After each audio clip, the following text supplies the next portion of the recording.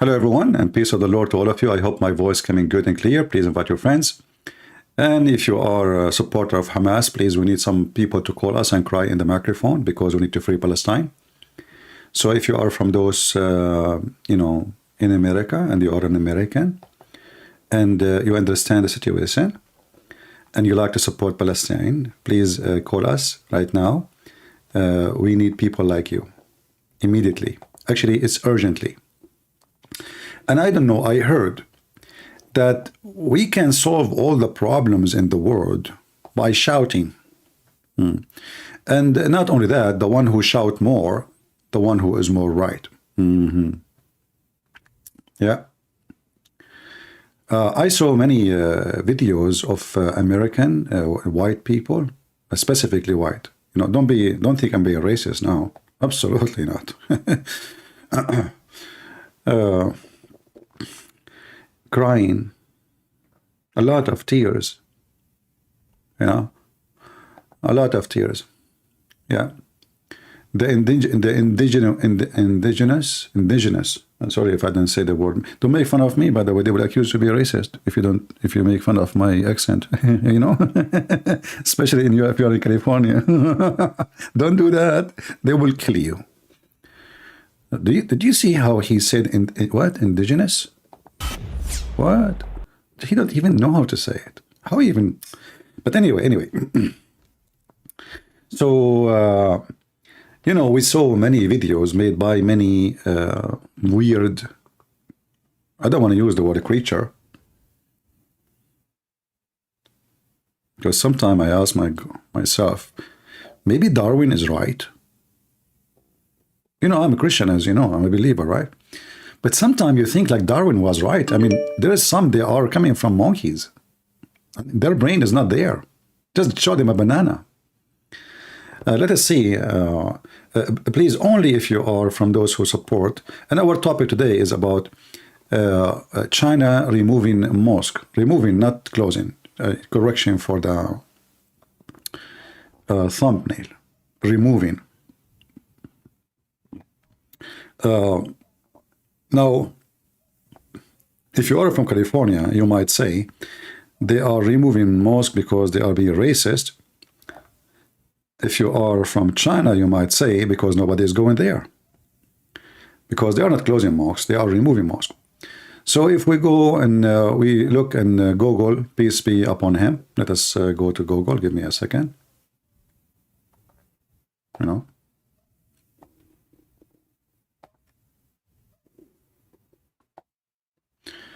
Here in The Guardian, 5 days ago, it says, closing hundreds of mosques. But if you go here, in the Independent, it says, satellite image show Chinese mosque disappearing. So simply, what they are showing in this link, you can open it yourself and play the image. I will not, because there is too much commercial. I mean, I hate those websites. You want to see something, you want to read something, they play 1,000 commercial before you see it. But you get the point. So this is 5 days ago. It says China has been reportedly modifying thousands of mosques, and then they are showing you that the whole mosque is gone. Like mosque after mosque after mosque. The total, according to them, is 3,000 mosques are gone. 3,000. Now, you notice that everybody protesting against Israel, right? And Israel is not fair. But I don't see really the Muslims protesting, and they are talking about like an open jail in Gaza, etc. And the Muslims, the only one protest, the only one is a hero, I see him, is Mimi Hijab. And you remember when he did the striptease, which was really very powerful. We have to be honest. I mean, it was really moving, an act, like a moving act to be done by someone like Mimi Hijab. And since then I heard that the Chinese are not really closing mosque no more. They are destroying the mosque. They are removing the mosque totally.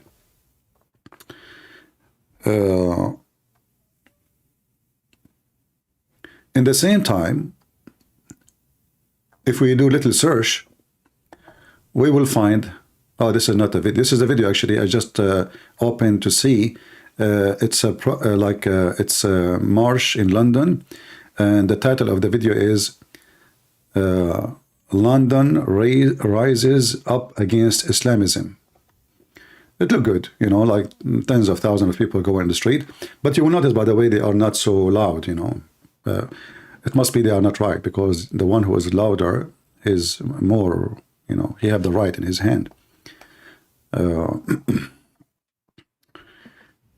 Yeah, it's like when you fight with a hooker. The hooker will, you know, will make a scandal. That is Islam. So where we found, hold on, we're maybe here. Let us see. Here you will see that, and here they are just counting a Protestant only, not including Catholic. Well, for me, there is no difference, as you know, between all of us. We are Christians, but they are saying that the Protestant alone now in China is about 200 million. Remember, there used to be zero. You know what zero mean? Literally zero. So in one hand, we have a lot of Muslim Chinese leaving Islam. Actually, when I was in China, I went to a restaurant. I don't know that this is a Muslim restaurant when I get in, you know, because I will never eat food. It's called halal, you know. But then after I get in, you know, the girls, they are not wearing hijab or anything, you know. And actually, they serve pork, you know, in the restaurant, which obviously they don't care. And this is what I noticed actually, because the way they were dressing, it was a little bit different from other places. So the guy with me, he asked him like, oh, I like the way, you know, like the outfit, it's different. So they explained that they are Muslims. The girl, she was the waitress. She explained that she is a Muslim. You know, she speaks a very bad English, but we understood. And obviously they don't care really about Islam at all. And I think the more people get educated in those countries, the more people leave the religion, and the more get educated, the more they became Christians. And this is why Christianity is flourishing in China, even though the Chinese, by the way, they are communist. You know, they are fighting Christianity. And they are not happy. Please don't fight with hooker. No, I fight with hookers every day. Every day. Allah is a hooker. Muhammad is a hooker. Hamas is a hooker. You know, they are the whore who claimed dignity and they did not lose their virginity, when in fact they never been virgins. Do you eat pork? Do you believe the Christians should eat it? The word should is not smart. You eat whatever you want. I mean, as long as it's healthy. Same time, the Lord, he made it clear that it's not what go inside your mouth will make you dirty, but what come from it. So, you know, silly people, they focus in what they eat and that will make them better people, you know. That's a stupid idea. It's what comes from your mouth. Same time, when the Old Testament forbid eating pork, you know, people are really, you know, like maybe some of the truth is lost in the translation, as they say. There's two kinds of pork. There's the wild beast and there's the one growing locally. The one is known mostly is the one who is the wild beast, and that eat anything in the way. Anything. Dead bodies, anything. So when the Bible forbid eating pork, it was for your benefit, not the opposite. It's not because God, he will feel disgusted because you eat pork. Only silly people will think in this way. But you will notice that from everything there is a benefit and there is a harm. And diseases can be in any animals, you know. But to prevent you from eating from an animal, like why don't eat wolves? Because they eat all kinds of things, dead bodies, anything, you know. And that can be very dangerous. a dead body which died from the illness or disease, they will eat it. They will not notice that this is this dead animal died because of a disease.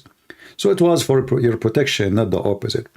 Same as the Sabbath. Many people, they are silly and stupid. They worship the Sabbath when the fact the Sabbath is to worship God. This is why Jesus said, Sabbath was made for the man, not the man was made for Sabbath. So people who have a very limited frame of intelligence or knowledge, they focus in the paint, not what is behind the paint. We as a Christians, we focus in the value, not in silly stuff. Like, the Muslims, they focus too much in pork, right? But they don't have a problem to have sex with a little girl. But they are believers. Did you hear the video of the previous woman I played her video? She said Muslims, they have a strong faith. Strong faith in what? What strong faith? In fact, they don't, If the Muslims have a strong faith, all of them, they will join terrorism. So if only 10% or 7% or 5% of the Muslims join terrorism, that means they don't have faith. For the one who have faith is the one who do jihad, the rest they are not.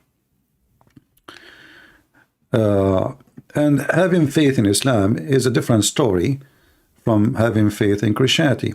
Like actually before I go live, I saw a comment from a Muhammad, and he said that Jesus, he prayed like the Muslims. And here you see how the whore business work. That's why I say that Islam is a whore. So Islam came 600 years after us. And now Jesus is praying like them. Do you see the stupid mentality? Do you see why I say, and I see, that the second you are a Muslim, you become a fool and stupid? So let us say I do something like the Buddhist. Now, and then I say, Buddha, he do like me. Like Abdul, idiot. Buddha was like 2,000 years before you. So those idiots, in order to give themselves some legitimacy, they say obvious stupid things, but usually you will see the answers is not even smart. The Christian who is answering, he don't think about it. Still, Abdul, listen. Let us say, for the sake of argument, what you say is true. But who came after whom? So you should say that we Muslims pray like Jesus, not Jesus prayed like us. However, that's not true, by the way, because Jesus never prayed like Muslim. Never. It's a big fat lie. They say to you, oh, in the Bible it says he put his he lay down in the ground, and he, this is not like you bend up, down, which is stupid. If you are kneeling for Allah, kneel, and that's it. Why you need to go up and down like a yo-yo? All your behavior, all your prayer, is the same as a Buddhist. I was in many Asian countries, and I was shocked when I saw first time ever. This was like maybe more than 10 years ago. I was in Korea, and I was walking. I like to walk. I don't I don't go with anyone to tell me where to go. I don't even follow a map. I just walk. And then I found actually I have a video for it. I can look for it. I went inside a temple, Buddhist temple, and I was shocked when I saw how the Buddhists, they pray. In fact, if you go right now and check how the Buddhist priest and the Hindu priest dress, you will find this is exactly how the Muslim terrorists around the Kaaba, they dress, like Hamas and etc. They put a sheet, they show one shoulder, and it's exactly the same as the Hindu. They are totally naked, they have no underwear because they are not allowed, and they wear a sandal the same as the Hindus, and the sandal have to be made in a specific way like the Hindus. The Hindus have a Shiva black stone vagina penis. The Muslim, they have a black stone vagina. The penis is missing because the Jews, they cut it. And then the Muslims, they say that they have religion. In fact, everything you have is a copy of somebody else. Everything you have. You have zero religion. So, the argument and people, when they say silly stuff, I find it embarrassment. You as a Christian, you should not really care much about what is the food, as long as it's healthy. I think the food is good, but focusing in the food but not in your ethic and what is in good and bad, that is the stupid thing. Let us see if we have a Muslim want to join us.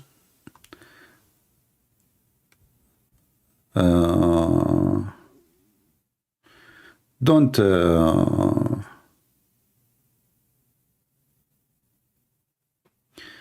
somebody saying like in Arabian, Arab for Christ, he tried to learn Arabic but not all the alphabet. No, the alphabet, all of it is there. Just watch carefully. Don't send me messages to Skype for those issues. Skype is only for people who want to call me, please. All right? If you are a Muslim, you'd like to join us, text me in Skype. I will be happy to take you. Albanian Muslim, that's a good one. Let us take him.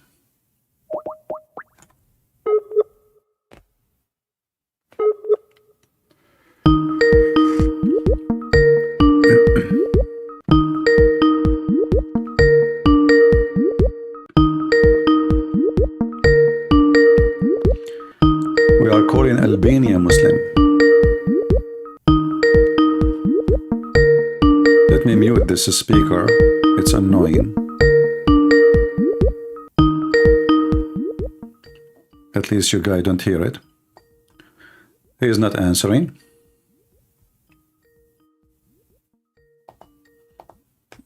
I don't know why.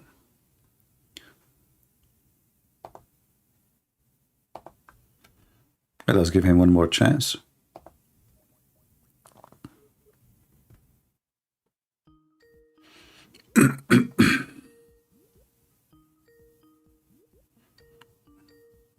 Not answering.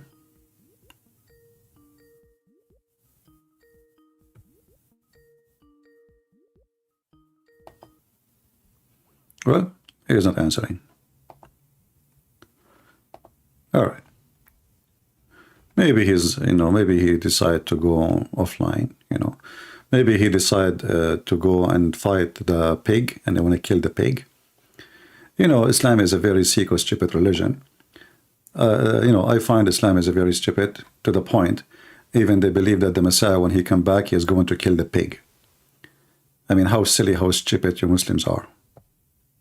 So Jesus will wait until the end of the time because he's going to have a cowboy fight with the pig. Why?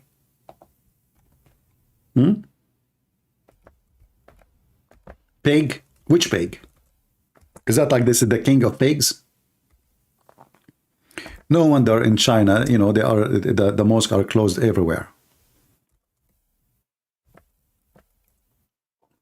And by the way, in case you do not know, if not the pig, Mr. Pig, all of you Muslims will die like a pig because all surgeries in the world is done by thread and fabric made from pig, pork. All surgeries. Not only that, million of you will die like a pig if you don't have insulin. So the pig is very useful. Islam is not.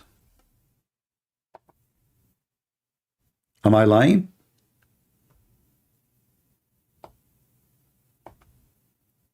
Pigs don't kill people, don't kidnap people. Pigs, they save life of people. Literally. When we supposedly want to insult somebody, we say pig, right? But the fact I find that a pig is way better than your prophet. Look at this pig, Muhammad. Oh, sorry, pig is, as we said, this is an insult to the pig.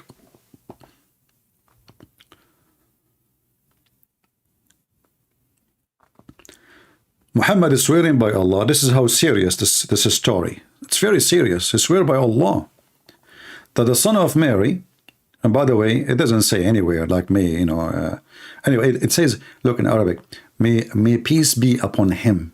A Muslim, when they say Muhammad name, they say Sallallahu Alaihi Wasallam, which means Allah pray on him and salute him.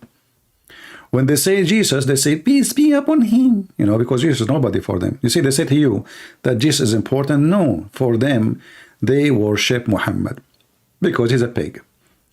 Then, will soon descend among you. And by the way, this is a proof that Muhammad is a false prophet, because he said, actually, he did not say even soon. He said liyushikna. In Arabic, yushik, you can ask anyone. You can go open dictionary.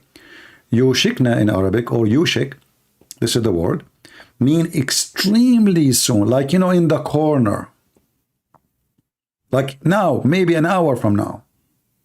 So when Muhammad, he made this statement, Muhammad making a false prophecy about the coming of the Messiah, the coming back.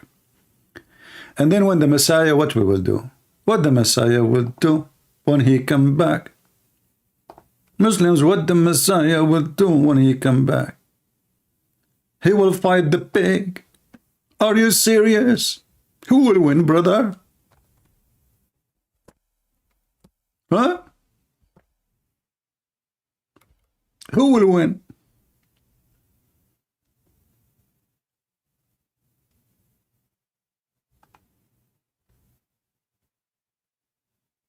I mean, are you serious, really?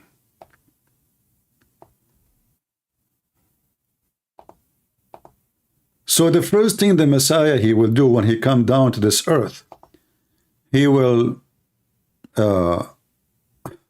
look for the pig.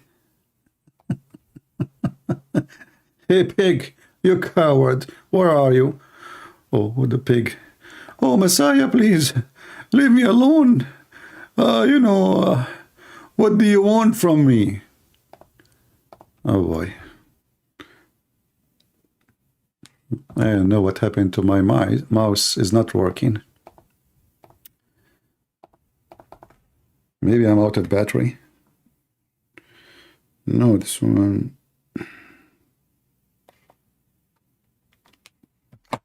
Hey, mouse. Come on. Come on. Come on. Uh-oh.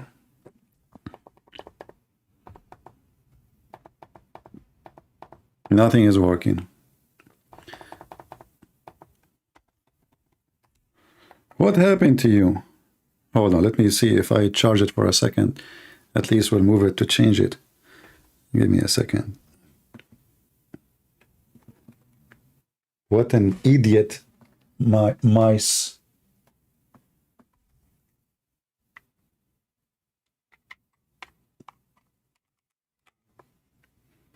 Yeah, maybe it is dead. But I don't know how that will how long will take. And I don't think this might have any battery to replace. I don't think so. It's rechargeable.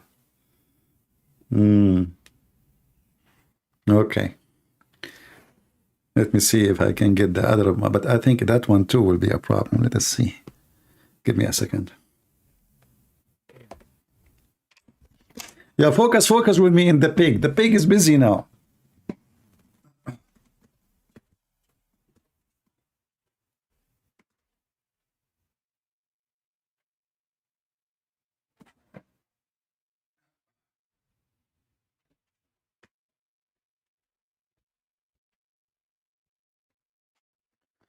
I don't know. We will see. I know how we can continue with this. Now it's working actually. Hold on. Yeah, you see, it was totally doomed without. Yeah, the battery is dead. So what I will do, in order to avoid losing the, like we hook it up for a few seconds, so we don't know how much juice we have inside it. So listen carefully. The Messiah now is coming down from the seventh heaven, especially after all the mosques in China, they are like shut down. So the Messiah now, he is going to do something very serious. And what he will do? he will look for the pig. And the pig, brother, you better watch yourself. I mean Muhammad. This is why I called him brother, you know. We are Arab. So you are going to meet the Messiah.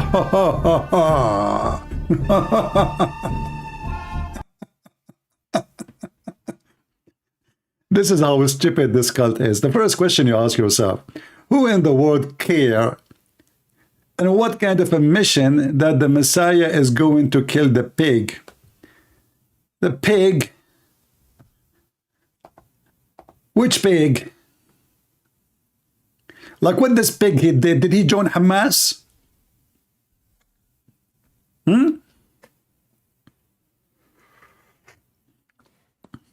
What the problem exactly, brother?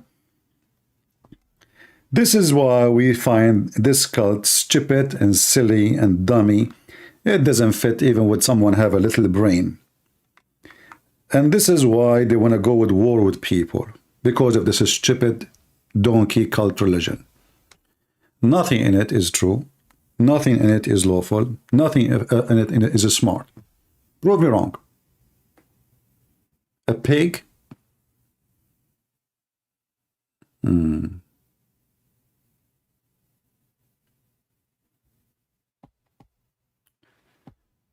Do we have any Muslim would like to join us live on air? Who is here? Any person who want to call us to tell us about it, how to free Palestine? Who want to free Palestine? Somebody here try to call me. Let's see.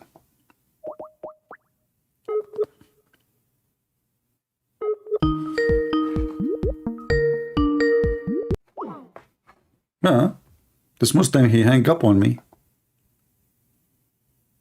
Why you do that? Don't you want to free Palestine? Like, what the heck? Who is a Muslim here want to free Palestine?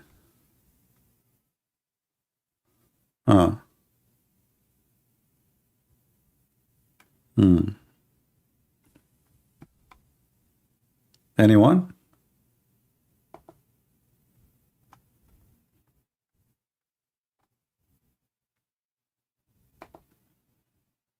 Only Muslim text me. The second I see a Christian, I will block you. Don't send me text message to say to me, thank you.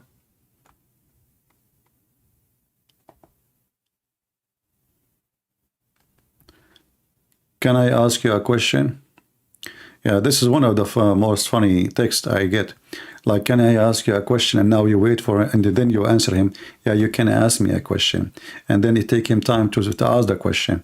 If you have a question, just give me the question. Don't you see we are busy fighting the pig? What's wrong with people? We have a very serious issue here. The whole world is under the threat of the pig attack. I mean, time will come, my friend, and the Messiah himself will fight the pig. By the way, the hadith nowhere it says Muhammad. So I don't know why people are confused. What do you mean he will kill Muhammad? I just told you that pig is very useful. Muhammad is not. So it cannot be Muhammad. And Muhammad is dead already. What are you talking about? The Jews killed him.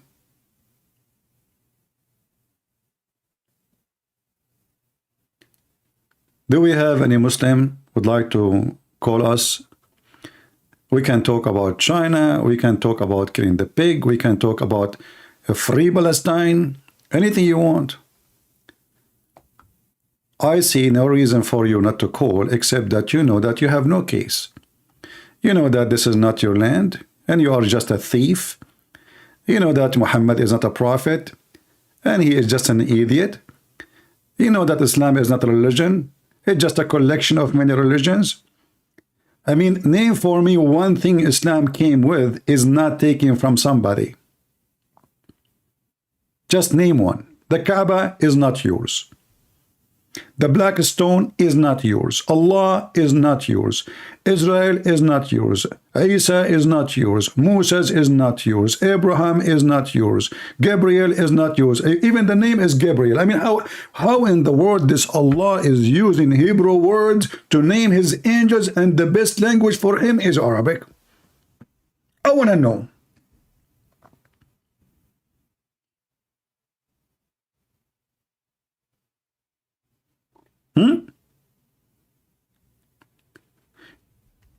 You know, when Allah created Adam, according to the Muslims, even, I mean, the story of Adam is a theft. Everything they have is a theft from somebody else. Gog and Magog is a theft. Alexander the Great is a theft. I mean, Harut and Marut. Don't talk about Harut and Marut. Please don't talk about Harut. Case sensitive. You know. You know, first time I did read this Harut and Marut, the first thing come to my head, it sounds like Armenian, you know. Anyone who knows Armenian, he knew their names. I mean, they have the same. Even if you are like not an Armenian who don't speak Armenian, right away you will notice something really fishy. I mean, what is this Harut and Marut? And why Allah sending two angels? Their name is Harut and Marut, and their mission is to teach to teach humans how to do magic to cause divorce between wife and husband. Look at the noble mission of Allah. I mean, at that time and now and every time, there is pandemic, there is disease, there is a plague, there is corona. Not the Mexican beer, Corona, the other one. And Allah, he decided to send two angels. Their name is Harut and Marut. I'm trying to say it in the Russian way. Harut and Marut, they come to the earth and they open a school. But before you join the school, you have to sign a disclaimer. Look at the disclaimer. Look at this. I mean, so beautiful, so beautifully made. All the document is there in front of us. Before you join the school, you have to sign here. What the disclaimer says. And those two angels will not teach anyone till they had said, "We are only for a trial. So disbelieve not by learning the magic from us." Like, what the heck? Disclaimer, don't do that at home. And this is the book made by Allah.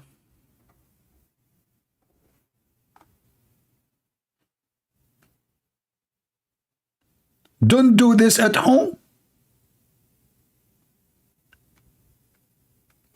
And now, look what happened. All the divorce in the world is happening because of Harut and Marut. Any one of you here is going through divorce? Do you know who did that to you? Ladies and gentlemen, Harut. And who else? His partner, Marut.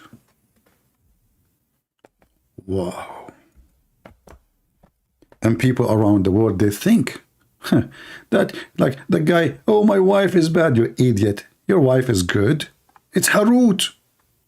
She run with the guy, you know, the guy who sells sausages. Idiot. This is not the reason. It is Marut. But a second ago, you said to me it's Harut. They are twin.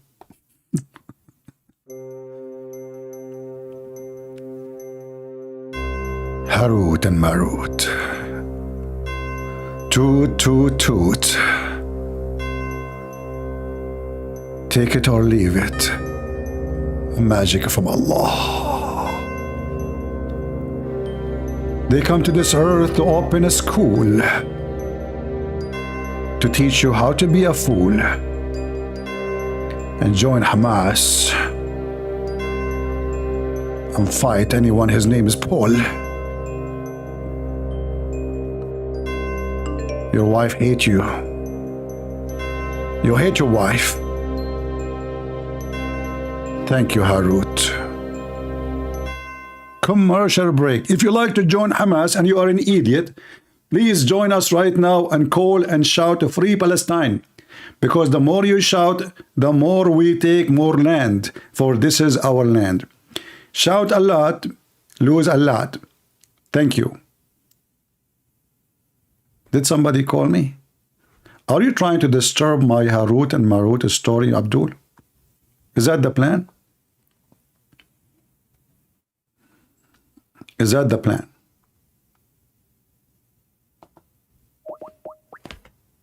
Let us see.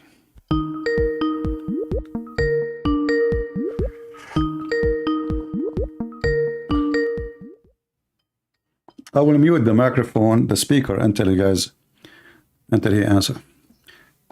Yes, my friend, are you a Muslim? Hello?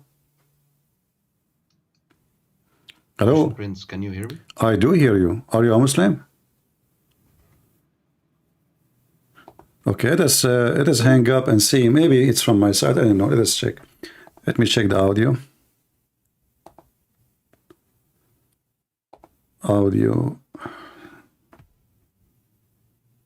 Audio setting. Hold on. All right, let us see if I don't know. It looked fine. Let us call him again.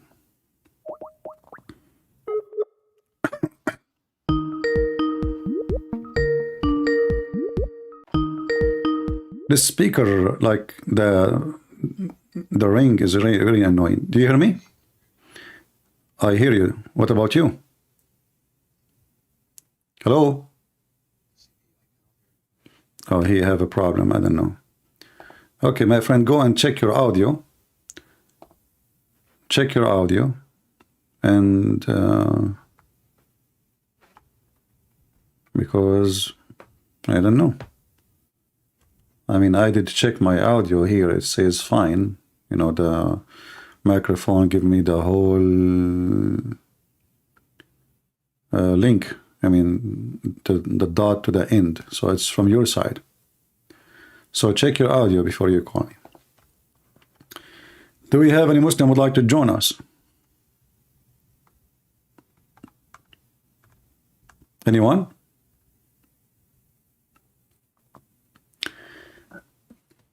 And this is what Islam is about. Muhammad, he saw a dream. Oh, sorry, the Muslim, they claim, no, he went physically. Okay, he went physically where? Where? Where in your Quran says that he went even to Jerusalem? Nowhere. Not even a second. Same time, if I go to a place, that place belongs to me now. So I went to China, so China now owned by Christian prince. How stupid, how silly. So he never been there. He have no idea what is there. And not only that, he claimed a very funny, stupid story that there was 124,000 prophet with 124,000 donkey in Jerusalem. And yet nobody, not even one person from the history or historian report that they saw 124,000 donkey, 124,000 prophet, each one of them he have a flying donkey. Where they met in Jerusalem. Where? In the temple of Solomon. Who was waiting for them? The Messiah. The whole old Jerusalem will not even fit for 120,000. And now we have 120,000 donkeys in the front of the temple, around the temple, and nobody noticed. The Roman did not see it. Remember, this is the time of the Roman. This is 600 years after Jesus.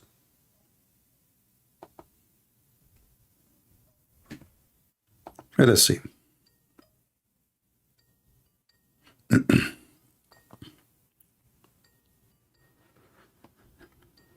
Corina Abdul.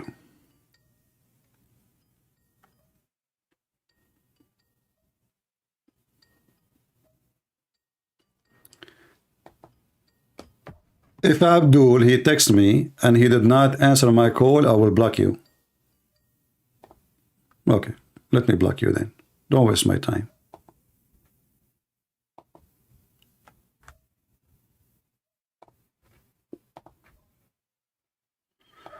Let us see this guy.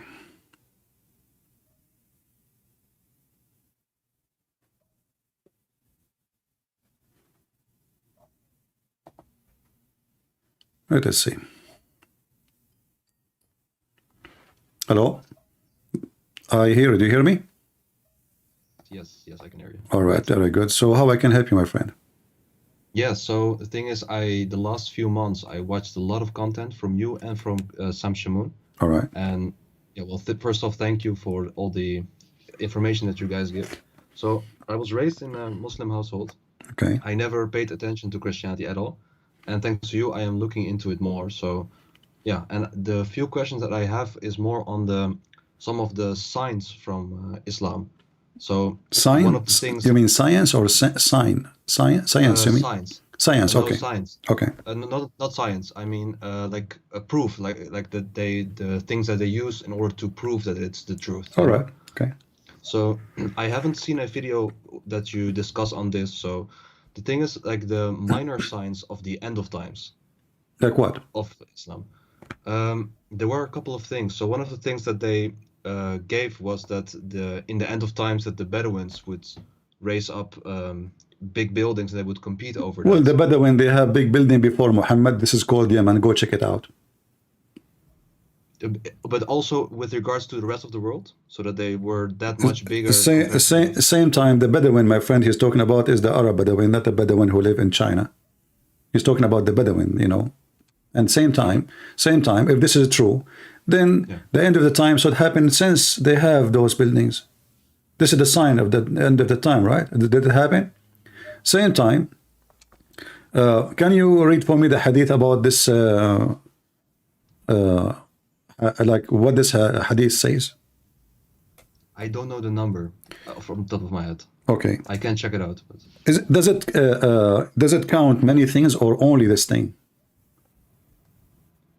So this particular hadith, I don't know the one that says this. I just saw like some analysis online. I don't know like the exact reference to it. Yeah. Well, the hadith, as I know, it counts many things, and this is supported from the sign of the hour. And you will find the second we check them out, we will find many things doesn't make sense and they are stupid. Let us let me go and find some of those hadith. Yeah. Right. And I will put it for you on the screen. You see my screen?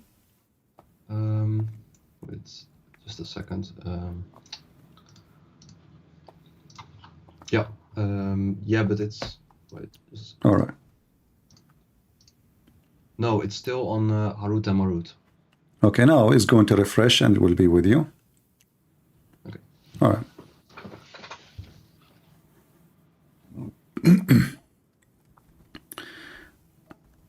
In the same hadith, it says that from the signs that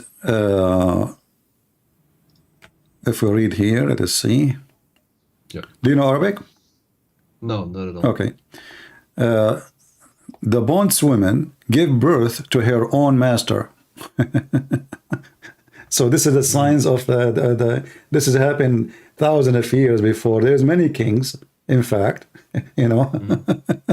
They are born, you know. I mean, what this guy is talking about, this is a sign. So the bondwomen gave birth to her own master. But isn't this the case for every king who slept with the woman she is as a slave? And then the king, the son of the king will be a king. Isn't it most of the kings of the Roman, many of them, they were sons of a company, like a woman, she is a slave. So what does it have to do with the end of the time? So this will happen at the end of the time. But this happened even before Muhammad, after Muhammad, in the time of Muhammad, and later after. So Muhammad is the idiot. In fact,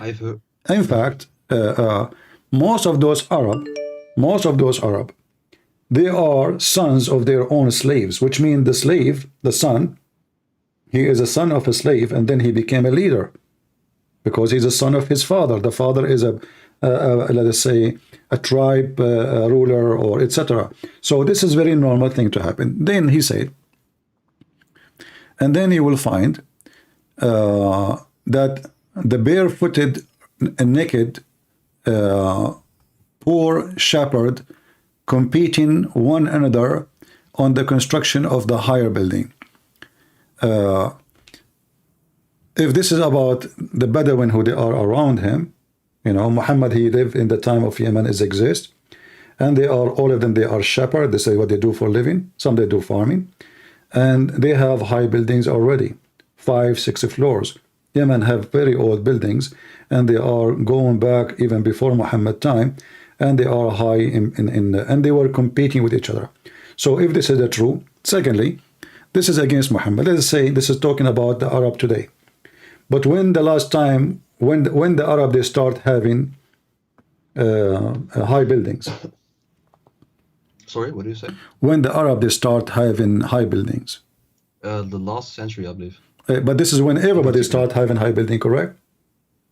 Yeah, but if we look at the highest ones in the world, like those who are more in the like Dubai, Qatar. Okay, but no problem. But this is even built by, not even by the Bedouin. The Bedouin cannot build. It's not done by the shepherd. It's done by the European. All the engineering is used.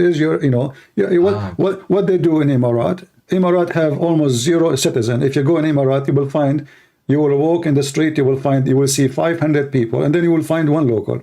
That's it. So what is the benefit of those 500 verse 1? But it's not like I believe, the emphasis on the employees, but it's more about the ancestors of it, like the ancestors of. No, it says they are the one who will do that. They are the one, not somebody else. He did not mention that they're servants or their slaves or their employees. He said they will do that. They are not. They are not the one doing it. Same time, if this is true, then this is the end of the time. So what's happening? What happened? Same time. What do you mean? What happened? What happened? Nothing. What is the end of the time? Isn't this a sign of the end of the time? I thought it's towards the end of the times. I thought like it's a sign towards. Okay, I will go with you. I will show you, because if Muhammad, he knew the signs of the day of like when the time will come, then we just mentioned that he said, soon the Messiah will come. He will descend between you, and he will break the cross, put down the jizya, and kill the pig. Did you see that? Heard of it. Okay. Yeah. But did he say the word? The word is liyushikna. The Muslim translation, even the Muslim translation, is saying soon. You're right. Okay. So if this is a sign of the day of judgment, because remember, when Jesus comes, that's it. Jesus will be the judge. That's it. This is the end. This is the end. So all those things happen already before Jesus. So, but Muhammad, he said, liyushikna, almost here. Let me show you another sign of the day, end of the time. Oh, but just if I can interrupt for it. Sure. Like you say soon, but the thing is, isn't it in general also with other religions that they say soon, but it doesn't mean. No. Like, he said in Arabic. This is the translation in English. Liyushikna in Arabic is not soon. It's almost here. It's not soon. This is the Muslim translation. But like they're even almost here. If we go with that translation, it's still not. Okay, that's why that's why I did not stop. Let's continue. In the Quran, chapter 54, verse number 1, it says, "The hour has drawn near." The fact, it says the word اقترب, اقتربت الساعة. اقتربت الساعة. اقتربت is so close. And the moon split asunder. So the moon splitting is what?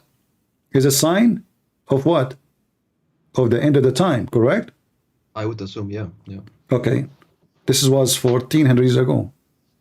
I see, but what I mean to say is that if you compare that period to like how long the universe exists or how long the earth exists, like it's in relative sense, it's not that long. Okay. That's what I think. But that, you see, that means Muhammad, he lied, because he should not use that word soon. He can say it will happen. I mean, Arabic language is very rich in words. I do not need to say the word iqtarabat if it's not soon. It's not like right, almost. We can go and we can see more prophecy. Muhammad, he have tons of prophecies. As an example, the Muslim, they claim that Muhammad, even he knew that the Arab, they will they will conquer, you know, Constantinople, right? Yeah. Okay. I've heard, yeah. How we know that this is even true? Because the hadith is written 300 years after Muhammad. And how we know that is even this is what happened. But let us go together and see. You will see that Muhammad, he claimed that the Roman, they will become the majority of mankind.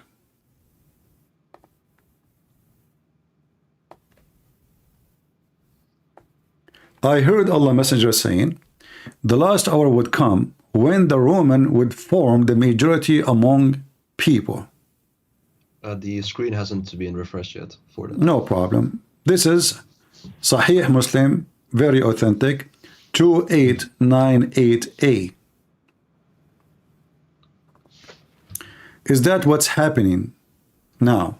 That the Roman, they form the majority of mankind. It's 2898A, you said? Yeah. Ah, I see it in your screen. Never mind. Yeah, that's good. Yeah, perfect. Is it true that the Italian government, they announced that the population of Italy is declining in a massive way and they are encouraging people to have more children?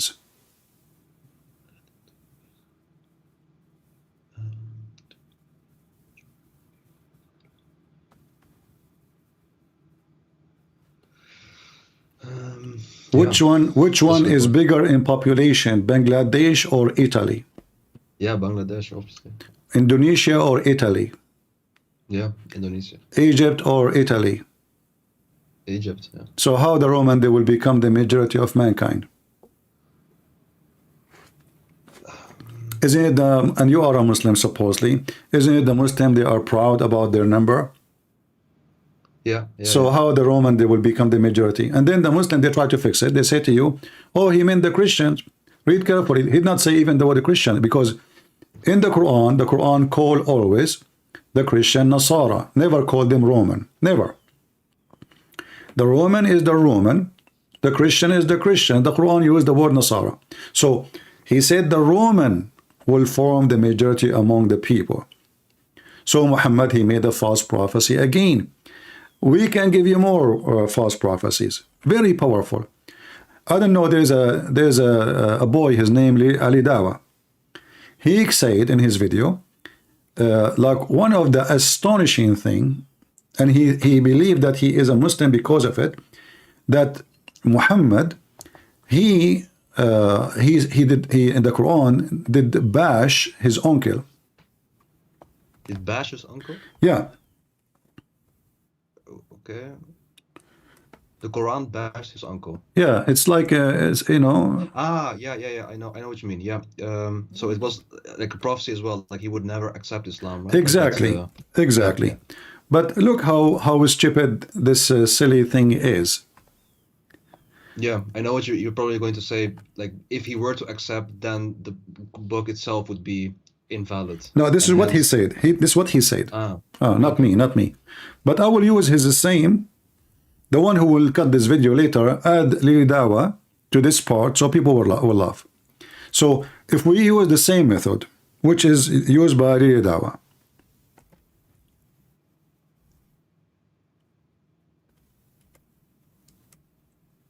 we will find that Muhammad, he made it clear. Let us go.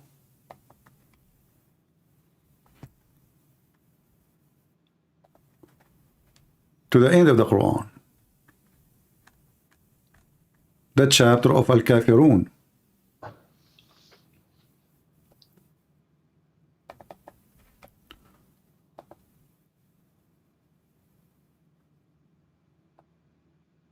Here you will find this. Very clear proof that Muhammad is an idiot and he is a false prophet. Chapter 109, Muhammad, he says, say, O who kuffar, I will worship not what you worship, and nor you will worship which I worship, and I shall not worship which you are worshipping, which is very stupid to repeat. Already you say that. Nor you will worship which I worship. You said that already, idiot. To you, you have your religion. To mine, I have mine. Okay. But isn't it all those people later they became Muslims? He was saying it to the people right around him, right? So yeah, I would assume, yeah. So how he said you will not worship what I worship, and I will not worship what you worship? Maybe the particular groups of people that... No. He did not say, he said kuffar. He did not even, kuffar mean everybody don't accept Islam. He didn't say a person, he didn't say a name. Al-Kafirun, anyone who disbelieve. So he said, all the kuffar, you will not believe in what I believe, and I will not believe in what you believe. And he repeated that many times in the same chapter. But then we find that all of them, they become believers. So using the same method used by Lili Dawa, that Abu Lahab, if he converted to Islam, that will make Quran invalid. This is his method. Okay, well, this is Islam invalid because now one person did not convert to Islam. That make you believe Muhammad made a prophecy. And thousands of people who supposedly Muhammad said they will not believe in Islam, they become Muslims. And that will not make you leave Islam. Sorry, can you repeat it?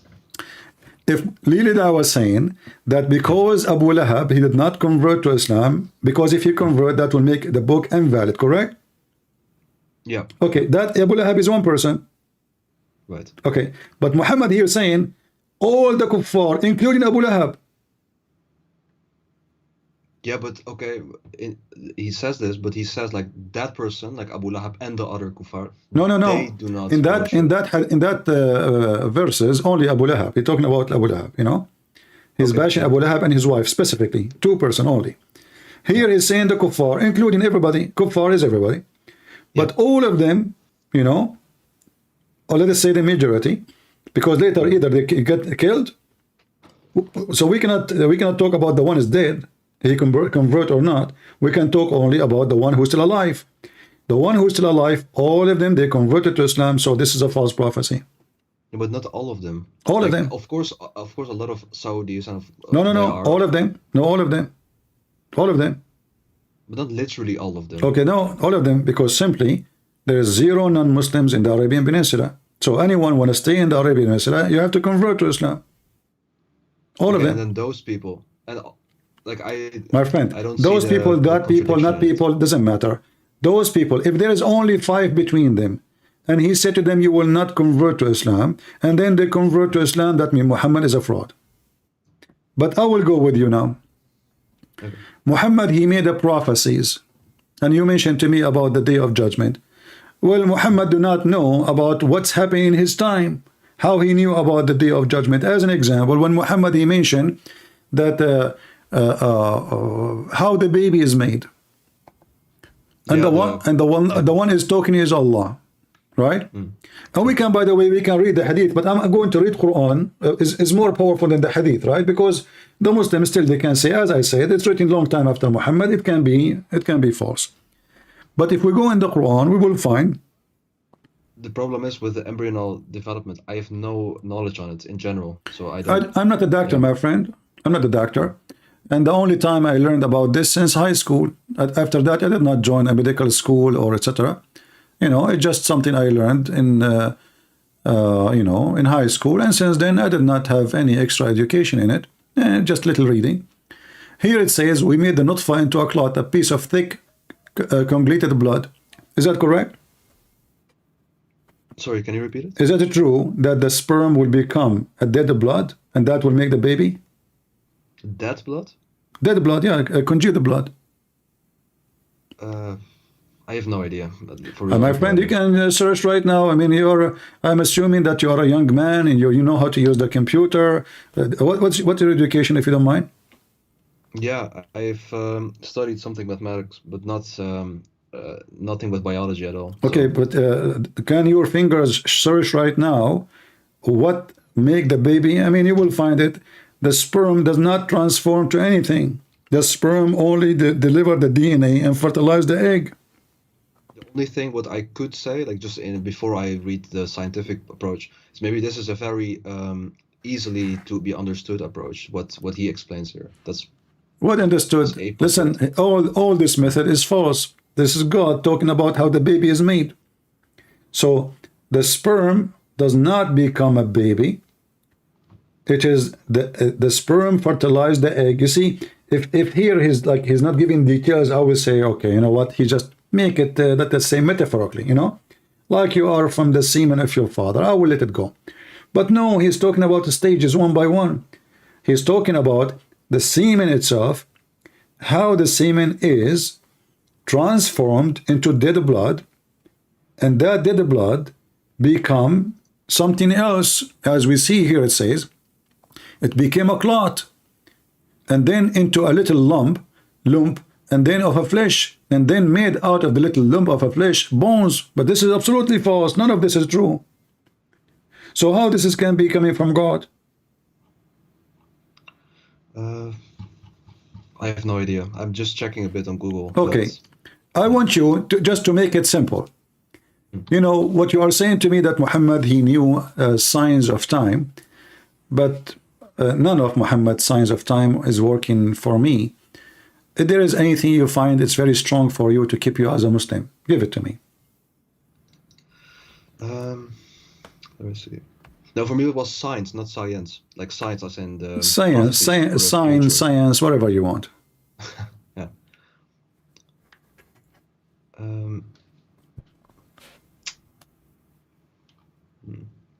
Let me see.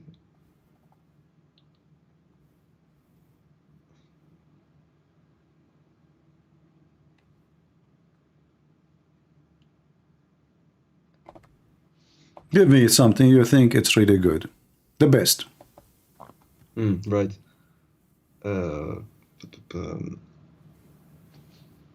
I would say this is not on science, but more the mathematical miracles, what are called. All those mathematical miracles are false, and I debunk them in 2 seconds. Give me the first one. Yeah, sure. It's about the amount of something that has been mentioned. Like, for example, the one of the things like water to land ratio of That's the Earth, false. which is then the same. None of them is true. All those calculations is false. Same time, if you know, as an example, you see, when the Muslim they make a claim, they knew that people do not know how to read Arabic, and how they don't know. I mean, they go by what people say, right? So, as an example, in the Muslim website I saw, it says that the word day is mentioned in the Quran 365 times. Is that correct? I've heard of it too. Yeah. All right. But isn't it the year in Islam not 365? Isn't it the year in Islam is a moon day, is a moon month? Ah, that's a good point. Okay, so Allah, he knew that the year is a 365 days, but he chose the wrong year. Same time, isn't it the Quran says that the year for Allah is a 12 month, which is a 12 moon? Is that correct? Yeah, I think Okay. so. Yeah. Now, the same as long we are talking about the moon. By the way, there's no 365 days in the Quran. That's a fabrication. You can go right now, open any Muslim website, type the word day, and you will find that the word day appear as many as you want. That's false. Number two, when the Muslim in the same website, they have that Allah, he mentioned the word moon equal to the word sun. That's false. They don't count the word moon when they want, and they count it when they want. As an example, when the Quran says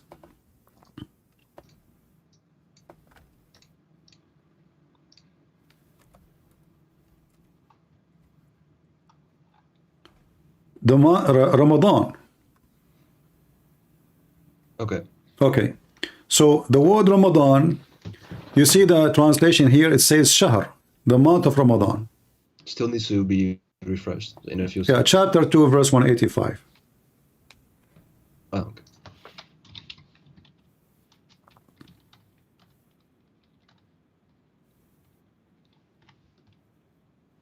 Yeah.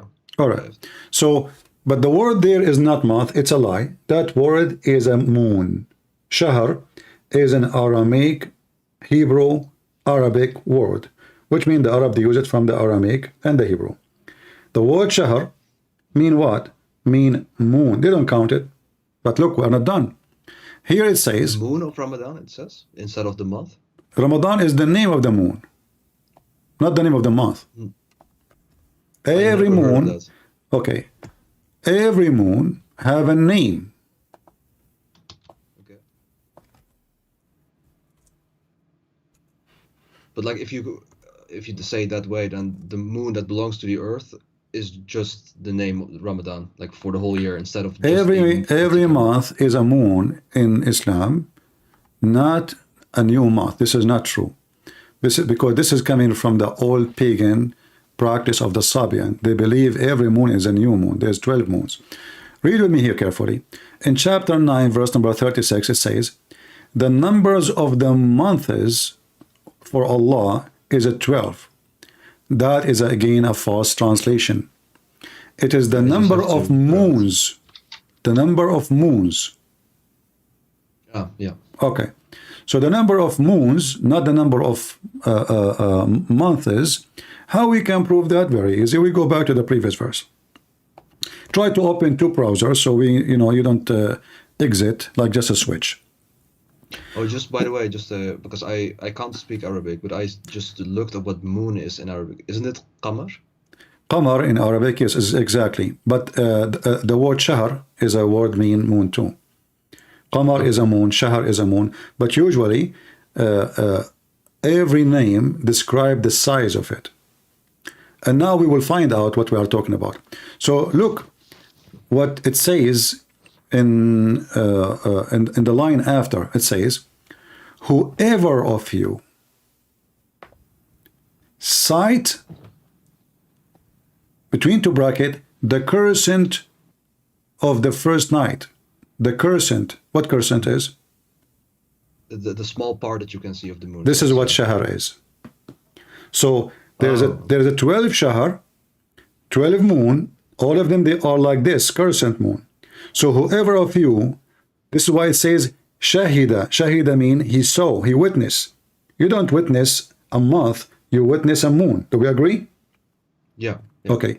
So whoever saw the shahr, which is the moon, not a month, whoever of you witnessed that shahr, which is the moon, not the month. By the way, yeah? Just to say, like, let's assume, okay, if they only use the lunar calendar, but then of course they are aware of which, like, moon, quote unquote, or which month it currently is. So then it wouldn't matter, right? Like that. It matter. The idea is if they believe it is the same moon or it is different moon. No, what I mean to say is, how should I say? Like, for example, with the Western calendar, lunar calendar, like we don't say like the X amount of sun, but still, like, you can, if you were to every day track the sun, you can eventually like make it up in the same way as how we normally were to track the calendar. Like my friend, even the sun calendar, you have to do correction. We have something called lab here, correct? That's correct. Yeah. Okay, so even that is not perfect, but just focus with me. Okay. The Arab, who they are learning from other nations using the lunar calendar, they used to correct that calendar too. But look what Muhammad did. And now you will see that Muhammad cannot be a prophet from God. Did you notice that you as a Muslim, sometime you celebrate Ramadan in July and sometime in December? Yeah. Okay, why? Because it's not the same as the sun calendar. So therefore it's kind of no, so to say. Like, no, that's not the reason. The reason is that the smart Muhammad, he decided not to do the correction. So the Arab before Islam, they used to correct the calendar. So they add few days at the end of the year to fix it. They are not stupid. They learned that from the Jews. So Muhammad, he said to them, this is from the kuffar. We will not take it. And by doing that, hadith for that? No, this is Quran. This is Quran. This is not statement that you make. I mean, about what? For the statement that you make, that this is Quran. He called it an-nasiyu, the ziyadatun fil kufr, chapter 9, verse number 37. Muhammad, he claimed that correction of the days of the festivals is a kufr, is an act of shaitan, when in fact this is the only way to make the calendar work good. And now the Muslims, their July become December and their December become July, because the year keep moving. So how that can be from God? Shouldn't Allah say to Muhammad, what are you doing, you idiot? They are doing it right. So now if you are a person who's born in January, next year you know what January is. Now because of Muhammad, January became August, became February, became March, became May, became April, because every month, every year, the calendar is moving. This is why the birth of Muhammad is all around the year. Even sometimes the birth of Muhammad can have two birthdays in 1 year, because of this stupid move of Muhammad. So how that can be from God? But just like, okay, I see indeed what the ayat that you show, like, but I don't know the context of the ayat, like the reason why that's this one. Here we go, the context in front of you. The Quran says, read the verse before it, and you can read the interpretation if you want. The numbers of months with Allah is a 12. The months of moons, you remember the moons, not months. Yeah. And then he says, and those who they increase in the days, like they add days to fix it, those are going astray. Those are unbelievers. Don't follow them. This is kuffar. This is act of shaitan. But this is stupid. And now the Muslim, their religion is messed up. Like you ask a Muhammadan, when Muhammad was born, well, you have to go and check in the computer, not because he did not know the date. He knew the date, but he do not know now what is when it's going to be. Because in the time of Muhammad, if it was August, now maybe it is December, maybe now it is February, maybe it is January, maybe it is July, because the calendar is mixed up. This is not an act of a person. He knew that simple math. You are the one who mentioned mathematics. Yeah. Another stupid thing in the mathematics, like they say to you the miracle of number 19, correct? Mm-hmm. Okay. Heard, yeah. You go to verse number 1 and they say to you there's 19 letters. Do we agree? It says they say that? I haven't heard. I have not heard of this. I don't know. Well, this is what number 19 is about. They start from verse number 1. And this is made by somebody. His name is Rashad Khalifa, and the Muslim killed him for the same reason, because in order to make the number 19 work, he have to delete many verses in the Quran. Not only that. Oh, just by the way, can we go back to the moon instead of month thing? Like, let's say that, okay, in Arabic it says moon or like shahr instead of month. Yeah. But still, isn't it still not correct? Like, aside from that difference in the word. It's not correct, Like because the year is not a 12 moon. So Allah, he have a wrong mathematics, because it's not 12 moon. Is it? No, true. If we are adding 10 days, then it's not 12 moons. Yeah. So even if you say it is 12 months or 12 moons, still it's wrong. Yeah. All right. So the Muslim, they have tons of website talking about number 19. And if you go to Al-Fatiha, the second I start calculating the numbers of the letters, I will find that they are way more than 19. You see, in Arabic, I will try to zoom in just to show you how they lie and they fabricate when they claim those claims. You don't know anything about Arabic at all? No. All right. I want you, after we finish today, you can download the video and bring a Muslim who speak Arabic very well and let him defend what I am saying, what mean against me, not with me. Bring somebody he hate me very much. Do you see? Let me open my screen pen so I can show you what I'm talking about. In the screen, we have the sentence which the Muslim, they claim this is the total numbers of the letters is 19. And if we destroy this sentence, the whole numbers already is gone. I mean, the whole calculation is false. So if we look here, you will find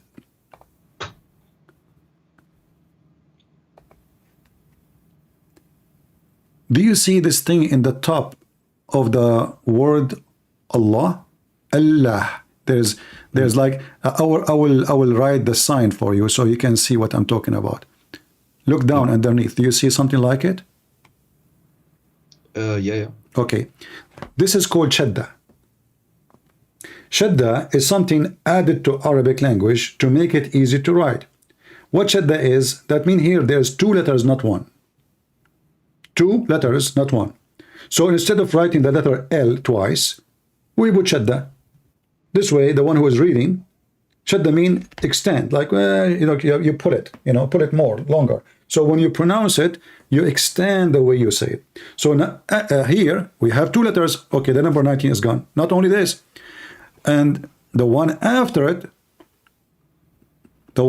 it here, Ar-Rahman, I will make a sign underneath of it so you can see it here, little one. Do you see it? Okay.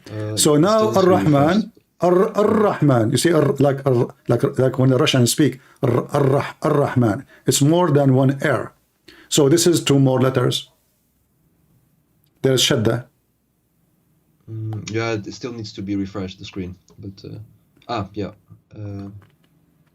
So Allah. Okay. The letter L have a shadda. The word Ra, Ar-Rahman, have shadda. And then Ar-Rahim here. This is Ar-Rahim. This is the letter R. And this is the shadda here in the top of it. There's two R, not one. So look what happened now. Just by adding, by looking at the shadda, we have to add three more letters to number 19. So what the total? 22 then. We are not done, are we? No, we are not. Here you will see the word bism. In Arabic, there's no such a thing called bism. The correct way is bi-ism. So there is alif here. That make it how many? Yeah, 23. Okay. Let us see. Do we have more? But maybe they have, during their explanation for 19, maybe I don't care. No, what explanation? We are not done. We are not done. We are not done. Look here. Do you see the word Rahman? Okay. Yeah. This is the word Rahman. Here in the top, there's a little stick. I don't know if you see it. I will write in the top of it. Do you see it? It needs to be refreshed still, so I have to wait. It shouldn't be refreshing to, I mean, I don't know, maybe your internet is let me clean this screen so you can see exactly which one I'm talking about. And again, here we go. So if we go again,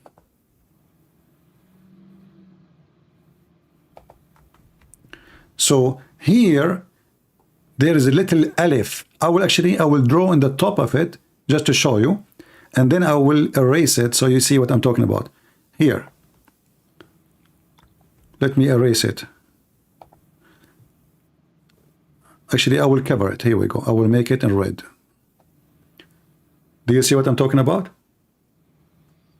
That it's really slow. Like now it's just empty, but I have to wait a few seconds. Okay. You will see it. So you will see here, there's a little alif. Alif, this is A. So this is the word Rahman. Rahman is not written as you see it now. The right way is to have the A. Ar-Rahman. So now we have 24 letters or 25? 24, I think, yeah. I think we have, yeah, maybe 24, I'm not sure, yeah. So the number 19 is gone long time ago. But maybe the way that they... no, it's not up to them. Either you are calculating the letters numbers or you are not. What do you mean? What do you mean the way? I can change. No. So is it about a way so I can play games and make it fit with me, or it's about how many letters? you make a good point. The only thing is because like I've heard that nowadays the way that it's written is a bit changed in order to read it more easily. Exactly. Also So this is not the Quran then. If you change it, but if you then look at the original, like the my friend, you just said they changed it, correct? No, just the way that they write it. Exactly. More okay, so we have to go by the way it is, not the way they write it. Same time, even in the way they write it, the shadda, anyone knows. There's a guy, his name is what's his name, guys? Khan? Something. He's from Pakistan. I know what you mean. Yeah. Yeah. He have a program. He explained to you how Ar-Rahman is a two-er. Because he's trying to show you a miracle, actually. He is making this to show you a miracle. But he totally agree with me. So the second you see shadda, the R became 2. The second you say shadda, the alif become 2. The second you say shadda, the M become 2, etc. So this is how it is. This is Arabic. It's not up to me. It's not up to them. It's not up to anyone. So they deceive, they lie to make it fit. Like, how come the one who made this false calculation, he did not notice that the word Rahman have alif? This is just an artist way to write it. This is not the way the Rahman is. The same as the word Bism. There's nothing in Arabic it's called Bism. I will type the way correctly and you will see it all over the Quran.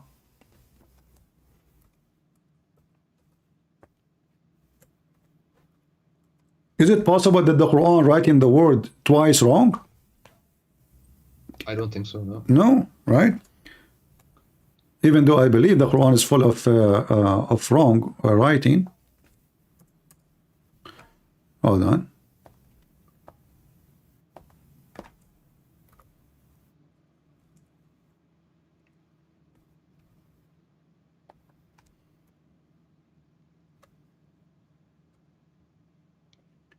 Read carefully with me. All those are bi-ism. Do you see it?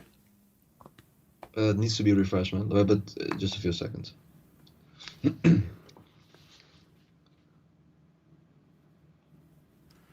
So this is the way to write the word. This is the correct way.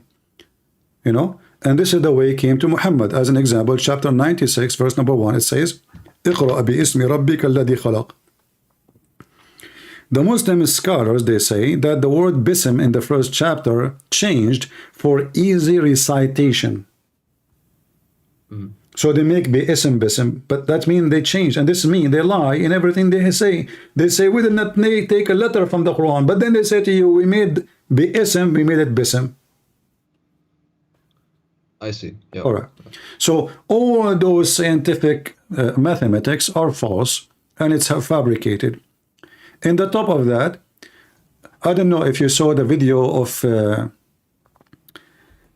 Didat, you know, Didat, a person, he asked him, he said to him that in your book, you have a book and a CD,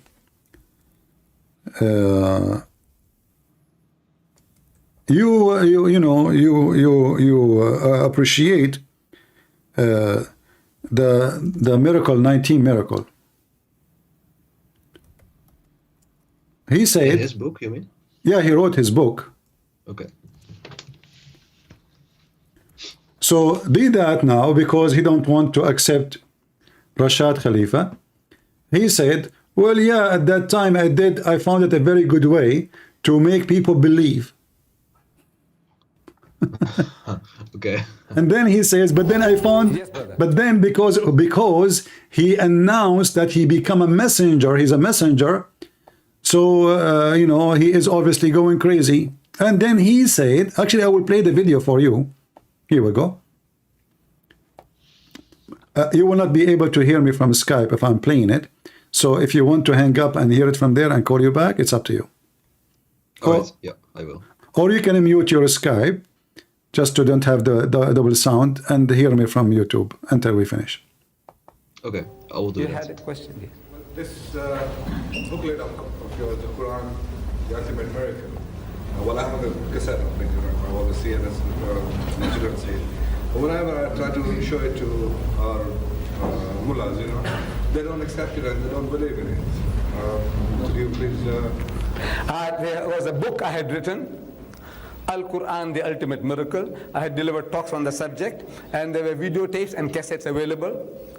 But this man who originally made the discovery, which I found useful in talking to Muslims and non-Muslims, but this man, a sickness has developed. Now he's claiming to be a new Rasulullah, like what Baha'u'llah was at one time, and Mirza Ghulam Ahmad. This is a sickness. This is a sickness that is quite common. You see, once a person, he finds that he's so clever, that people are, hero worshipping him. And, whatever I say, I know these people will believe. So the man creates a sickness. This man, I can make claims. Today, this guy called Rashad Khalifa, he is the man who discovered this theory, alayhi tisat ashar. Now he said he is a new Rasul. He's a messenger of God. There are certain flaws in the theory, but besides... Yeah, I don't know, like, my computer froze. And we lost connection. So we were watching the video of Deedat. This one was the video of Deedat. No, not this one. Where is Deedat video? Let us see. So we heard Deedat saying how hypocrite he is and how fraud.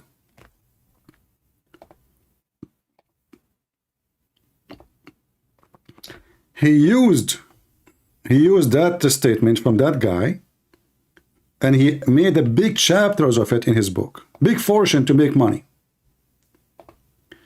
But yet he said clearly that this method, it's a theory which have a lot of flaws, a lot of bad things, not true.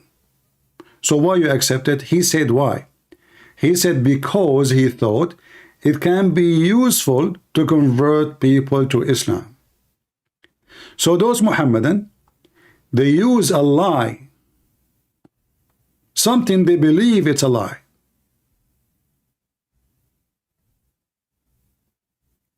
to convince people.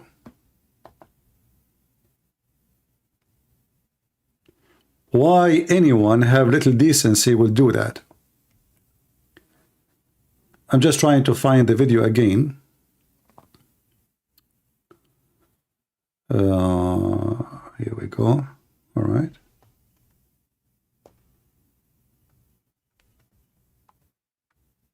Where is...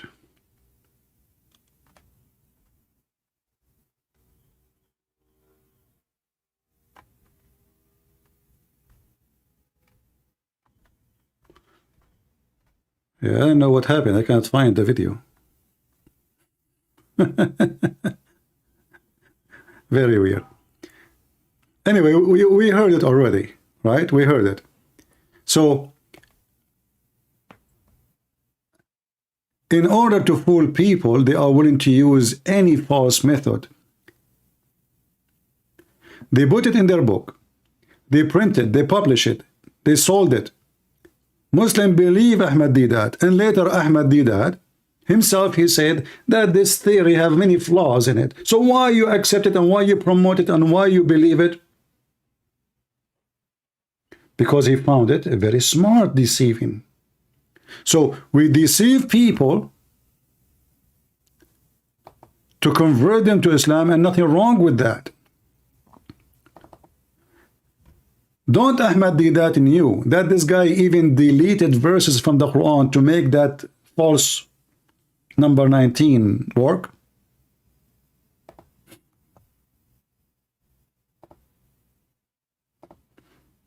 Let us call our friend back.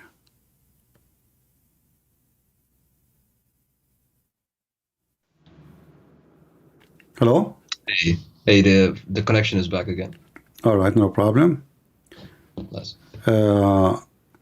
So I haven't seen the whole, because the connection was lost, but I think the point you was trying to make was that he said some things in order for people to be more convinced, right? Yeah, but he said that this theory have a flaws, it's not right.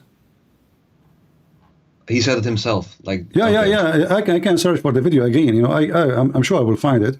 I found it just a second ago, so I can find it again. So he accepted the theory even though he knew it's a lie, it's not true.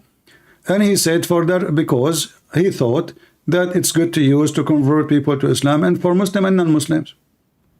Okay, So, that's very ugly. so we use something false, Yeah. and we know it's false. Remember, he said it have a flaws, and it have, it's not, it's not that something we can depend on. It have something wrong with it. But why anyone want to do that? That's very ugly. I agree completely. Yeah. If that's the case, yeah. So all of those are fabrication. In the same time, I mean, why I need to go and find Muhammad prediction? I can predict now, and something will happen tomorrow. I will show you something. Do you have predictions that are not true? That we can. Okay. Everything he said is not true. Everything we said until now is not true. So what we were doing in the last, half hour. Everything, the Roman will become the majority of mankind. Even when he spoke, okay, if I go right now,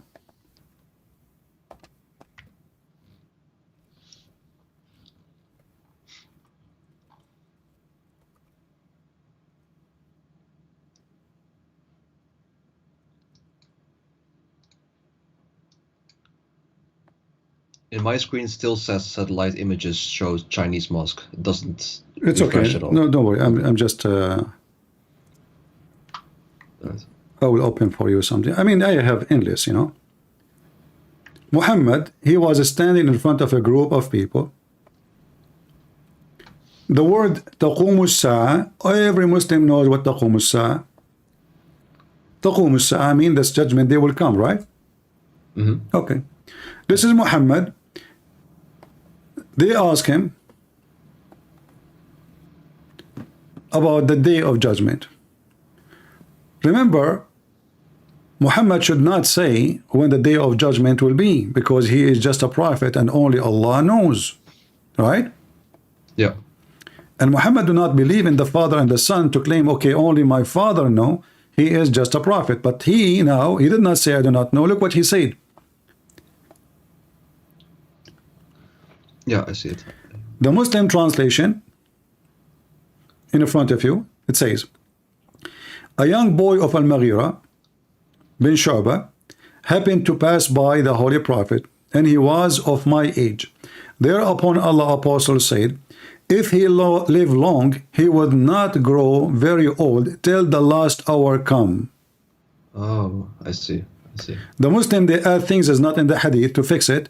They say that to the old people of generation. What the heck does that mean? It says as-sa'a, taqumu as-sa'a. In Arabic, taqumu as-sa'a, everybody knows this is about the day of judgment. Yeah. The same hadith appear in many places, and the Muslim trying to fix it. If this young boy live, he might not grow very old till he would see the last hour coming to you. Yeah, I never saw this hadith. I mean, my friend, we have tons. This guy is a fraud. Everything, that's why I'm saying to you, give me something strong, like to be, let us say, hard to defeat. Otherwise, Right. I can keep showing you stuff, endless. Yeah, one of the things, I have to say it correctly, but it was about the way that in English iron was from space, and I believe English what? that I believe it was the material iron that was from space, and in that particular surah, Yeah. it describes something about space, and then the surah name was iron. I believe it was something like that, which was kind Well, of first of all, Muhammad never named any surah. This is after the Muslim, they decide. They choose a word to be unique and to put it. However, I will go with you. So the iron is coming from the space, correct? yeah. All right. I heard at least. Yeah. That's not what the verse saying. The same verse, I want to show you how Muslims they lie, and it's obviously it's in the front of your eyes. I don't know why people don't see it. Here it says, indeed we send our messengers with the clear signs, and we send down with them the book and the balance, so that man might should and hold justice. And we send down Aaron, wherein is a great might. Okay, so did Allah send Muhammad down? No, I see what you mean. Okay, did Allah, is Allah saying he sent down books? Yeah. Is that But the only literally? thing, Is the only thing that literally or metaphorically? yeah, metaphorically. Okay, But the only and thing then is, we I send don't down know Aaron. Let's continue. Hold on. And then we send down Aaron. Now you are saying that this is literally correct?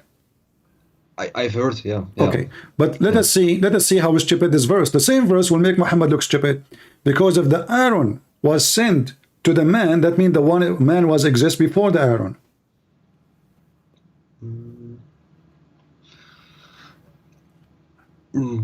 No, it doesn't. It doesn't, right? Like it could have been like the iron would have been sent down to earth prior to the existence of man. Okay, secondly, this is absolutely false, because no scientists say that the iron we have is sent down from the space. They say some of the iron in the crust is from the space, because we have the magma, and the magma is full of iron. Okay, yeah. But still, then there is some that is from space. If some doesn't matter, but Allah is saying that everything you have, we send you down. Okay, the Quran says Allah He sent down clothes for you, libasan wa rish, cloth and feather. Did Allah send us any clothing and any feather to cover ourselves? Not in that way, no. Oh, there's other way. How come we take the iron literally, but we don't take the feather and clothing literally? Is the same word for sending down used in those? Same exact word. Anzalna. Okay. Here we go. Chapter 7:26. Children 7:26. Okay. Children of Adam, and this is the word in Arabic. يا بني آدم قد أنزلنا عليكم لباسا يوري سوآتكم. أنزلنا. You see the word أنزلنا? أنزلنا. Yeah. Okay. This is sent down. Yeah. We have sent down on you garment to cover your shameful part. But did Allah really send any garment? As I know, all of them, they are made in China. Yeah. Okay. Did He cover us by feather? Look, do you see the word feather? I just see the Arabic part that you marked. All right, you will see the English one. And feathers. Since when human being, they are covered by feathers? Why? Are we chicken? No. Okay, so what he is talking about? What feather? Maybe the feathers within certain, what's it called? Like very primitive clothes. I don't know. Something like that. No. Muhammad is a mentally ill person. He think that, most likely he's talking about chicken. So Allah, He clothes the chicken with the clothing. But this is very silly and stupid to say, to name it a clothing. This is part of them. Clothes is something you add in the top of it, in the top of you. Something you wear, not something is you are born with it. It's part of you. Otherwise, it's not a clothing. So here is sent down, there is sent down. Allah sent down the Quran. Allah sent down the messengers.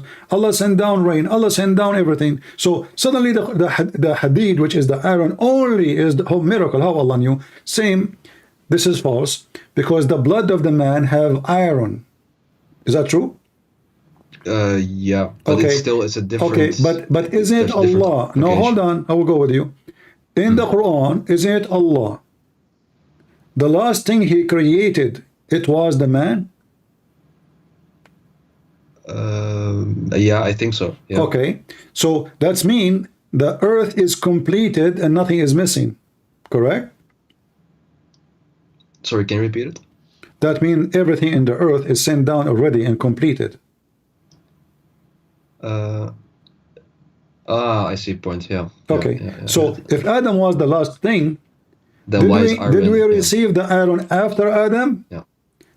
I see it. Yeah. Because Adam, a human being, if we don't have iron in our blood, we die. Iron deficiency causes death. Yeah. Okay. So if we don't have iron in our blood, we will die. Iron exists even in our water, in the magma, everywhere.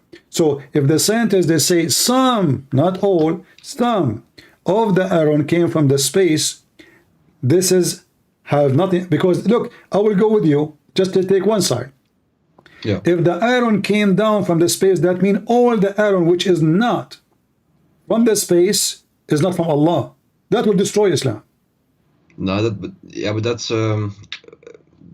that implication you can't just use. Like, I No, know I what you're trying can. to No, say, I can, because the iron from the space is little compared to the iron was existing in the earth from the beginning. So, but the iron from the space in this ayat was actually meant as a application, like an outside, like outside of the body, like you can use that material. my And friend, then all the iron is outside of body, because simply, like when you eat a tomato, there's iron. When you eat meat, there's iron. Vegetables, there's iron. What are you talking about? No, I mean with the material part, like to No, you use see, in order to build something. my friend, I mean, either you take it literally or you don't. Listen, because here it says to have a benefit for mankind, and even he mentioned what is to kill with it.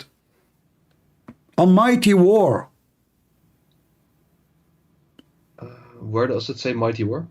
وأنزلنا الحديد وفيه بأس شديد ومنافع للناس. بأس شديد. What بأس شديد? بأس شديد is a word you use for mighty of war, mighty of strength, sword. So Allah claimed that He sent the iron, so people they will use it for war. I see. Yeah. So is the iron sent, or we have the iron before? Same time, I want to go with you. You know, was the iron created? Was the earth created by Allah? All of it in earth, or Allah He sent from the space other stuff? He said from the space, other stuff. I thought them both, right? No, But no. Like Let me if show it's you. created- No, what the word anzalna means simply, Allah is saying, supposedly, Muhammad, aka Muhammad, that everything you have is from me. You know, Muhammad, he did not receive a written book in his hand. He received verses supposedly from the angel, correct? yeah. But yet he used the word anzalna, so he used it for anything you have. You know, dignity, ethic, etc. You know, everything is from Allah. Now, if we go, Muhammad, he explained the nice thing about Muhammad, that he don't shut up. He's like the kind who keeps shouting free Palestine, but he don't know what he's talking about. This is Muhammad explaining to us how Allah created the earth and the heaven and everything. Read with me carefully. The messenger of Allah took hold of my hand and said, the exalted, the glorious, created the earth on Saturday, the mountains on Sunday, the trees on Monday, the things entirely in labor on Tuesday, the light in Wednesday. He spread the animals of all kind in Thursday, sorry, and He created Adam Friday afternoon. Right. Okay, how we will work with the scientific miracle in the Quran, according to Muslims, where it says that those came through billions of years, when Muhammad talking about Saturday, Sunday, Wednesday, Tuesday, and the whole creation is done, and now we have Adam. I see. But yeah, but then according Hold to on, we are them, not done. like- We are not done. Do you remember the video of the dad making fun of the Bible, saying how the sun is created on Wednesday? I haven't heard, but You can search for it. Here we go. This is Muhammad copying from the Old Testament when God created the sun. But in the Old Testament, you will find something different. That God, He said, let be light before the sun is created. So we have sun before the light. And that he was saying, how the whole earth will have no light. He was laughing because he's an idiot. He did not know what his prophet said. So look what happened now. When they asked Zakir Naik about 6 days in the Quran, what Zakir Naik said, the Quran said 6 days, but in the meaning it didn't mean 6 days. It means 6 period, and 8 period is a billion of years. So when the Quran said that did, he's talking about period. It's not true. So now suddenly the 6 days, Saturday, Sunday, Monday, Tuesday, become 6 period, and each one of them is a couple of billions of years. This is how hypocrite they are. It says suddenly, and not only that, Muhammad, he said Friday afternoon, don't love at your prophet. Friday afternoon, Allah created Adam afternoon. I see. Okay. Okay. Now hold on, we are not done. The second impression was great. So Allah created Adam on Friday afternoon. The Quran mentioned, isn't it the Quran says if Allah want to do something, he make it, he say B is going to happen? Yeah, was it for one particular thing, right? Or just in general? I thought it was Anything. for a specific thing that he said this. Well, hold on. So are you saying to me Allah was so slow in one thing and was so fast in one thing? No, but I thought like if he wants to do it in that way, if he just He's wants talking to about do creation, talking about creation. If he wants something to happen, he said B. Look what happened. If we go in the Quran, it says, وَكَانَ الْإِنسَانُ عَجُولًا. Okay, human being is ever hasty. What does that mean? You go to Ibn Kathir and read. It says that Allah, when he was creating Adam, he breathed into him, and then Adam, he started feeling his, his limb. He's looking at his limb. So he wanted to get up, and he could not. And then, while his spirit was coming down, Adam said to Allah, Allah, please finish me before the sun set. What do you think about this story? Chapter 17, verse number 11.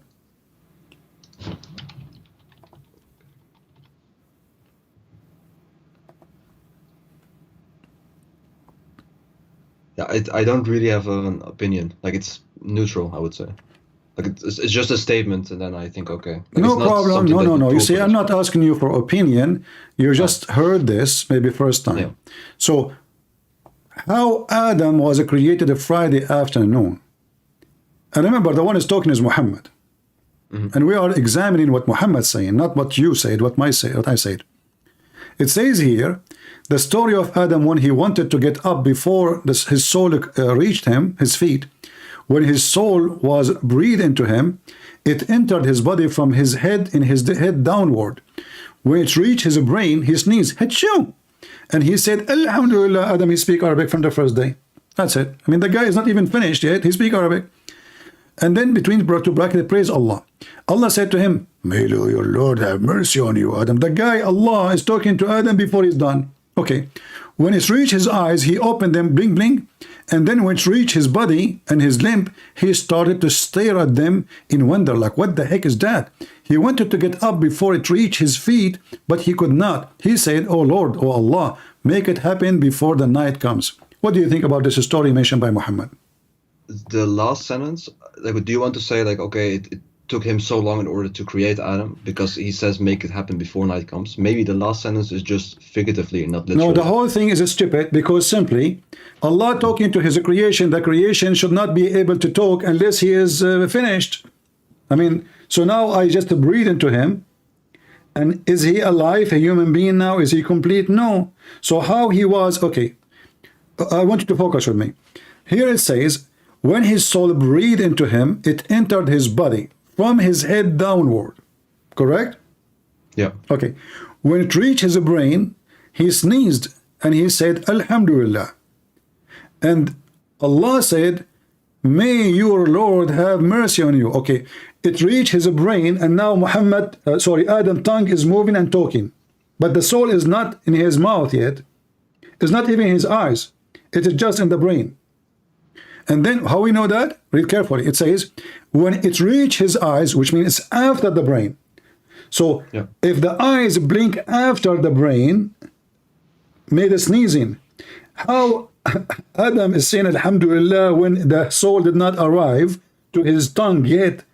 Remember, it's coming down. I see. So each part will be activated in order of who is up and who is down. The brain first, eyes second, nose, mouth, tongue, chest, hands, whatever, down. So the order is stupid. So the guy is talking, and he's talking Arabic, which does not exist yet, and he is saying Alhamdulillah, but yet the breath of Allah did not arrive to his mouth yet.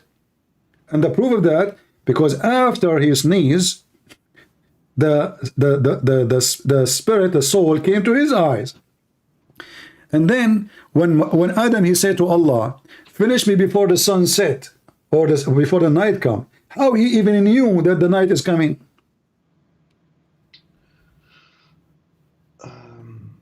Yeah, okay, but maybe he just got the information, like some instinctive information on it. That's what I would instinct. think. Okay, so the guy, he became like, he is born with geography and he knew the sun is coming. Same time, it's same not just time, same instinct, time. right. Okay, but same time. Finish me Allah before the sun set. That mean Allah is slow. That mean Allah, he have to finish him before the sun set. That Because mean literally, Allah. then yeah. That mean Allah, he, you know, at night he cannot function, he cannot see. Before what? Because what difference was going to make if it's sunset or not? Why is it what's sunset? So the whole story proving Muhammad to be a fabricator. What the heck is this? No, but just if we just focus on the last sentence, if it's literally, then I agree with your. Well, the your hadith criticism. says it's literally because it says a Friday afternoon. Does it say Friday afternoon? Ah, good point. Yeah. Huh? Yeah. Okay.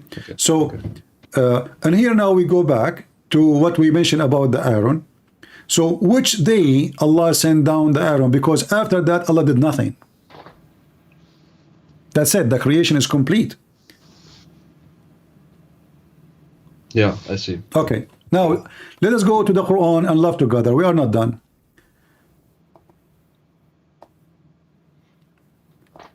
I will give you 2 chapters, Yeah. or I will give you more just to help you.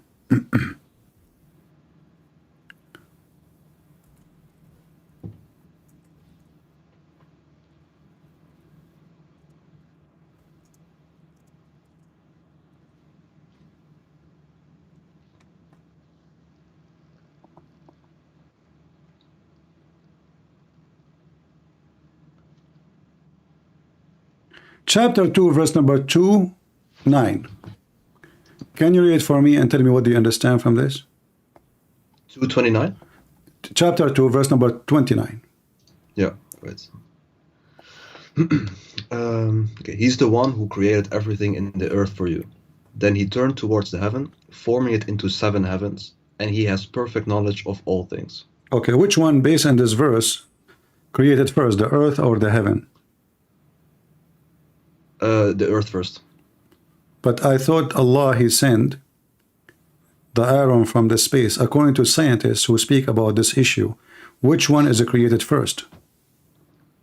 Ah, the other way around. Yeah, they say the other way around. So how Allah saying that the earth is created first? And if you go, you can check.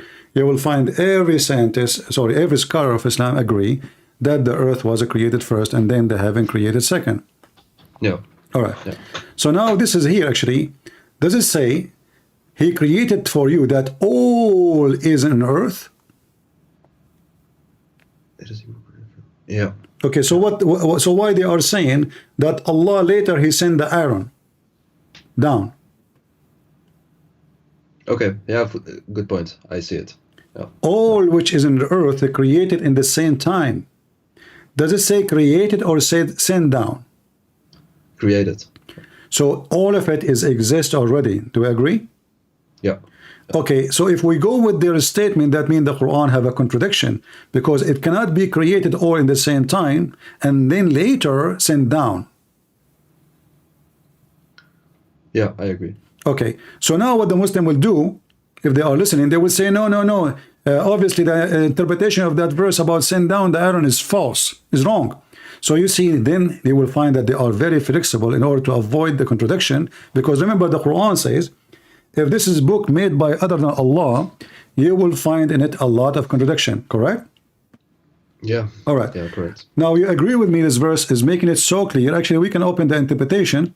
It says that Allah created the earth before the heaven. Yeah, and also in the ayat it says already. All right. But what if I show you verses in the Quran saying the opposite? Allah created the heaven before the earth. Yeah, can you show? No problem.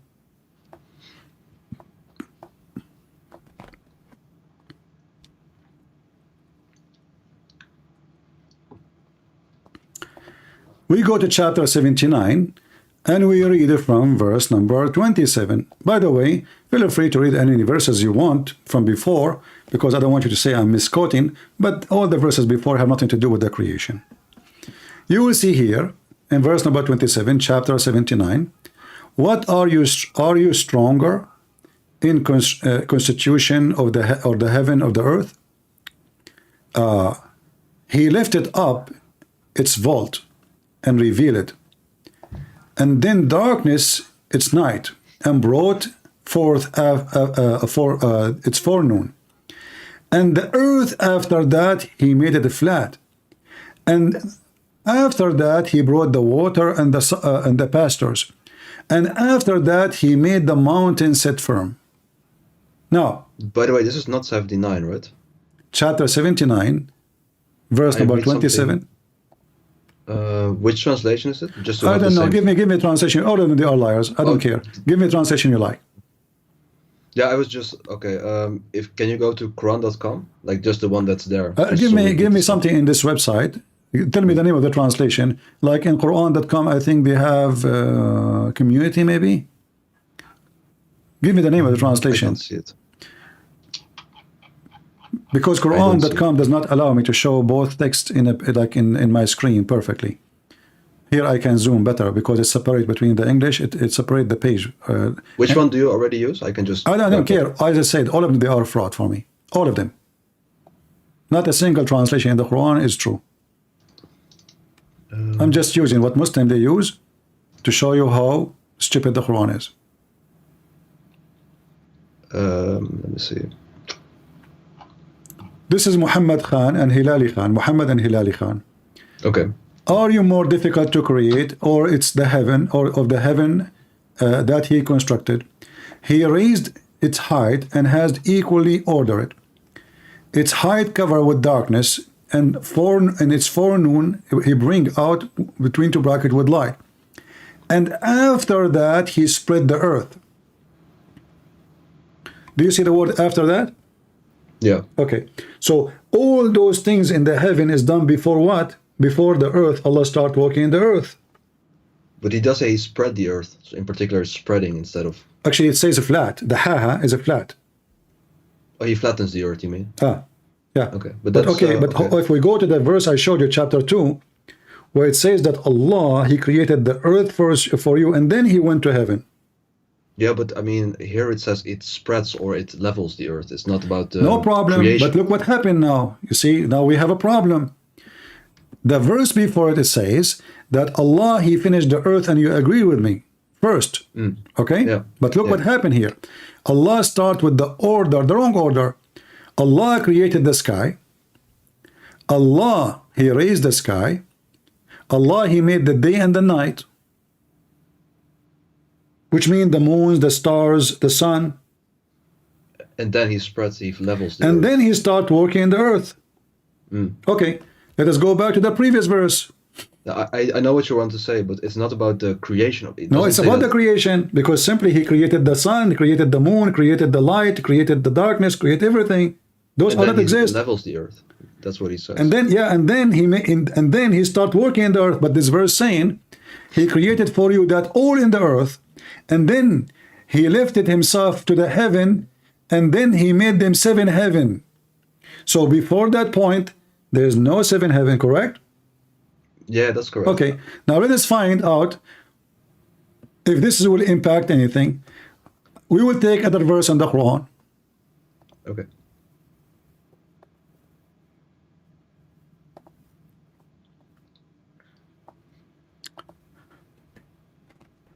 We will find this.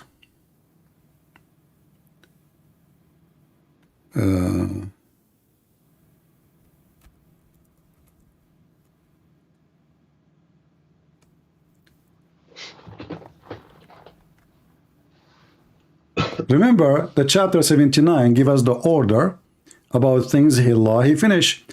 In chapter 79, Allah finished the heaven, and then he start making the earth flat, and he put the mountains, etc. Correct?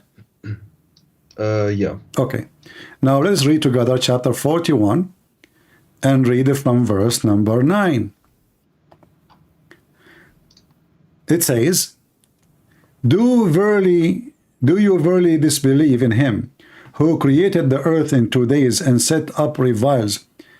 That is the Lord.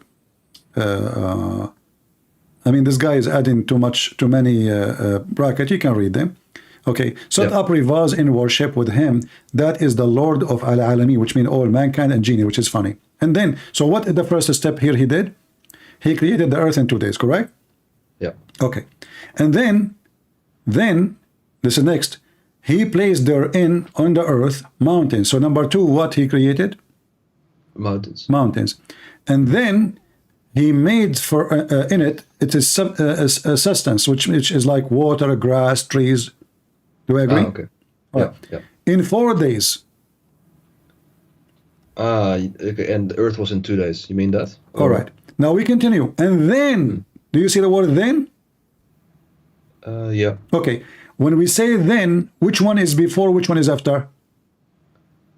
The then part is after. Okay. Then he is istawa, which means he rose up toward the heaven, but it was a smoke. There's nothing. Okay. Correct? Yeah. Yeah. Okay. And then he completed the heaven and he finished them. He finished their creation into 7 heavens in 2 days. Correct? Yeah. And then he created lamps. Those are the stars.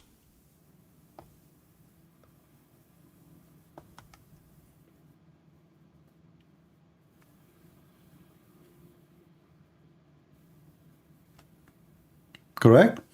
Yeah. Okay. That's correct. So I want you to take now note. Based in chapter 41, the last thing was created was the stars, the lamps, and they are in the lowest heaven. Do we agree? Yeah. All right. So what was the first thing was created based on chapter 41, the same chapter? He created the earth in 2 days. Yeah. Okay. Yeah. And then the mountain was second. Maybe you can write it down. So earth first, mountains mountain second, then the sustains of the earth like water, trees, etc. And then he went to the sky. The sky was nothing. There was a smoke. And then he created the 7 skies. And then the last thing he created was the lamps. Okay, now let's go to the other verse. And now you will see why we are laughing.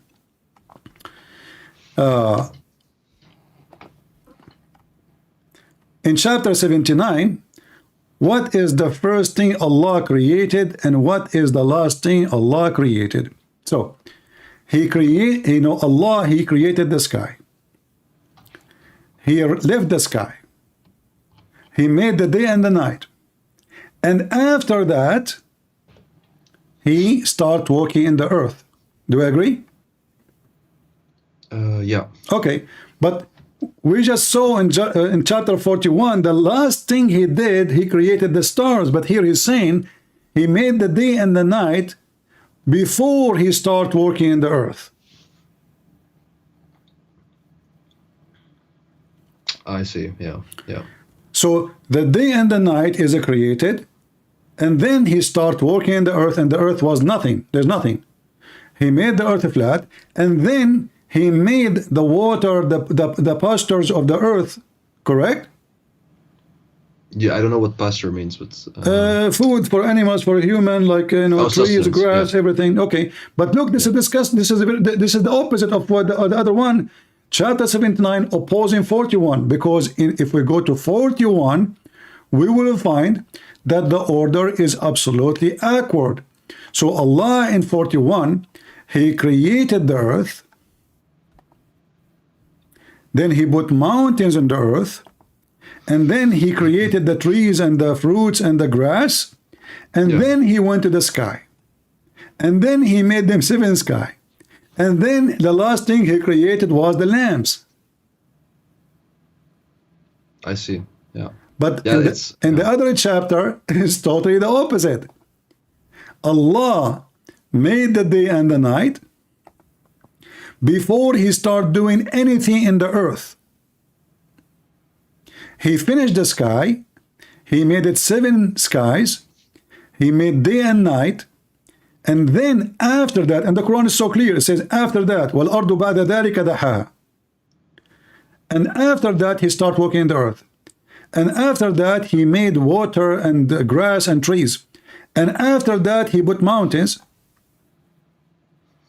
But chapter 41 is totally the opposite order.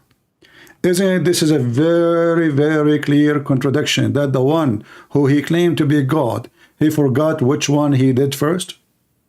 What are the scholars of the religion say? They, 'Cause you know, it what looks they can like say. I mean, they can say whatever they want. They cannot deny it. They cannot deny it. Yeah, maybe like, I don't know, man. I mean, isn't it clear? Do I need even a scholar? It says after. You see, the Quran using the after, not using the same time, not using the same, you know. And Muhammad, what about the hadith? Isn't Muhammad, he says he gave us even the name of the day, Saturday and Sunday, and you know. Yeah. Okay, so what, you know, based on the hadith, where Muhammad, he said,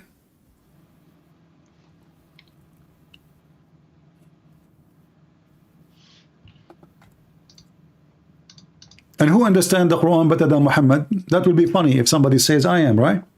Yeah, So true. when Muhammad, he says خلق الله التربة يوم السبت وخلق فيها الجبال يوم الأحد وخلق الشجر يوم الاثنين وخلق المكروه يوم الثلاثاء وخلق النور يوم الأربعاء وبث فيها الدواب يوم الخميس. So Allah, he created the dirt, the earth in Saturday, the mountains in Sunday, the trees on Mondays, all things entire labor in Tuesday, the light in Wednesday. He spread out the animals of all kinds. So what day created the light, which means the sun? Wednesday. Yeah, Wednesday. Okay. Yeah. Now, which one created first? The earth. Second, mountains. Mountains, trees. And then number three is the trees. And number 4 is evil stuff. Number five is the light, the sun. And then he spread the animals. But look what happened here. If we count the days, just to show you that Muhammad is a false prophet, can you count for me how many days now we have in the screen? We start in Saturday, right? 7. We end at Friday. How many days total? Yeah, in total, like it's all the days are noted, so 7. This is not 7, this is 8.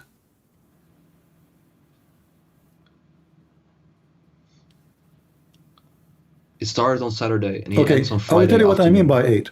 7 days is total of a creation, and then Allah, he went up to heaven to rest, right? Yeah. Okay, but isn't it the Quran keeps saying that Allah created the earth and the heaven in 6 days?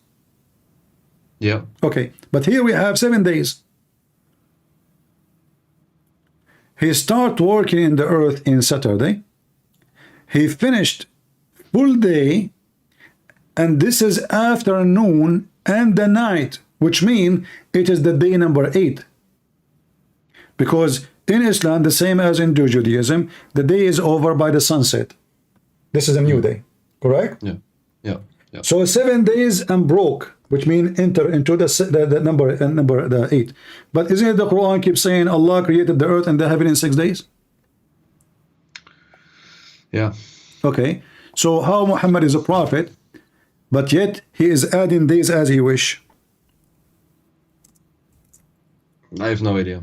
I'll check it out later. No, I have an idea. I have an idea, my friend. I have an idea. He's a fraud. He's a liar. A person, he's a prophet. He will not make such a mistake because he is inspired by God. You see, if I am speaking of my own, I can make mistakes. If I am speaking in the name of God, for God, by God, then mistakes cannot happen. So when the Quran says Allah created the earth and the heaven in 6 days, and repeated in many verses in the Quran, and then he set himself upon the throne, and the hadith says there are 7 because the last day afternoon Allah created Adam, Friday afternoon. Yeah. How come neither the Muslim neither Muhammad noticed that this is not 6 days? I have no idea. I have no idea. Because simply who dare to question Muhammad?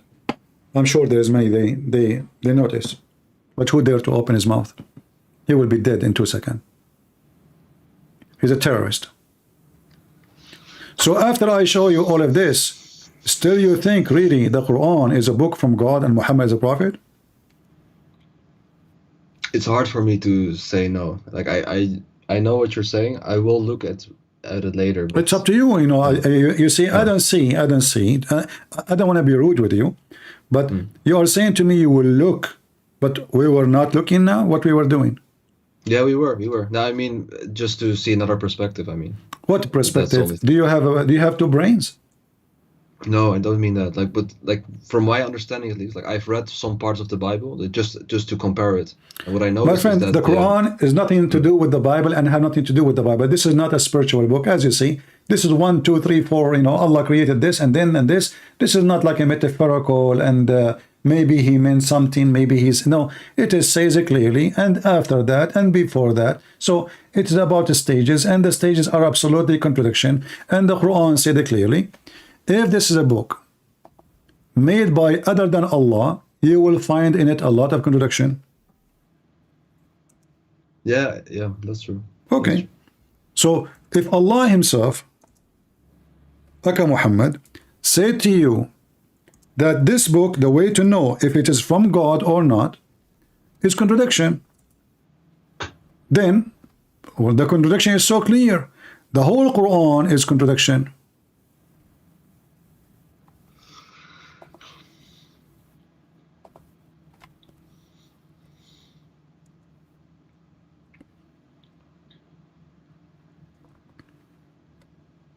You want to be stubborn with yourself, you know, and like deny the fact we showed you?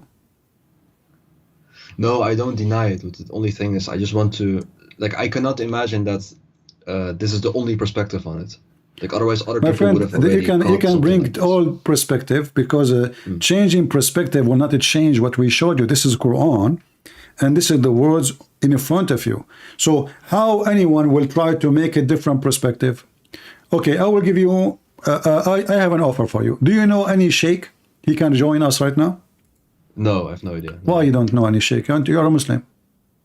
I was raised in a secular Muslim household. All But right. It's not that I'm not that active that I have frequent conversation with. But I don't know where you live. I'm not going to ask you where. Can you call any sheikh you wish right now over the phone and tell him, hey, you can call him in private, like nobody is hearing you. Call him and say, hey, can you join me, please? This guy trying to convert to make me leave Islam. Can you come and refute him, please? I don't know any like real sheikhs like face. You do not need to know anyone. Go check the internet. internet. Who is a sheikh? You can call him for free and tell him, I'm a Muslim. This is my story. Can you please join us? You do not need to know him. He's not a doctor. He will charge you for, you know, consultation. Actually, Muhammad, he does. He charges for consultation. Oh yeah, Muhammad, he will not even speak to you in private unless you pay him. Do you have hadith? Not hadith, we have Quran. Can you show me where he does say that? Okay.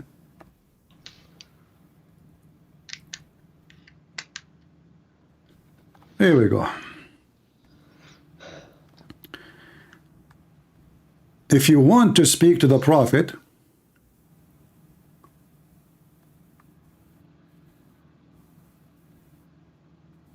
let us see.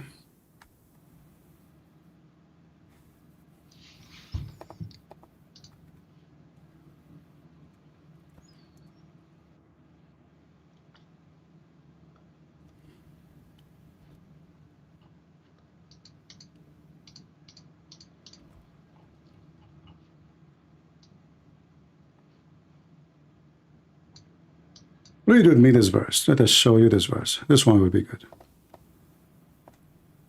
By the way, did you pay me anything to talk to me? No. No, I'm just asking, you know, in case. No. All right. I What do you only see think? the What do you Arabic, think about a person claim he is serving God, but he will not talk to you unless you pay him? Would be really weird. What if I say now to people who they are listening to me, listen, if you want to go to heaven, pay me. What do you think about that? Ridiculous. Well, this is what your prophet did. Chapter 9, verse 103. Take sadaqah, alms from their wealth. 103. Higher, yeah, take so. Okay. So, when you take sadaqah from them, you give it to Muhammad. Okay. Is that so, by the way? Huh? Directly to him? Like, I thought it in general, like it's just a central place, and then it gets given to the poor people. Muhammad is a man, you know, there's no state yet, you know, there's no state. He's just a man like me, you know. I'm talking, he's trying to collect believers. And then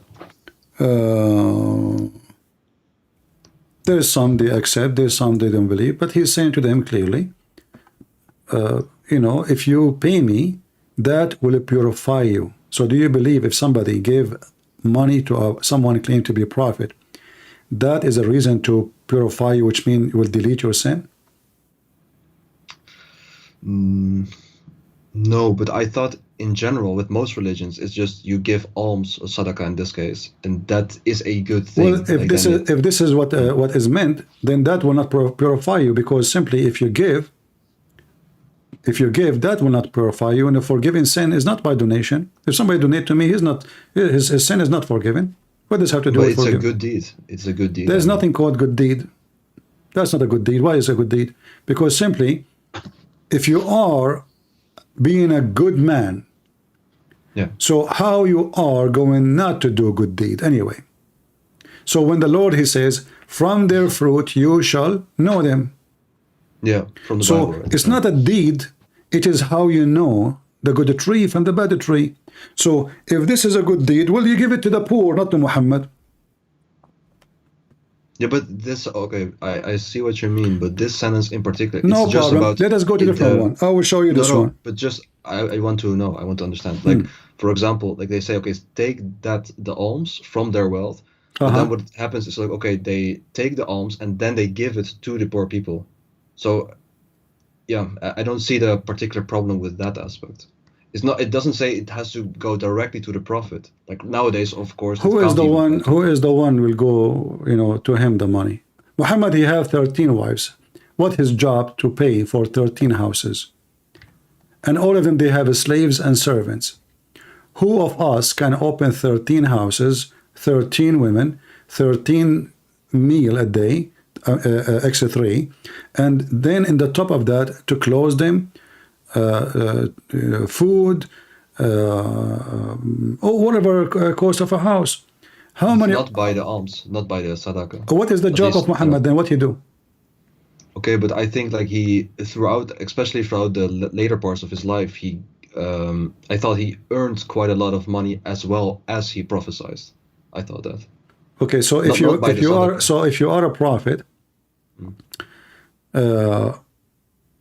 you know, the purpose of anything, there's a purpose, right? If I give money, there's a purpose, right?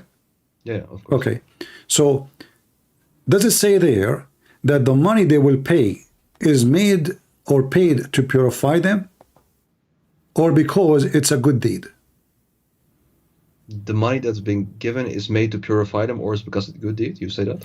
Okay, if it's a good deed, then that's not enough to purify you.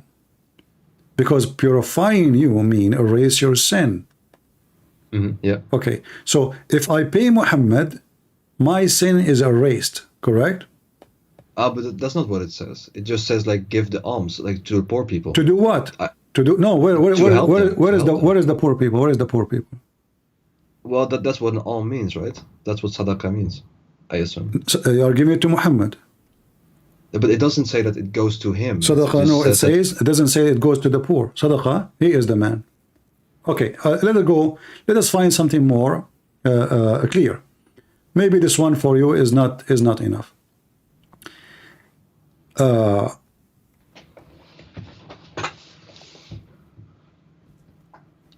I mentioned to you that Muhammad will not talk to anyone unless he pay him. Yeah, you said that. Yeah. And then you showed this. Can you open chapter 58, verse number 12? Yeah.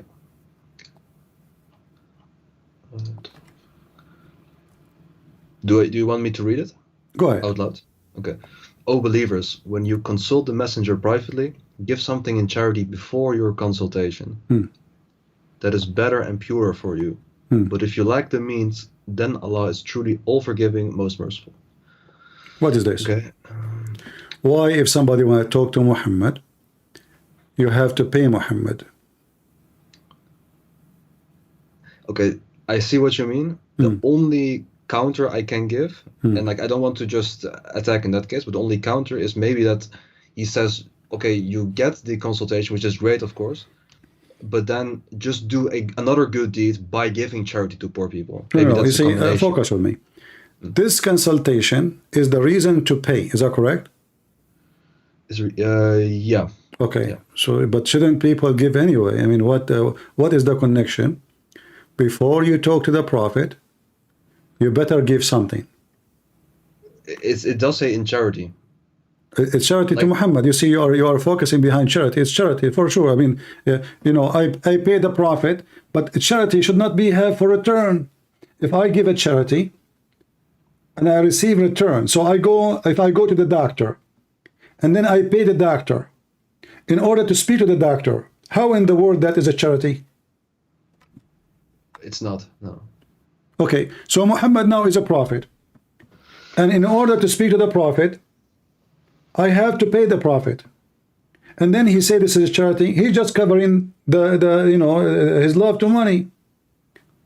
Doesn't it in Arabic say something similar to sadaqah, and then it would imply charity to My poor friend, it says najwaakukum sadaqa, but this is still to meet Muhammad.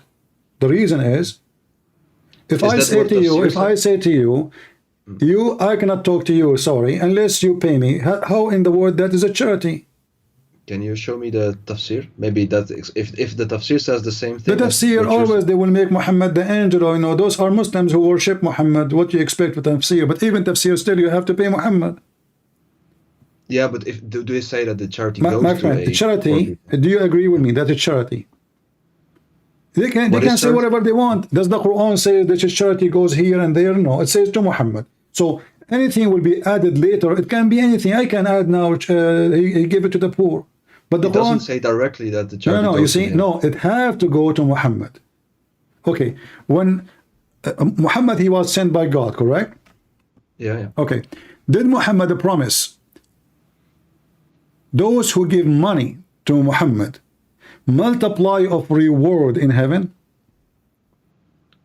Sorry, can you repeat it? Did Muhammad promise that those who give money to Muhammad, they will have multiply of reward in heaven? I think so. Okay. Did Muhammad paid it back, or Muhammad took it and never, or the promise is just a promise to be in heaven? I have no idea. All right. If we go in the Quran, we will find very funny thing. Do you think God need money? No. Okay. Who is that he will lend Allah a goodly loan, so that Noah. he may multiply it to him many times? Do you know what chapter and verse? Chapter 2, verse number 245.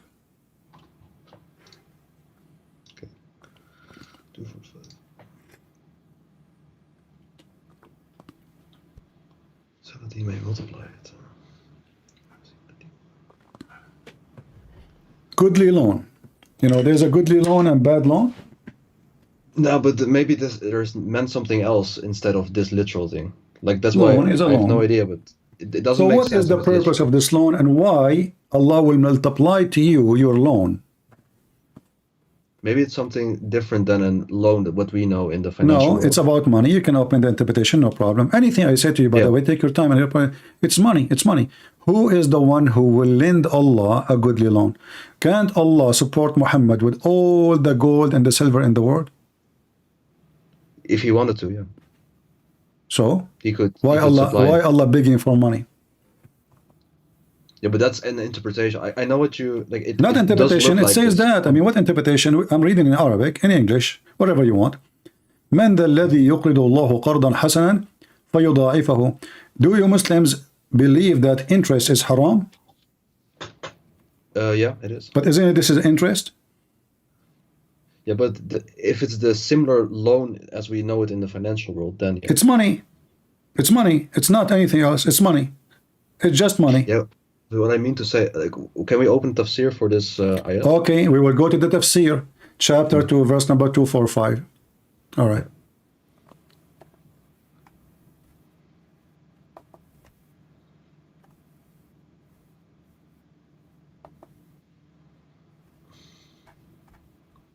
And this is Ibn Kathir. Yeah.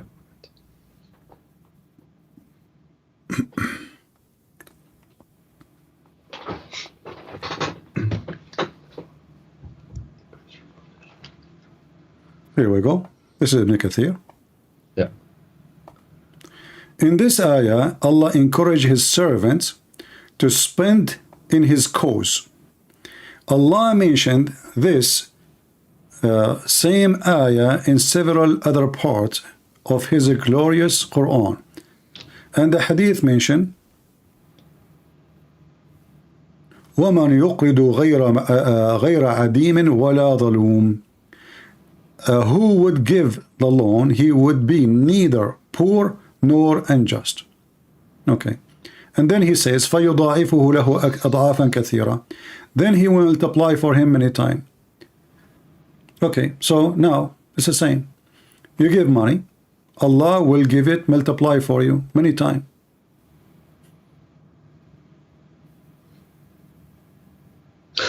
I don't know what to say, man.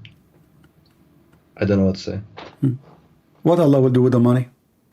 Is it really Allah to Allah? So if Allah is God, he can make the earth like, okay, I will go with you. Muhammad and the Muslim prophets, all of them, they have the same God, correct? Yeah.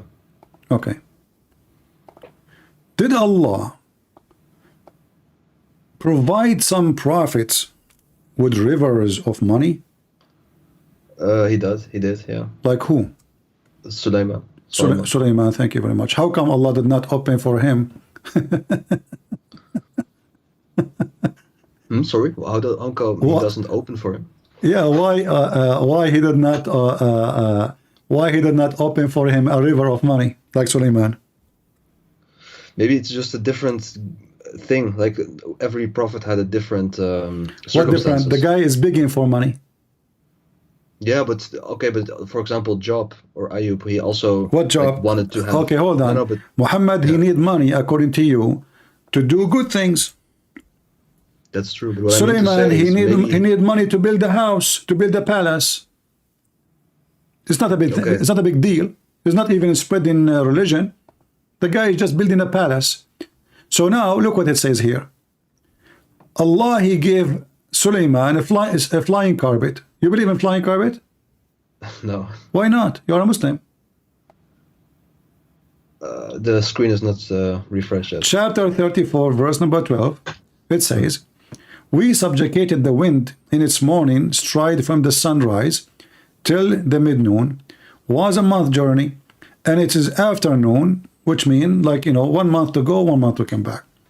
In 1 day travel, could travel 2 months between two brackets, and we caused a fount of molten brass to flow for him. I don't know what the fount of brass means. It's money. At that time, this is the money. Money. Oh, okay. Yeah. Okay. People, they make money from,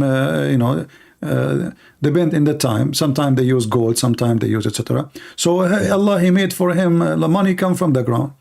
And he subjugated the jinn. All of this to do what? To build a palace. Okay. Okay. So now, Muhammad is going to spread Islam and he is begging people for money. Sulaiman is going to build a villa.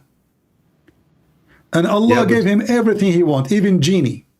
But there are two things to it. Like the first thing is, like you said, okay, in that ayat, people give the charity, and you say, okay, it goes directly to him, which is not directly what the ayat said. Okay. But I can understand. I want to ask you, when Muhammad, okay,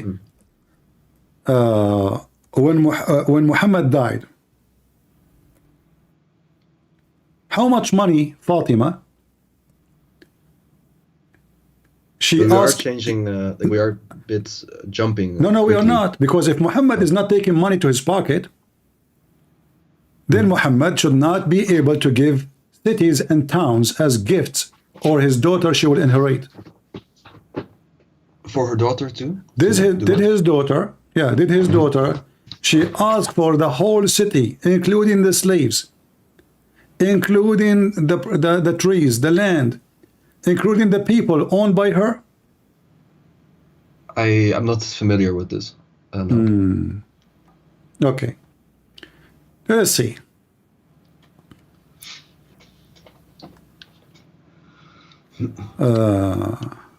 But does this have to do this with the same as the previous? Well, thing, the how charity? where I mean, this guy Muhammad, he was orphan. He have no money. He is born from an orphan family. He is That's at the beginning. poor. And then, at the beginning, thank you very much. So where is the money coming from? Okay, but not Okay, only I will from give the you an charity. option. Muhammad, he invested in the stock market in bitcoins. What? And Ethereum. No, but just I'm serious. I'm serious. I'm asking you where the money coming from. If Muhammad, he take the money, he give it to charity. I do know, like, because of one of your videos, you showed in the hadith that it was from war bounties as well later in life. Like, Is with what? a fifth of the war bounty. Like, I know that thing. for example. Exactly. So Yeah. Muhammad, he take money everywhere he go, and he have a privilege of money. But what I meant to say was the charity part, like that. My friend, how you have a privilege if you are a person who lived from the charity? If I am like you, all of us, we collect charity, and this charity for everybody. Then why I need to have the fifth of the booty, special only for me? Yeah, I see your point. I see your point. All right. And It is a lot, how his daughter, she is asking for the whole city to be part of her inheritance. And then Umar al-Khattab, because he hate her, he refused to give it to her. How she owned the whole city? Cities? They own cities with the people and the slaves, farmers, the whole, everybody owned by Fatima. How is that? Yeah, I know what you. Yeah, I see your point, but I don't. That's not. How should I say? Like kind of similar with like Suleiman. Okay, no, hold on. You see, Suleiman's story is a stupid story. Who in the world will believe in this? Suleiman was a king, and he's doing But what kings Christians do. also believe in it, right? Hold on. With Solomon. No, we believe in it. We believe Suleiman exists for sure. But this guy, he have a wealth of a king because he's a king, not because he's a good man and he's a prophet of God. Same time, the Bible says Suleiman was a bad person. He did a lot of bad things. So, in the Quran, Suleiman got rich because Allah provided him with the floating metals come from the ground. In the Quran, Muhammad, he got rich from the booty and from the charity. And Muhammad have a privilege, the fifth. So now if we go and we have a war, and then we steal $10,000 from the Christians. We kill the Christians, we get $10,000. And there's 10,000 soldiers. Muhammad alone, he will take 1/5 to him, 1/5 to Allah. Both will go to Muhammad. Then the What do you mean 10,000 soldiers. 1/5 to Allah? What do you mean? It says, only 1/5 Al-Khumsu to him. lillahi wa rasulihi. You see, Muhammad, he made himself equal to Allah. It is the fifth to Muhammad and Allah. Is that correct? I don't see it on the screen. Do you show that? But you know The hadith, I've seen it, but I didn't know that it was also a fifth for God. I thought it was only a fifth for him. all right. Well, you can understand it as you wish. You can say it is only for Muhammad. You can say it's a fifth to Muhammad, fifth to Allah. If it is fifth to Muhammad, that means Muhammad, he made himself Allah. I see what you mean. Yeah, I see what you mean. But yeah. Okay. Read carefully here. This is a Muslim translation. And you know that whatever of war booty you may gain, verily 1/5 of it is assigned to Allah and to the messenger. Do Allah need fifth of the booty? No, the only thing what I could say is that, okay. Okay, who is the one who will take the fifth of Allah? Then the messenger, indeed. Okay, so now Muhammad, if he take 1/5 from 10,000, how many dollars that will be? Yeah, 2K. To what? Okay. To 2,000. 2,000. Okay, and then if we have 10,000 soldiers, each one of them, he did not even get 70 cents, 60 cents. So Muhammad get out $2,000. The only thing is like he At least. is a leader in it. So like what if he's a leader? Okay, see? Is he a prophet who is serving God? He want to use the money for the sake of God, or he want to take the $2,000, which is a lot of money for his pocket? Yeah, but what I would mean to say is maybe he uses a large part of what he gets for My his, friend, I just, you see, a second ago, I asked you how his daughter, she is fighting over inheritance of a city full of people. And you keep saying to me, oh, you want to spread for charity. A person who is spread for charity, first, he do not need to take fifth or boti because his people will not let him hungry. Do you think the Muslims will let Muhammad hungry? No. Okay, so why he need money? No, I thought just to use it If in a good way. if I am a prophet and I have thousands of people willing to die for me, how many of them they will bring me food every day? How many of them they will be happy to serve me? So why Yeah, I need to take the fifth of the booty? Do you know that Muhammad, he have 16 privilege? 16. I heard a few. Like for example, the amount of wives that he could have at one time. No, That's did one you of them, did I you hear that Muhammad, if his eyes fail into a woman, her husband must divorce her? Yeah, I heard thanks to you. I Okay. saw the video. Yeah. Okay, what is your opinion? I also don't think that's a good thing. What do you mean it's not a good thing? With my limited understanding, I would say that it's seems weird to me. If I say it Is that what it seems to you, really? I mean, are you, you see, I'm giving you all the time, I'm being patient with you. So if a man, he claimed to be a prophet, and then with my respect, your wife, I don't know if you're married or not. No, I'm not. If he see your wife, and then you should divorce her because the prophet like her, is that the ethic of a man he claimed to be God, man? No. Okay, so why are you still confused about if Muhammad is a prophet or not? Are you going to say to me now, I want to look at it? It's hard to just make a statement, like It's not a statement. It's not a statement. Did I show you anything without proof? No. Okay. This is Muhammad, and this is the official government website of the Kingdom of Jordan. I can show it to you from Saudi, it doesn't matter. And this is the book of Al-Qurtubi. And here it says, if the prophet, his eyes fall into a woman, her husband must divorce her. He have 16 privilege. More than 80% of them is about money and sex. What the privilege is about. And not to make it more even disgusting, read with me. Number 10th, if he see a woman, her husband must divorce her. He must divorce her. This is Google translation. In Arabic, it says, إذا وقع نظره على امرأة وجب على زوجها طلاقها. If his eyes fall into a woman, her husband must divorce her so the prophet can F her. I see. Yeah. What do you see?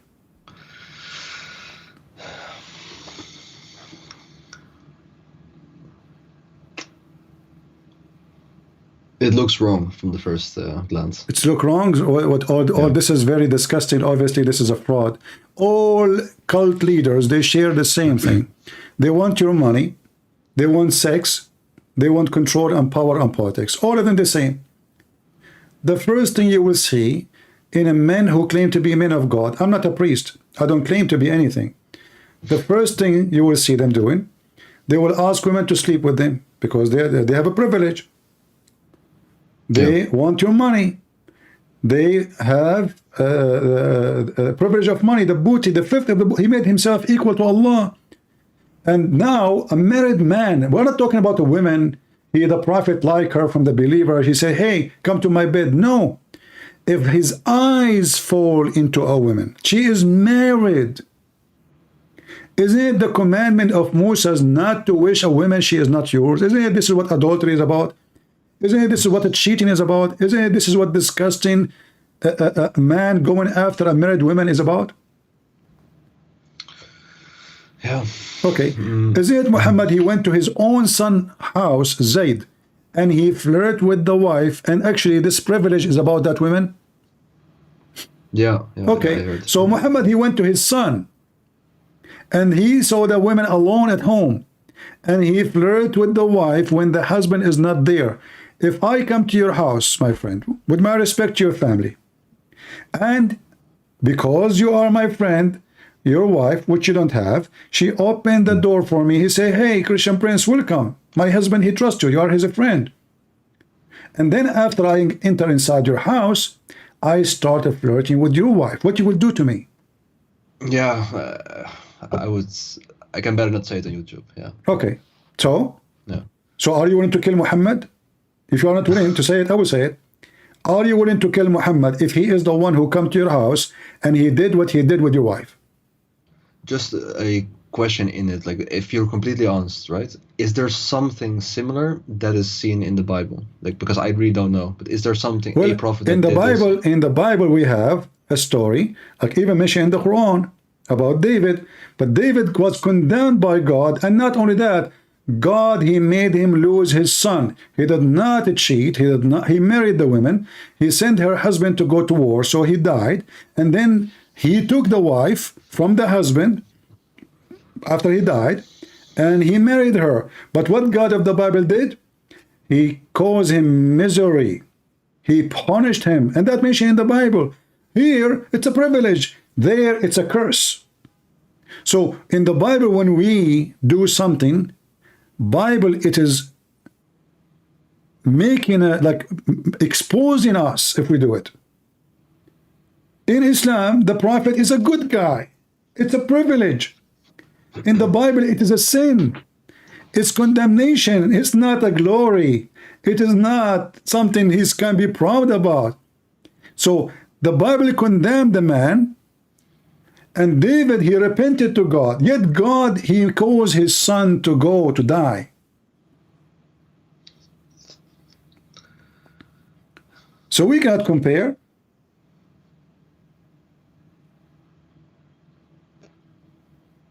What do Muslim scholars say on this? They say what I Because say. it They sounds say really- he went. sounds crazy. They said he went to his own son. I can show you the story, and it says, you know, when he saw her, he says, "Subhanallah, mu'alliful qulub, praise be to Allah who made my heart flip for you."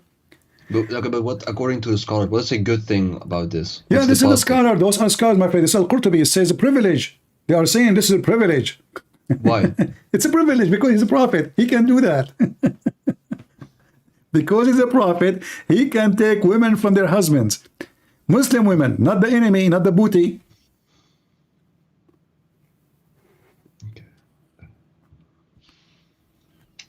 Aren't you going to leave Islam today, my friend? Still you want to say to me, I want to look at it? Mistakes in the Quran, contradiction in the Quran, the sperm coming from the backbone, and the ribs of the women. Who is the crazy man when I say that? I want to ask you, do you know where hail coming from? Hell? Hail. Hell? Where it comes from? Not I hell, mean- not hell, hail. Like the Hail. ice. Oh, just like the snowstorm kind of thing, right? Yeah. mean that? Yeah, the ice, like the ice rain. Yeah. Where is coming from? It's just what's the English word? From the clouds, so to say. So I don't know how to explain. Like it gets formed in the clouds. I heard that hail is coming from mountains in the sky where Allah, he break it and he throw it at us. Yeah, if you can show me. You know, I show you what? I'm just fabricating a story now. Okay. So what do you think if I say that? Is that like a good thing or? I don't think so. No. So you think it's a bad thing, a stupid thing, a smart thing? Give me a title. Describe me. Do I look stupid for you if I say so? Yeah. Okay, thank you.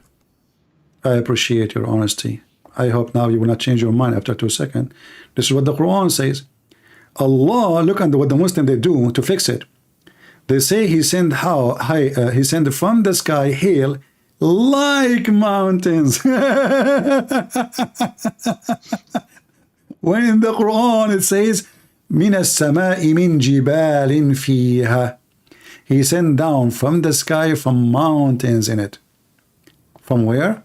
From mountains. So the God of Muhammad, he think that there's a flying mountains like the movie Avatar, and he break ice and he send it on us.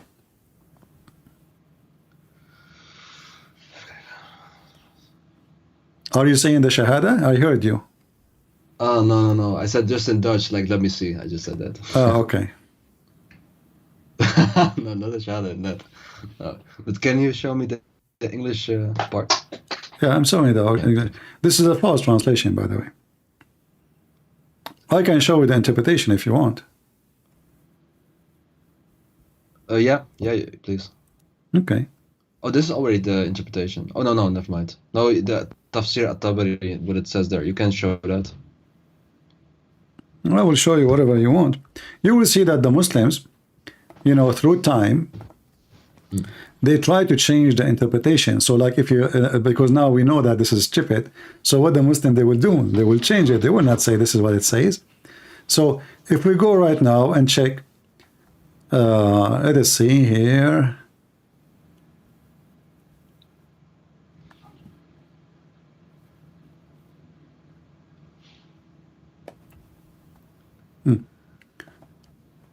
Let us show you this. And then we will show you another one. Okay, you know what? Let me, because it's in Arabic, I will use Google. Let me use Ibn Kathir in English. Is that better? Yeah, that's so good. All right. So we go to Ibn Kathir in Arabic, in English, sorry. For that will give us a better ability to read. Chapter of An-Nur.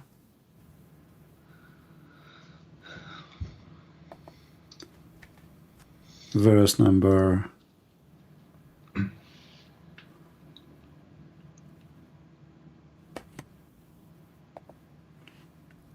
I hope people are watching, they are learning, you know, and they are taking notes. I advise people who they are watching later, you can download the video because, you know, it's full of reference. All right, verse number 43, 44. All right. So read with me what Ibn Kathir is saying.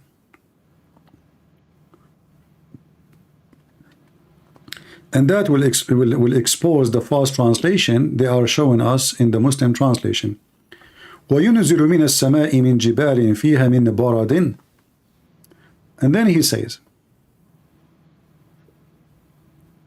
means that there are mountains of hail in the sky from which Allah sent down ice.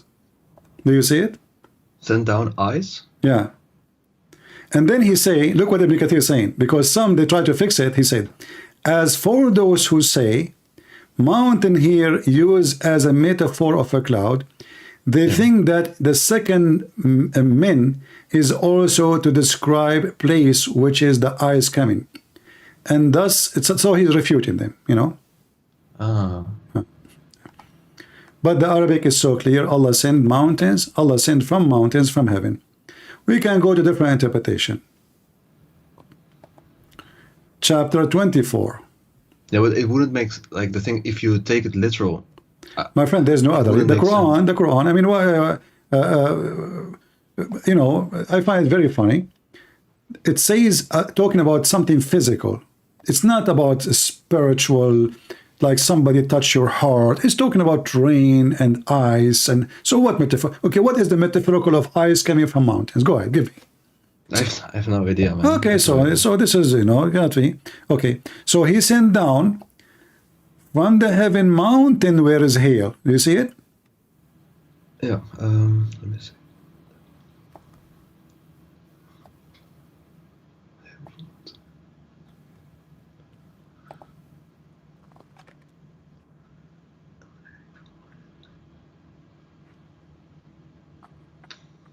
Yeah, it's all literal.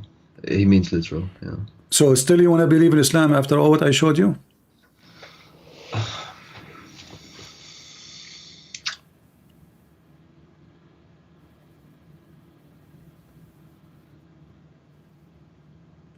If you say that still you want to believe in Islam after all what I showed you, I will ask Allah to send a mountain of hail in the top of your head. So what do you think? You made some good points, quite a lot of good points. Yeah, it's hard for me to just denounce it right away. It's hard, man. It's hard. It's hard or it's easy. If it's wrong, it's wrong. Hard. Who care about how hard it is? You know, I mean, hard is hard. Yeah, so, but is it better to leave such a stupid thing? Or so is it easier to stay in following a stupid religion and stupid prophet? Is that easier? That will make you, but actually that will make even more horrible, because you know now that this is a stupid religion, and now you are saying to me it's hard to be smart. I choose to stay stupid. Which one is more hard? To stay stupid, following a stupid man, claiming to be stupid is a smart prophet, or to be a smart man, not following a stupid man? Okay, let me just say something else. The thing is that I do know that God exists. I've thought about it quite a lot, read a lot of different things. I know that for sure. It's also why I read the Bible a little bit, just as a starter. But it's I don't have a good alternative completely defined for myself. My Or friend, not just for there's myself, nothing. We are not talking about alternative now. We are talking about, are we going to follow something we are convinced it is wrong and false?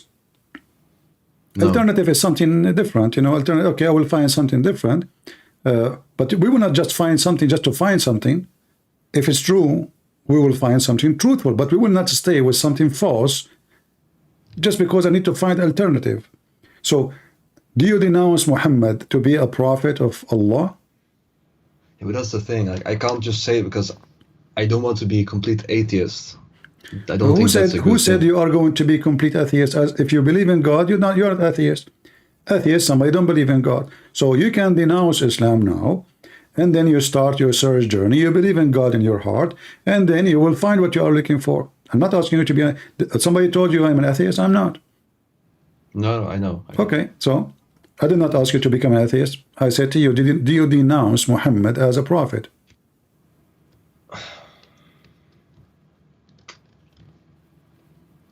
With the information that you give, I have to. Thank you very much. I'm so happy for you. And as long now you are not a Muslim, you are an ex-Muslim, I'm so happy for you. Let me invite you to believe in the Messiah, our Lord and our Savior. I don't want you to be an atheist, and you should not be an atheist. So what do you think about the Messiah, Christ? Yeah, yeah. So the thing is, I do think, like, I thought about it quite a lot. I do think he's a good, at least a good human. That part, I do think so. Whether he's divine or not, I don't know for sure. There's nobody in this earth who's a good human. I'm not a good human. I'm not. Are you? No, but he is. That's at Okay, least what I thank you think. very much. So the word good cannot be attached to a human, can be attached only to God. This is why when a person, he said to prophets. Jesus said to him, why you call me good? Don't you know that only God is good? So Jesus is asking him, why you're calling me God? And then Jesus says, I am the good shepherd. So my friend, there's no good human. There's good, With prophets, there's I mean. there's no good prophet too, because prophet commits sin too. Prophets commit sin. You see, just to make it simple for you, like, do people born prophet, or they grow and they become men and etc.? They do, right? Yeah. Okay, so when you are a teenage and whatever, and you are young, and you know, don't we do things which is not right? Yeah, but we are just normal people. It doesn't matter. All people are sinners. All people are sinners. So people commit sin, but Jesus never did. So what makes Jesus different, that every human being is a sinner. However, God in the flesh is not, for Jesus is the good God. So when we, as a Christian, worship Jesus, we don't worship him only because he can walk in water and he resurrect people from death, for he have no sin. So, because the Lord, he says, from their fruits you shall know them. So, if my fruits is sin, then I'm a sinner. Isn't it obvious? Yeah, but if, let's say, like, you do 99% good deeds and 1% bad It deeds. doesn't matter. One sin is a sin. One sin is a sin. You know, like, I'm not saying perfect, If I'm I saying say, good. okay, no, Jesus is perfect. There's no sin. Perfect. There's no sin. So if I say right to you right now, I have a room, it's perfectly clean, but there is a spot of dirt. Can I say that the room have no dirt? No, you can't. That's it. Same as sin. Every sin we do is a crack in our glass. You cannot say I have no cracks. In the case of Jesus, he has zero sin. So you have Jesus who can raise people from death. You have Jesus who forgives sin. You have Jesus who do all kinds of miracles, unbelievable miracles. You know, for many who are atheists, they can't believe it. And yet, in the top of that, he have the miracle of miracles. It's him. Not only he is born with no father, not only he is still alive, yet he have something nobody have. Zero sin. Which means his nature is a nature of divine, because divine don't do sin. It's against his nature, not because he cannot, but it's against his nature. It's saying, like, can the holy become dirty? No, you cannot. Because simply, not because he cannot, but because it is his nature to be holy. So no dirt can affect him. Like, you know, the Muslim, when they say, you cannot take the Qur'an to the bathroom. Haram, haram. Okay, why? Yeah. Because, okay, is Allah in the bathroom? They will say no. Okay, who's in the bathroom? Shaitan. Which is very funny and very childish to believe in such a thing. All of us, we knew that if you have a swamp, and the swamp is a very dirty water, and then this swamp is exposed to the sun, slowly, slowly, slowly, the sun will destroy every single bacteria in the swamp, correct? Yeah. So the sun is going inside the water, but yet the sun is not getting dirty. I see. Yeah. That is how Jesus is. He go through this earth, which is full of sin. That's why he said, I am the light of this world. But this light, which penetrated through us, which we full of sin, which is dirt, but that light will not be getting dirt. For the light of God never be affected by a sin of man. But just another question. If we look at, for example, in Judaism, like just an older Abrahamic faith, there isn't a concept of multiple person in one God, so to say. No, that's false. You know, from the first book of Genesis open, it says God and his spirit, you know. And then you will find in Genesis how God, he appeared to Abraham. Appear as what? Three men. The Lord himself, he came to Abraham as a three men. And then Jesus said, before Abraham I am.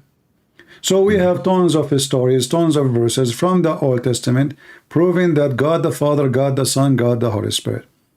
God is a man too, not only just God as the Father, God as a man. So when when Abraham, he saw the Father, he saw God, and God, he came to him in the form of a three. God came to him, like, why he chose a three? I mean, yeah. Why not four? Why not five? Why not six? You know. So always in the Bible, the numbers mean something. They are not. It's like it's a fiction movie. Numbers have to be connected with God's message. So when God, he came to Abraham, and Abraham, he bowed down to worship God. God who came to Abraham was a man, in the form of a man, and he called him Lord. And the Lord, he promised Abraham and his wife to have a son.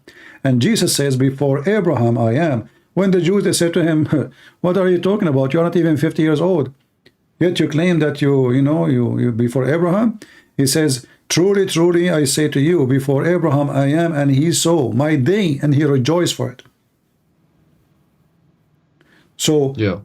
And at the same time, like you will see a Muslim speaking about the monotheism, he think he have something powerful.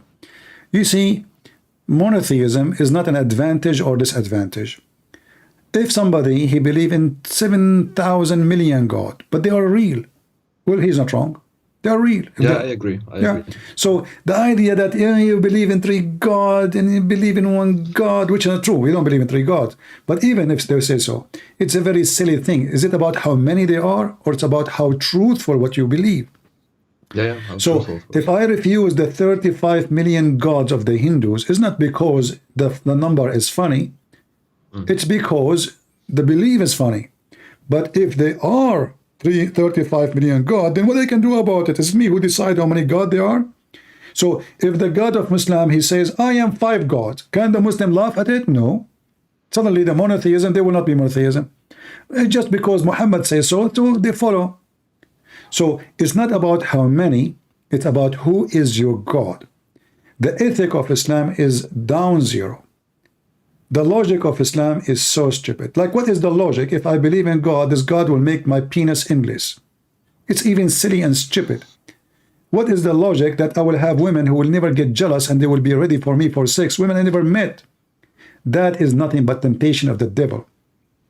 What is the point of a prophet teaching me to be good by seeing a woman walking in the street and then get horny and go to my wife, or to go after a child, she is 6 years old, and then I want to teach people about good ethic and I am the ethical prophet?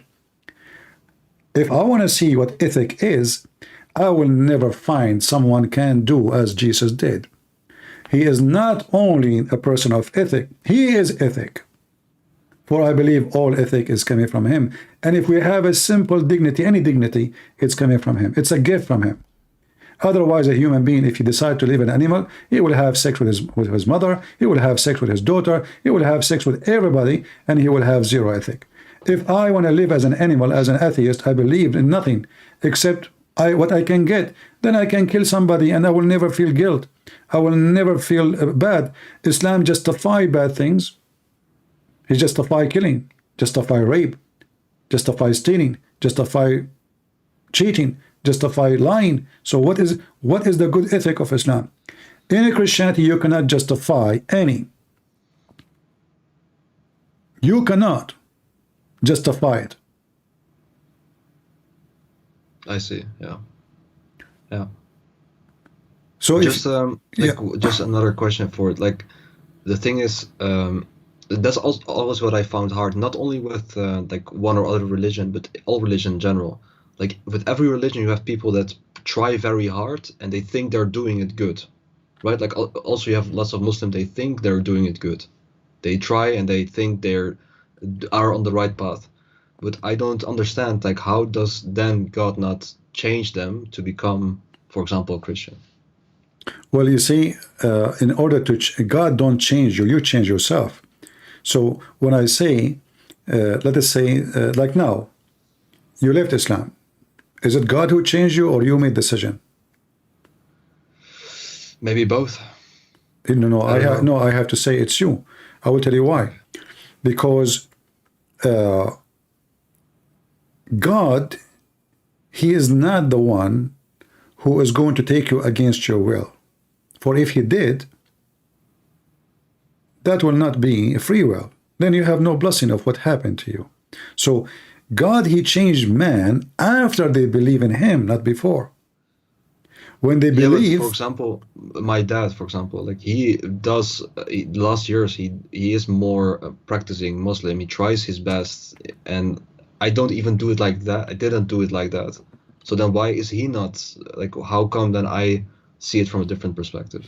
Like, he did better than your I. father, he don't know what he's believing, so he's just doing rituals. So what he do? You think he's doing good? He pray 5 times a day? What does have to do with being good?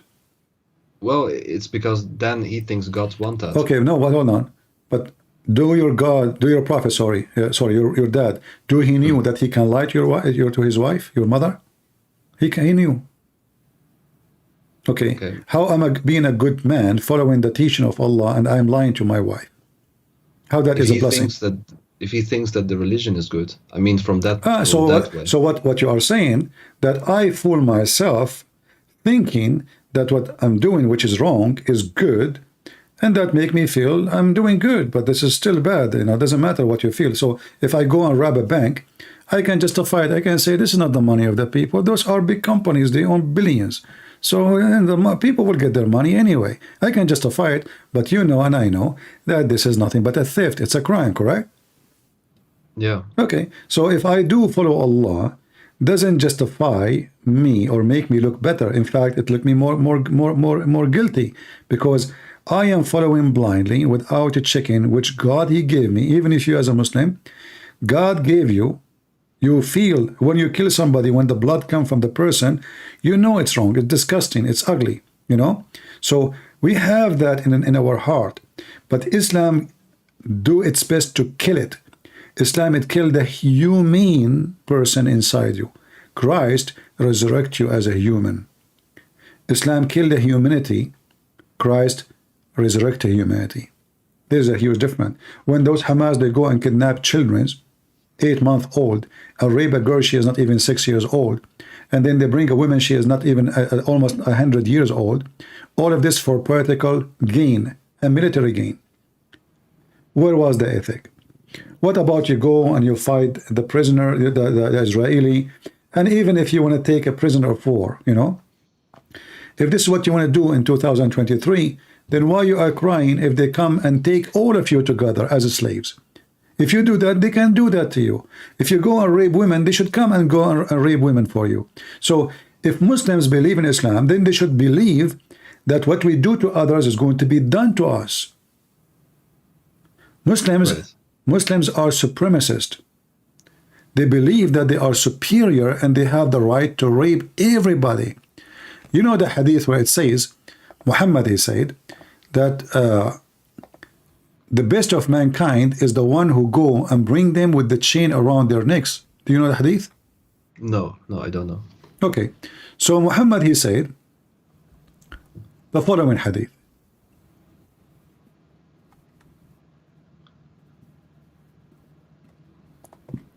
And this is Al-Bukhari. You are the best people ever, raised between two brackets to the benefit of mankind, chapter 3, verse 110. And the funny, by the way, the Muslim, they keep making speeches about the Jews that they believe that they are chosen people of God, when the fact the Muslim believe in the same thing, but in a very disgusting way. So look, they are the best of mankind for the benefit of mankind. When you see the word benefit, you think, oh, that's a good benefit. Yeah. What is the benefit? To bring them with the chain around their necks until they embrace Islam. Do you see how Islam is a supreme, you know, it's like a KK, you know, a racist organization. Anyone is not from us. Does chain around their neck mean that you pull them to? Yeah, slavery. Yeah, you drag them like dogs. Yeah, you bring them with humility, and then you will say to them, listen, we can, you know, it's better for you. We treat you better. They will not free you still, by the way. They will treat you better if you become a Muslim. Still, you will be my slave. Still, I will rape you. But you are, you know, convert to Islam. So they make you enter into humility stage. They take your land, they take your wife, they take your money, they take everything from you. And now they put a chain around your neck like a dog. And that is for the benefit of mankind. So I can say now, okay, we will go and invade the Muslims and put a chain around every neck. Everybody will say, hey, look what evil, how ugly he is. Free Palestine, you know. So what if the Jews now, they say, let us go. We are the best of mankind, and the best of mankind of us is the one who put a chain around the necks of every Palestinian and bring them here like slaves. How many people will go against Israel? Actually, already is against Israel, everybody, because they are stupid. Yeah. So my friend, I invite you to believe in Jesus, and if you have a question, give it to me.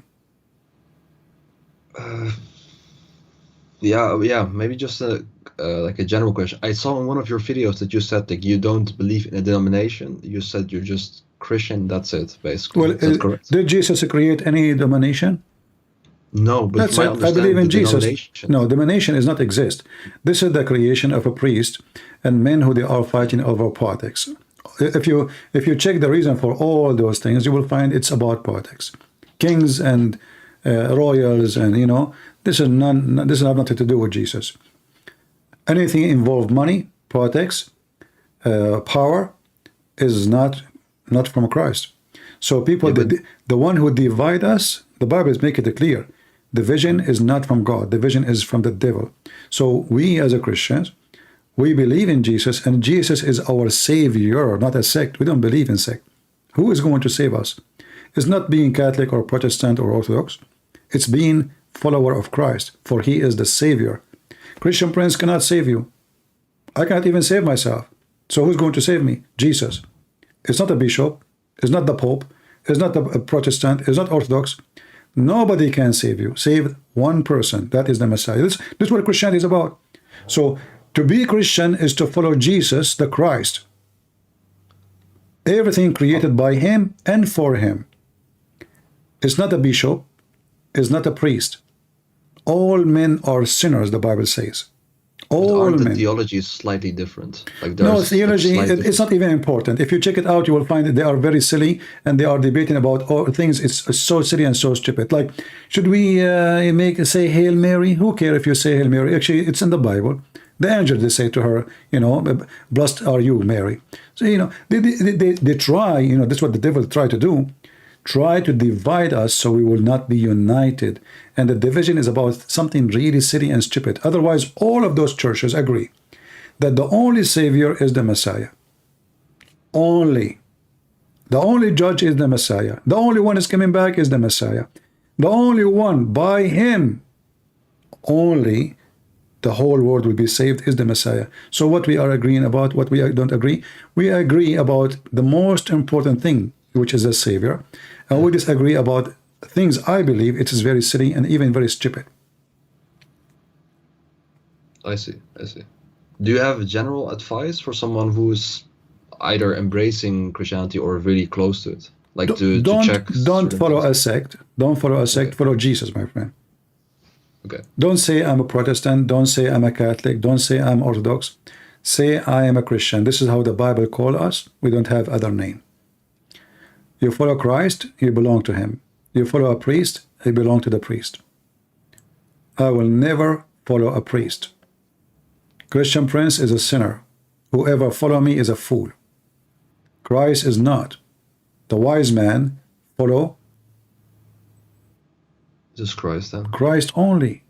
Yeah. Because he is the only one has no sin. He is the only one is perfect. Why you want to follow someone? He is not perfect. He do wrong.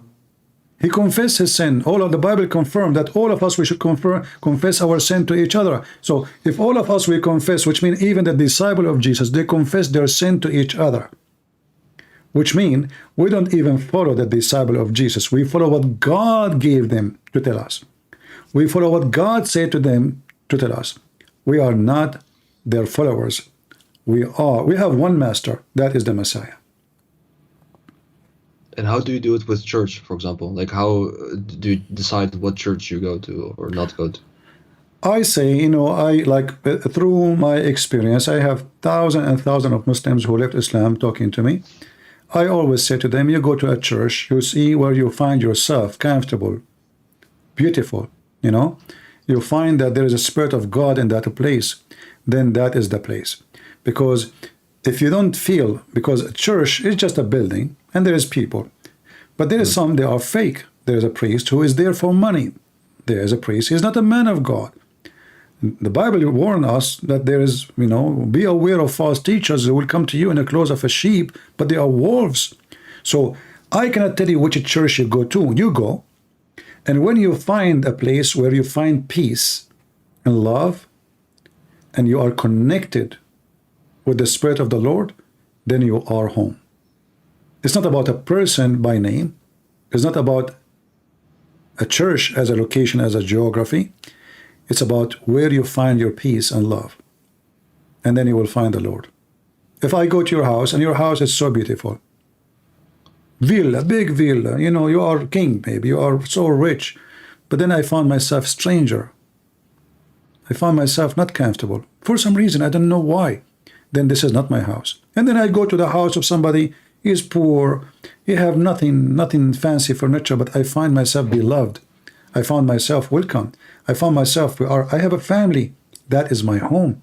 So you will find what you are looking for. The Lord will help you. See, we spoke before about the Lord. You said to me, the Lord changed me.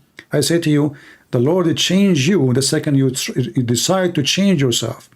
So from this point, if you decide to become a Christian, and now you left Islam, the Lord will guide you and the Lord will be with you, and you will go through different experience, and then you grow in faith. The same as a tree, you know, when you plant a seed, the seed is small, start giving small tiny leaves, and you know, and then this is small tiny leaves, one day they will become big, huge, massive tree. Nobody can take it from the ground, not even a hurricane.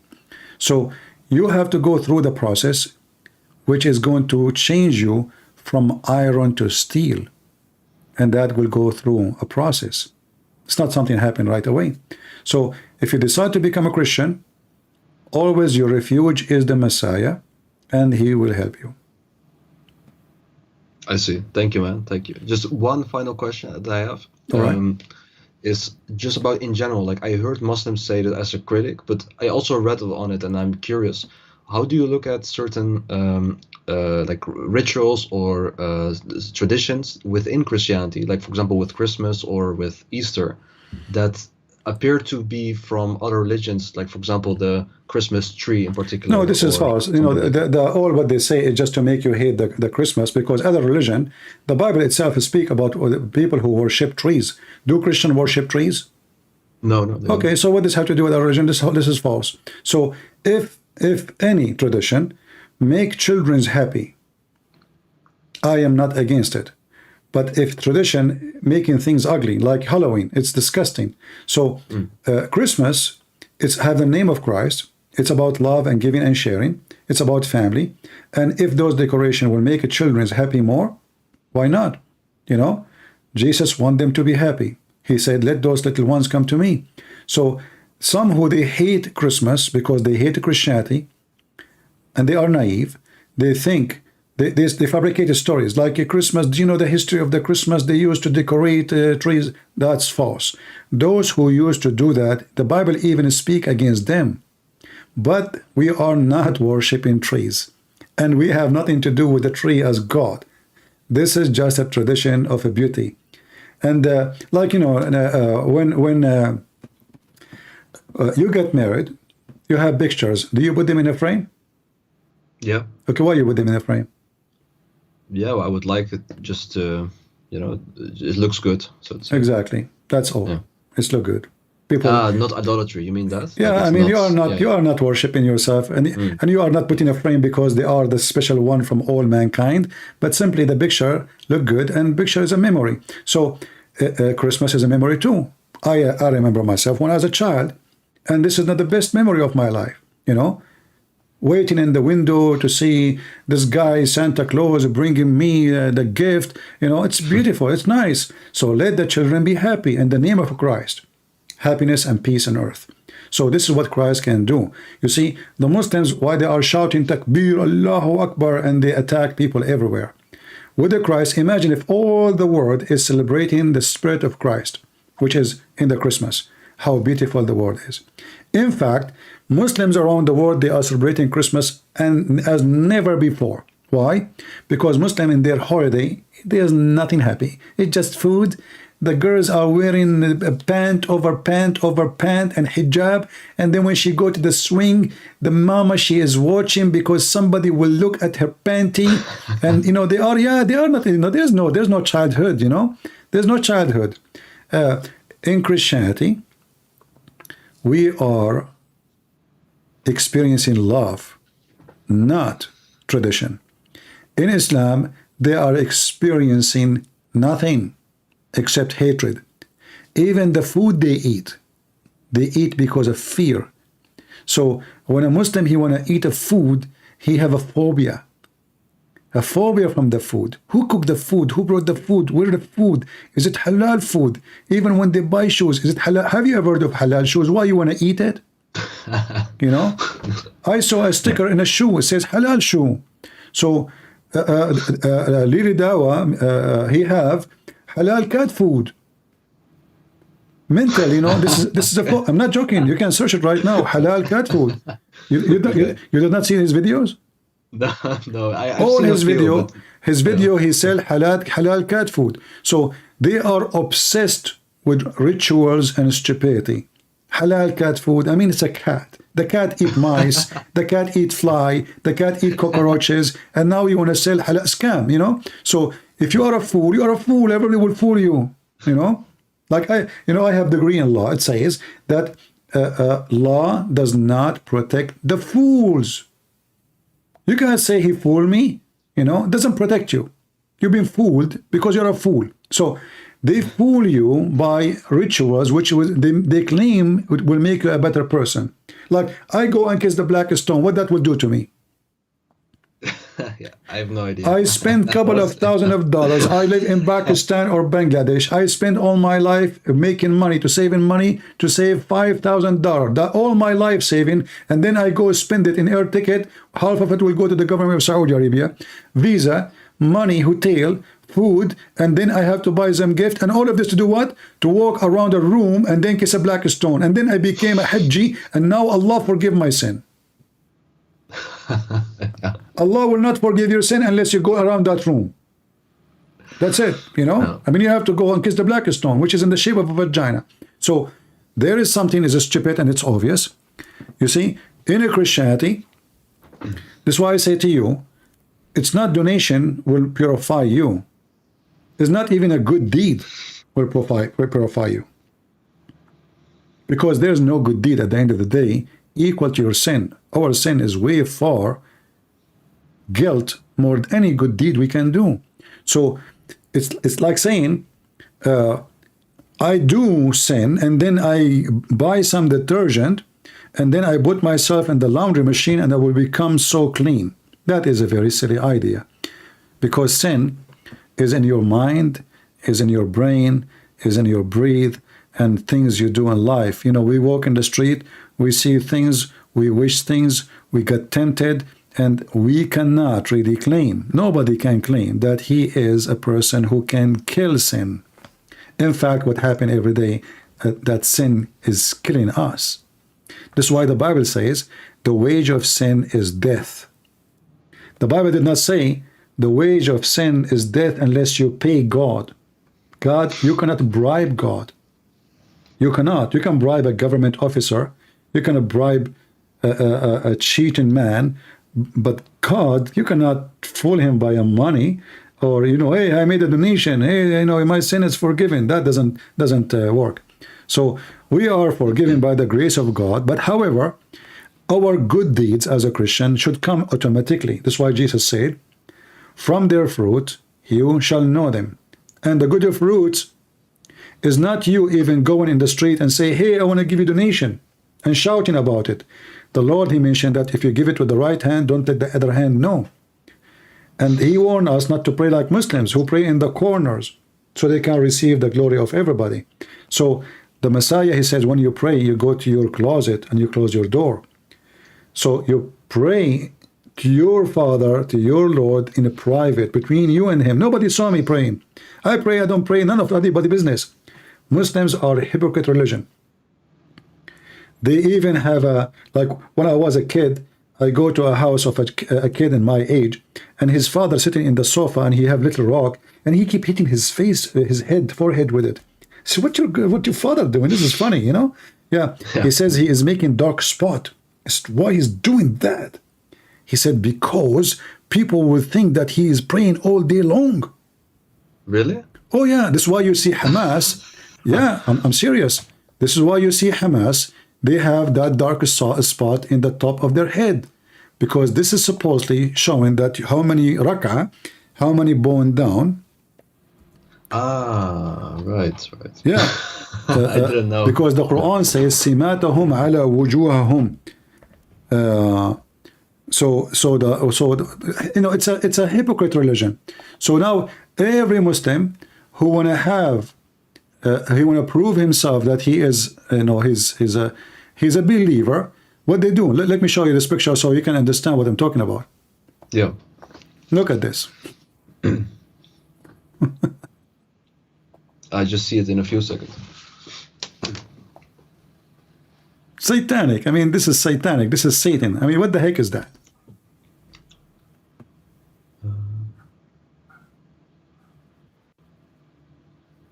I still cannot see it, but just a second. It's going to come to you. Ah, yeah, I see it. Oh, wow. This is from Hamas? Yeah, those are Muslim Brotherhood. All Muslims who they are claiming to be religious, they do that, you know, because this is the only way to prove that you are. This because the Quran says simatahum ala wujuhum. So you have a sign in your face. You have the stamp of the donkey. I call it the stamp of the horse or the mule, you know. So what the heck is this? So the guy who was sitting and he have a rock in his hand and he was hitting his forehead. He looks so crazy. I thought his father is crazy. You know, what's wrong with your dad? Why he's doing that? He said he's trying to make a dark spot. Don't talk. But why he's doing that? So people will think he is a good sheikh. He pray a lot. Oh, so, That's okay. really fake. Yeah. Yeah. We go, you know, I go to his house in Ramadan. We eat his mom. She have cookies. You know, we are kids. We go to the fridge right away, and we do invasion for the fridge, for the kitchen. We eat, and I say, hey, listen, isn't it Ramadan? You should not eat. Everybody in my family eat. But hold on, before we go, hold on. So before we go to the kitchen, he go there and he put salt over his lips. So I was saying to him, what are you doing? You look funny. He don't talk, because if he talk, the salt will drop. So he waited for some time. He keep adding salt on his in his lips. Then I said, what you did, man? What you are doing that? He said, my dad, he do that. All my family, they do that. I said, why you do that? He said, because salt will dry your lips. So when you go out, nobody will notice that you are eating. Said, Wow. So I learned a lot of tricks from the Muslims, so, and now you know how to make yourself look fasting. You put salt for a good time, you keep putting salt, and then the salt will suck any humidity in your lips, which will make it you did not drink for a long time, you did not eat for a long time. So his father, he's a kid, there's no way he's the one who would come with this idea. He told me, my dad, everybody do that, just, you want some? I said, no, I'm Christian, who care about him? You want some salt? So my friend, what do you think about accepting the Messiah as your savior? I do, yeah. You accept him? I do. Yes. To that, I'm so happy for you, my friend. And I will be happy if you start reading the Bible, and so you can feed yourself spiritually, your energy, your stand of life, the way you see things around you will change. And now you will see that when you said God had changed me, now God is going to change you, because the Lord, he says, knock at my door and I will open for you.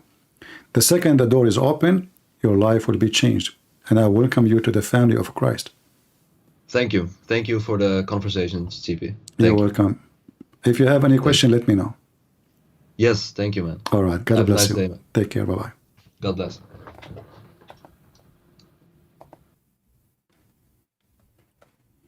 All right.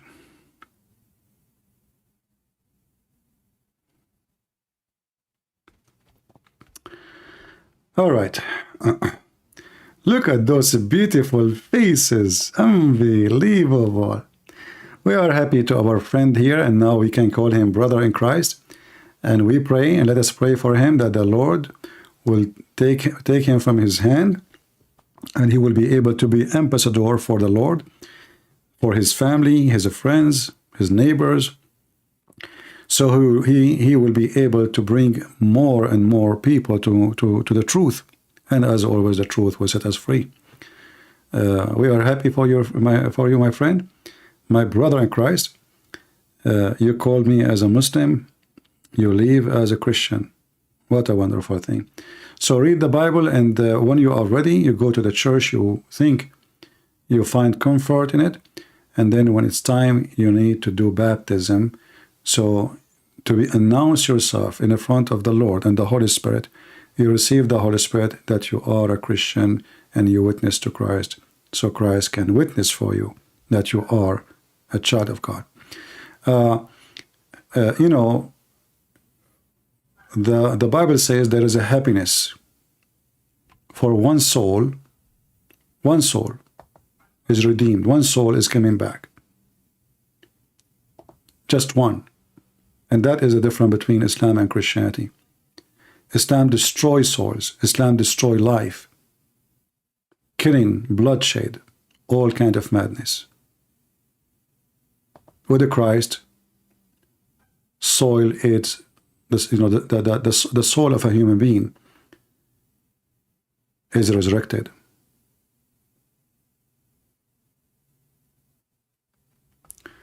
We have another Muslim. Let us see.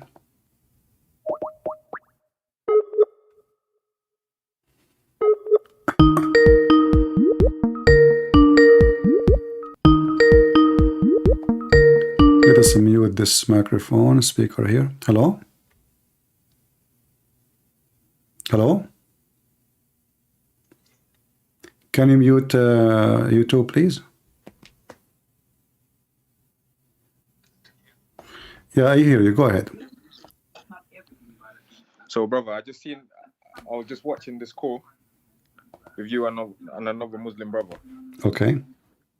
However, a lot of things that you describe in a way that suits your argument.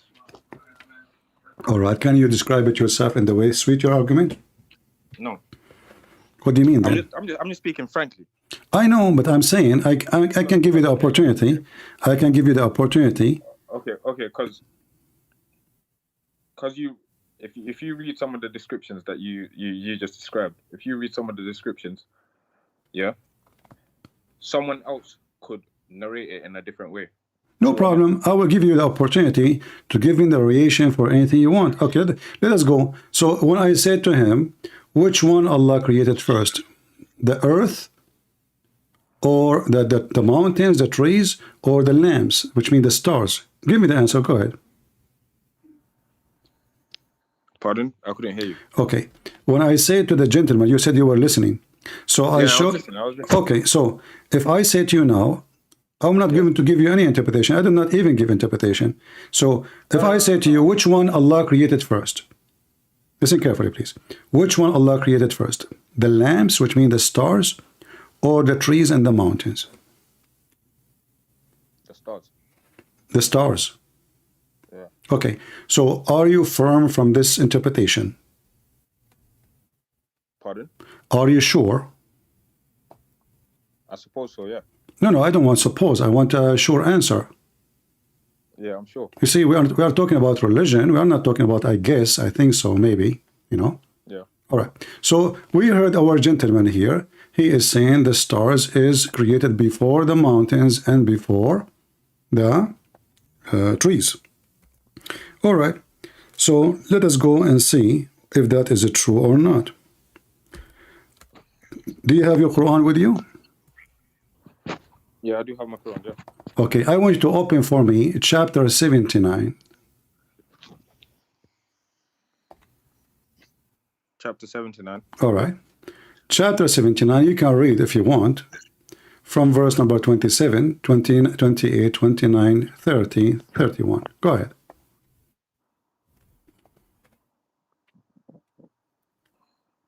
First, what verse? Sorry. Chapter 79, verse number 27, 28, 29, 30, 31. I'm just, if you want, you can read a 1,000 verse before it doesn't matter, but because they are not connected, but it's up to you. So the creation verses start from 27. So go ahead, read for us. Yeah. 79, 27, 28, 29, 30, 31, 32. Which is harder to create, you or the sky he built? He built it. Okay.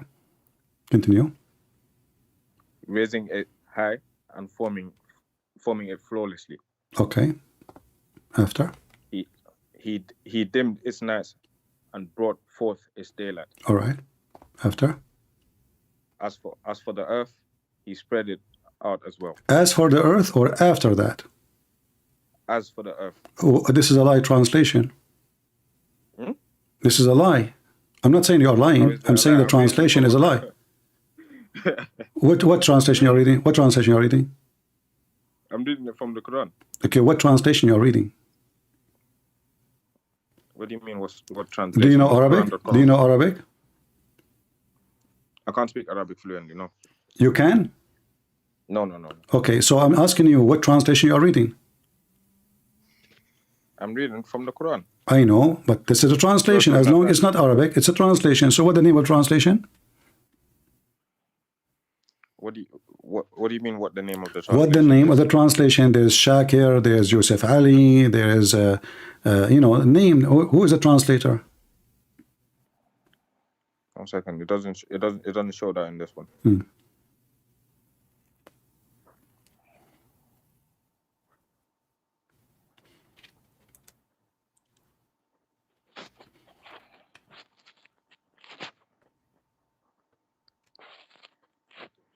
Let me go to a different website then. It's Quran.com.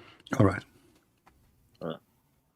You can pick any website, any translation. I have a translation in front of me. It says, and after that he spread the earth.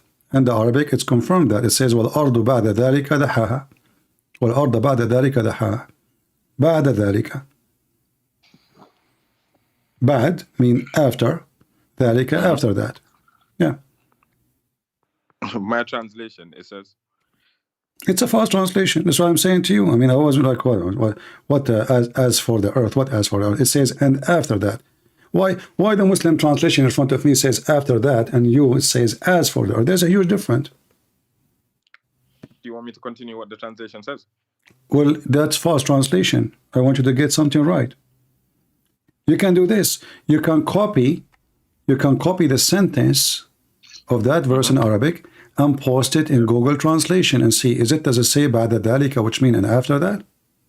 All right, I'll do it right now. Okay. 1 second.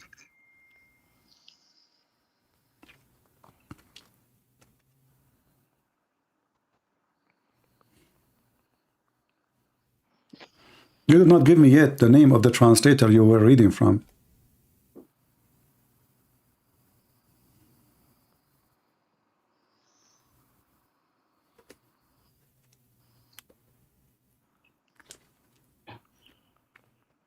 Okay.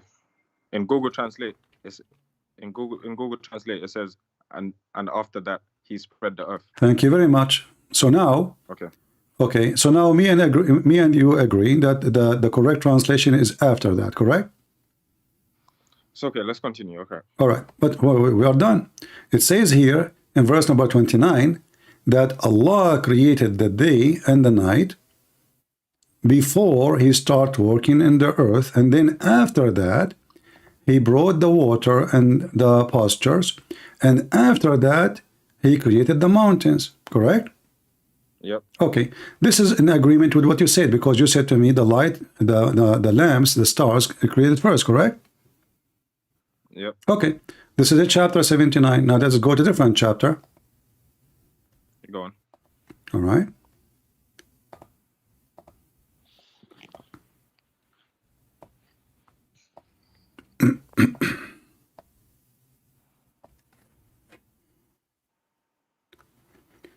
We will find this.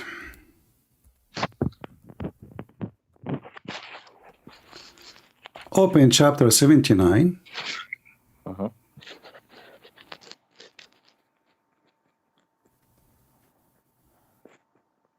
Actually, we were reading something, sorry. Let's go to 41. 41. All right. If you can open two browsers so you can compare, you know, like don't close the other one so we can compare. You put them next to each other. Okay. So if we go to in chapter 41, in This verse. translation is from Mustafa Katab, Dr. No problem. Okay. Let me open Mustafa Katab. Mustafa Katab. Mustafa.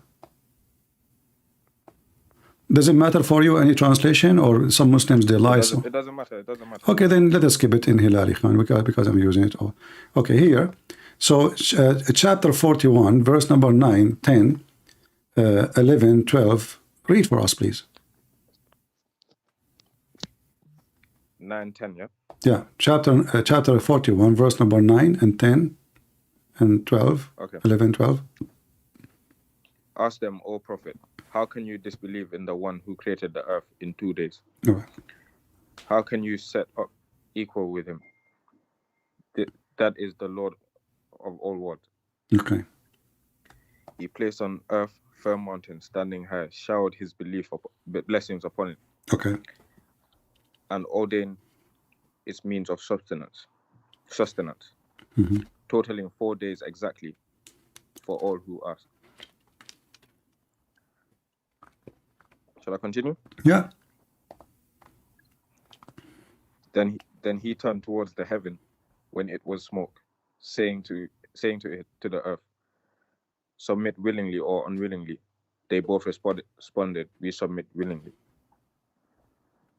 So he formed the heaven into 7 heavens in 2 days, assigning to each its mandate, and we adorned the lowest heaven with lamps.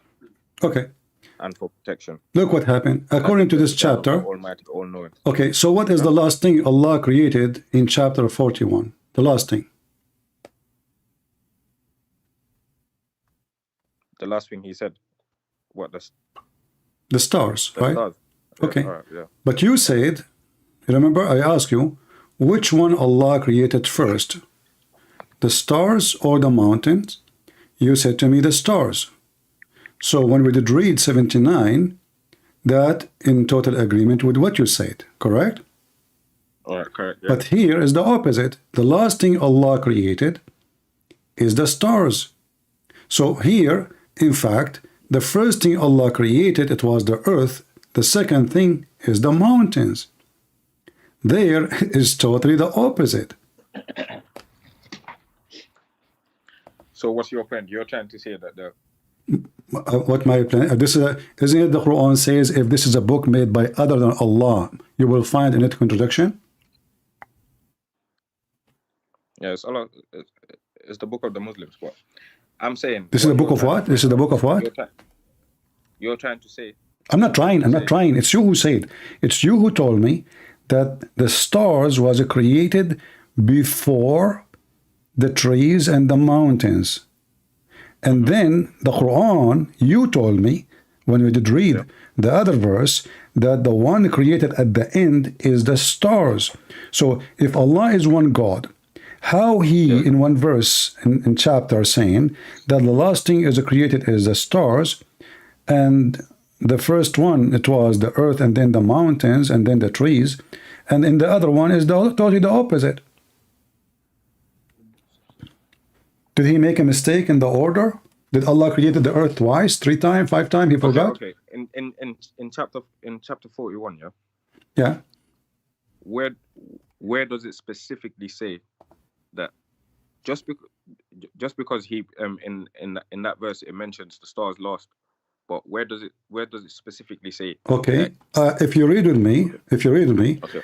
does it say then he rose up in verse number 11? Then he rose up, he istawa, toward to heaven. Does it say then? What Verse number 11. Does it say then? Are you reading from? Chapter 41, verse number 11. Does it say then? He said then he turned towards the Exactly. So what after now? Everything is after. Then, after that, he went to the sky. And he started doing this. So anything after then is something after he went to the sky. That's why he went to the sky. استوى على العرش استوى ثم استوى إلى السماء وهي دخان. The sky was totally smoke. There's nothing. In fact, if you go to Ibn Kathir, he will say to you that even the smoke which is in the sky is not the sky. It was from the earth smoke. So this earth has a smoke, and the smoke coming up, there's no sky. So then Allah, he went up to heaven, and then he made them 7 heaven, and then he made the lights. You remember? No, it doesn't say that. It doesn't say that then. It says. It says then. It says then. It says then. 7 heavens in 2 days, assigning. Okay, my friend. It's okay, I'm reading. My friend. We adorn. My friend. We adorn. Yes. Okay, my friend. Does it say in verse number 11, then he left up to heaven, and you agreed yes? You said yes? Yes, I read it. Yeah, okay, so everything happened after that. Isn't it after this then happened? That's your opinion. No, that's not my opinion. That's what it says then. Then is about timing. No, and not only that, even the verse after it says then. You are reading false translation. Here we go. This is a Muslim translation in front of me. The website I have, I have in front of me. Huh? What one is your translation? Tell me. Let me give you the link. Here we go, so you can see by your own eyes. Let me chat. Here we go. All right, and here we go. Open the link to save you from looking. And this is Quran. Wow. And this is a Muslim. This is your Muslim friend. And the translator name is Hilali and Muhammad Khan. Both of them, 2 guys. Okay. No worries. Okay. I'll compare the both. All right. So does it say in verse number 10, 11 and 12? Then? Let me read it. Then he istawa towards the heaven when it was smoke, and said to it and to the earth, come both of you willingly or unwillingly. And they both said, we come willingly. Then he completed and finished from their creation 7 heavens in 2 days, and he made in each heaven its affair. And we adorned the nearest heaven with lamps to be adorned as well as God, such as is the decree of him, the Almighty, the All-Knowing. All right. So does it say then and then twice? He said we adorned. Does it say then? Then he completed and finished? Yeah, he completed and finished that. Okay, then, okay, then is coming what? Then is what is after? Then, I mean, come on, you speak good English. Yeah, I speak English. Bro. Okay, so you know what I mean. If me, I am like confused because English is not my first language. So you speak good English. So now you say to me, you are saying to me, this is not about order. No, this is about order. So فَقَضَاهُنَّ سَبْعُ سَمَوَاتٍ فِي يَوْمَيْنِ. And then the last thing he did, he created the lambs. All right, go on. That's it. This is wrong. Because if this is, remember you said to me, this was your own interpretation. I'm not even giving interpretation. I'm just reading what it's in front of us. Even this one need interpretation. So the verse is so clear that the last thing Allah created here is the stars. But you said, and this is your understanding based on number 41, and I agree with you, 41 saying what you said, that the first thing, it was the stars. But this is not what chapter 41 saying. 79 is the opposite from 41.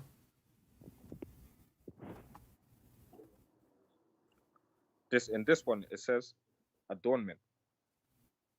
What? All right. Okay. Okay. Lambs, my friend. Listen, I understand what point you're trying to make. But let's continue. That's it. What you continue? What? If this is God, he don't remember which one he finished first, which one he created first. The Quran says, if this is a book made by other than Allah, you will find in it a lot of contradiction. Allah saying that. So do you have another example of your ideology of contradiction? Okay, within but the Quran? Do you agree with me this is a contradiction or not? Brother, I don't agree that this is a valid statement of a contradiction that you're trying to imply. You have to prove it. Does it say then and then mean after? It does mention then. Okay, so it's after. When Allah created the lambs, when he was in the earth or after he went to the sky? When he created the lambs. Yeah. On the earth. When he was in the earth or after he went to the sky? In this verse. No. In your understanding, hold on. So when Allah created the stars, when he was on the earth or after he rose to the heaven? This verse, it mentions that. I'm not asking you about this verse. I'm saying, give me the answer. So in your understanding, not my interpretation, not any interpretation, yeah. Allah created the stars after he rose up to the heaven or when he was on the earth? In my understanding, it was after he before he created the earth. Before he created the earth? That's what chapter 79 says. We read it. But chapter 41 says what? It says then after. Okay, I agree on what you're saying. Okay, so this is the opposite. That's it. Islam is gone. You can't say Islam is gone. Yeah, because my friend, okay, so when you're God, he said, if this is a book made by other than Allah, do you accept what Allah made as a condition for you to accept the book or not? Or you don't accept?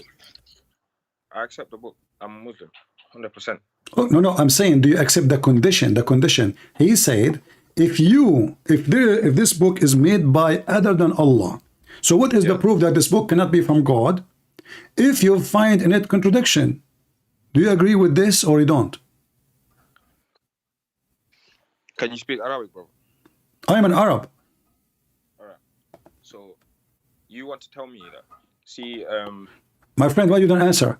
Do you agree with your God when he said, if this is a book made by other than Allah, you will find in it contradiction? Chapter 4, verse number 82. Do you accept that or you don't? That in the book of Allah, you will find their contradiction. No, he is saying, if this is the book, focus with me. He said, if this is a book made by other than Allah, which means the shaitan, if this is a book It's not made made by by other than Shaitan. Allah, my friend, who is going to make books fabricating the word of Allah, save shaitan? You already have your ideology of you have a bias. You have a Answer, bias please, answer, of- answer. So, of Islam. do you agree with this verse that Allah said, if this is a book not from Allah, you will find in it contradiction? Do you agree with it or you don't agree? I don't agree, bro. Oh, so you don't agree with the Quran? I agree with the Quran, but I don't agree with the narrative you're coming with. But the Quran saying that, not me.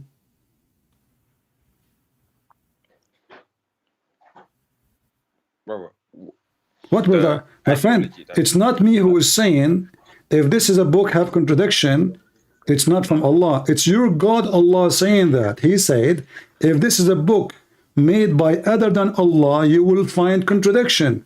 And now you are saying to me you don't agree with it? where is it? Where is it? Chapter 4, verse number 82. Alright.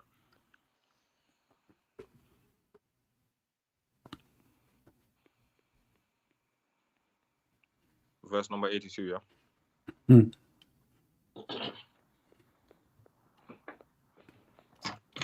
So the Quran is not from Allah, because if Allah in the Quran saying, if this book is made by other than me, you will find in it contradictions.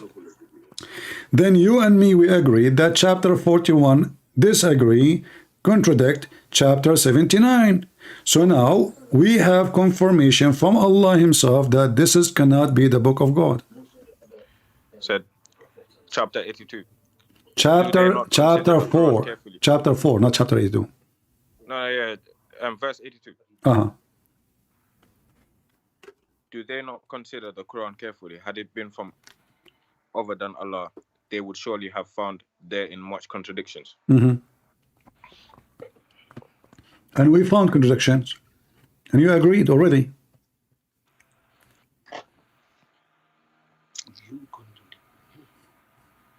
So why I don't get? You showed me one example of. Does it matter how many contradiction? Is that about examples? Are we buying falafel and tomato, like one tomato, two tomato? If it is a tomato, it's a tomato. If the food is bad, it's bad. It doesn't matter where is the bad is, it's bad. So if the Quran give us the logic of confirming what is from God, what is not, then it's not up to you, up to me to say, oh, do you have more examples? More examples of what? You are saying, you're the one asking me for more examples. Example of what? If you agree with the Okay, contradiction, well, I don't understand this, yeah? huh? Let me ask you a question from your Bible. Why you want to change the topic? Why you want to change the topic? I don't want to change the topic. I just want to ask you a question. But we have, you know, are you confirmed now? Are you confirming with me that the Quran is not the book of Allah? I'm not confirming that, and I never will. Bro. But you agreed that the Quran have contradiction. Isn't it you who said to me, it's recorded, that chapter 79 is contradicting 71. Sorry, 41. What you're saying is, yeah, the order in which. It's not me who's saying. It's not me who's saying. No. This is not me who's saying. It's you. It's you who said that. You did read it. You confirm it. You agree with it, and now you're saying it's you who's saying that. No, it is not. I just showed you the verses. You did read it, and then you confirm, and you said yes. This is this agreement. The Quran is the book of Satan. Huh? You said the Quran is the book of Satan. Okay, the verse in chapter 4, verse number 82 says that if this is not from Allah, you will find in it contradiction. So now, if this is a book not from Allah, it's from who? Give me the answer. Who is the one who mislead people? No, Allah. Allah does not mislead people. Allah does not mislead people. This is people. Listen, if I go to another. Don't be nervous. Don't be nervous. I'm asking you, who is the one? If this is not a book from Allah, who is the one who created the book which is not from Allah?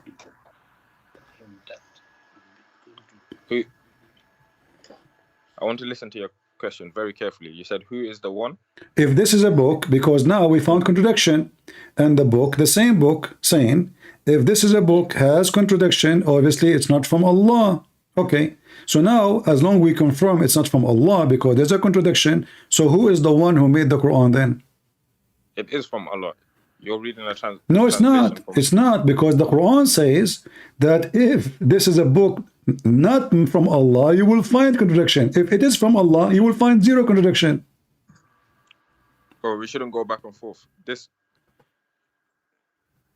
The concept that you're coming with, I don't agree to that concept. What concept? I'm not the one who put the concept. It's your Quran. The Quran saying what contradiction? The contradiction is you agreed. Okay, aren't you the one who said, okay, according to chapter 41, it's against what according to chapter 79? Isn't it you who agreed with that? From what I'm reading, yeah. Okay, so see, from what you are reading, not from what I'm saying. Thank you very much. And what you were reading the Quran. So from what you were reading, you'll find contradiction. Okay, you were reading which book? The Quran. So from what you're reading from the Quran, you found contradiction. That means the Quran cannot be the book of God, because chapter 4, verse number 82 says it clearly. If this is a book made by other than Allah, you will find in it contradiction. But what I don't understand is, okay, the one you're reading, yeah, the one you're reading, I can open another one, and it might have a different translation towards the concept that you're. My friend, the translation have nothing to do with me. I am an Arab. It's you, the poor you. It's the poor you who have to pray to a God. You don't even speak his language in his language. In Arabic, in front of me, it says, أَفَلَا يَتَدَبَّرُونَ الْقُرْآنَ وَلَوْ كَانَ مِنْ عِنْدِ اللَّهِ لَوَجَدُوا فِيهِ اخْتِلَافًا كَثِيرًا. It's your problem, not my problem. Now, I am showing you right now an Islamic translation. Even I say to you, okay, to see your translation.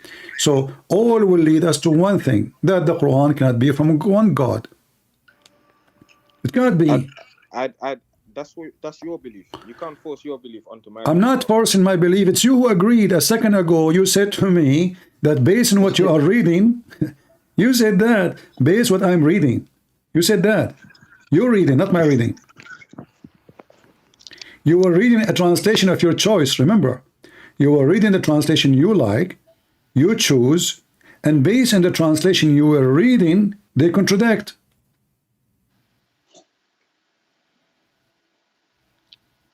Hard though, brother. That's why I don't.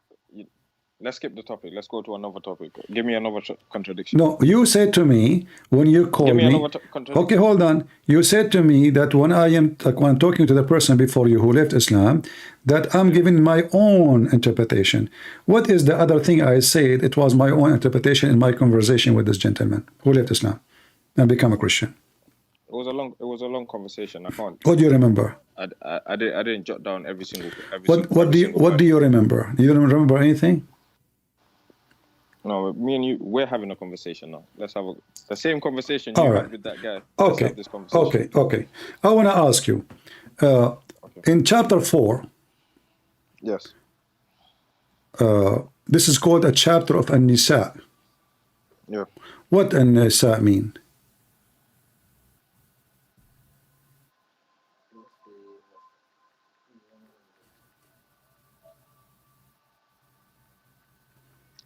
What did you say, pardon?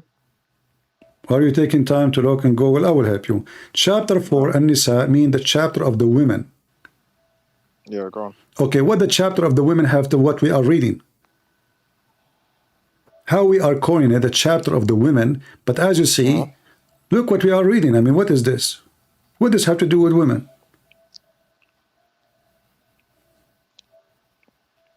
Have you read the whole chapter? I did. I did not even move my screen. It says that if you find a contradiction in this book, this is not from Allah. Okay, this is the chapter of the women. What does chapter of the women have to do with the verse we are reading? Chapter about ladies. The chapter of the women. Yeah, chapter of the women. If we talk about women, we must talk about makeup, talk about nails. We talk about. It does mention the women. If you go to verse 34. He mentioned women. 34. Yeah. Okay, so why the whole chapter called the women when most of it is not about women? Brother, he does mention the women, so I don't understand the point. The No, point you're coming on. why it's called the chapter of the women? Like here is talking about killing people too. I don't- You know, okay. Brother, I You don't mentioned know to why me, it's called the chapter of the you mentioned to me chapter 4, verse number 34. Okay, in 34 speaking about women. Do you agree with beating women? Remember, you are the one who quote the verse for me. 34. So do you agree with beating women? I don't agree with that You don't agree with Allah? as a person. But one thing. Listen. If So you don't says, so as you don't those- agree. as- So you don't agree with Allah. It says as those on whose part you see ill conduct, admonish them. Hmm. So one example, yeah. Hmm. Let me give you just a basic analogy, yeah. Okay, what is the word ill conduct mean? Like something bad, something.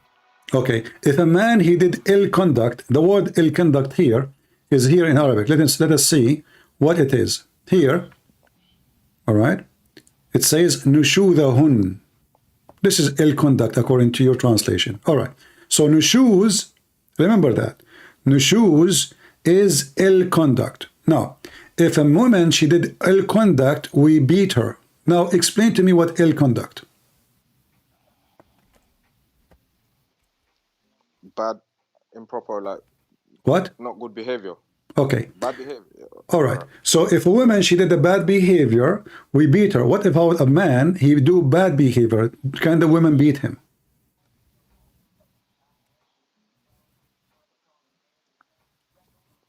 Oh, it doesn't. Okay. What I'm reading right now doesn't mention about a man. No problem. woman- I what- can what make a a woman- I can make a verse for you. Okay. Okay. The same word nushud appear in the Quran about men. Remember, you are the one who says bad behavior. Do you know what bad behavior mean? Like what? Being disobedient. Disobedient. Okay. Are you sure? Okay. Let me give you an example now. Uh-huh. Yeah. Uh-huh. Let's say you had a wife, but your wife is doing some evil things towards you. Like what? And then you. Like what? It could be many things, brother. Like what? Like what? Like what? Let's say, for example, she's putting something in your food or something that you don't know just because of. Like what? What do you mean putting something for you? Like she's trying to kill you? Yeah, maybe. Let's use that example now. That's false. Where you are getting this from, my friend?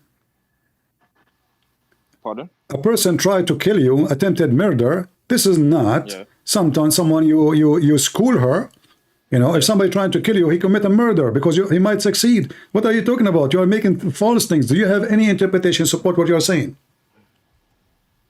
I'm not saying, we're talking about just in general. Yeah, no, it's not in general. You cannot say that. You gave me an example which is a false example. Nushudahun. Okay, you know what? I will go with you guys. So if your wife, she is putting something in your food to kill you. All right, I will go with you. In a second, everybody will see that you are making things up. Okay, what if the man, he did the same act, nushud? What we do with the man? What should the woman do to the man? Yeah. Remember, you said that the word nushud mean putting poison in the food to kill you. No. I don't put words in my mouth. I did not say the word nushun means that. I told you, give me an example. You said to me, she is putting something for you in your food. Ill conduct. Okay. Give me an example. What is nashud ill conduct mean? Ill conduct is, brother, it's bad behavior, something bad. Give me an example.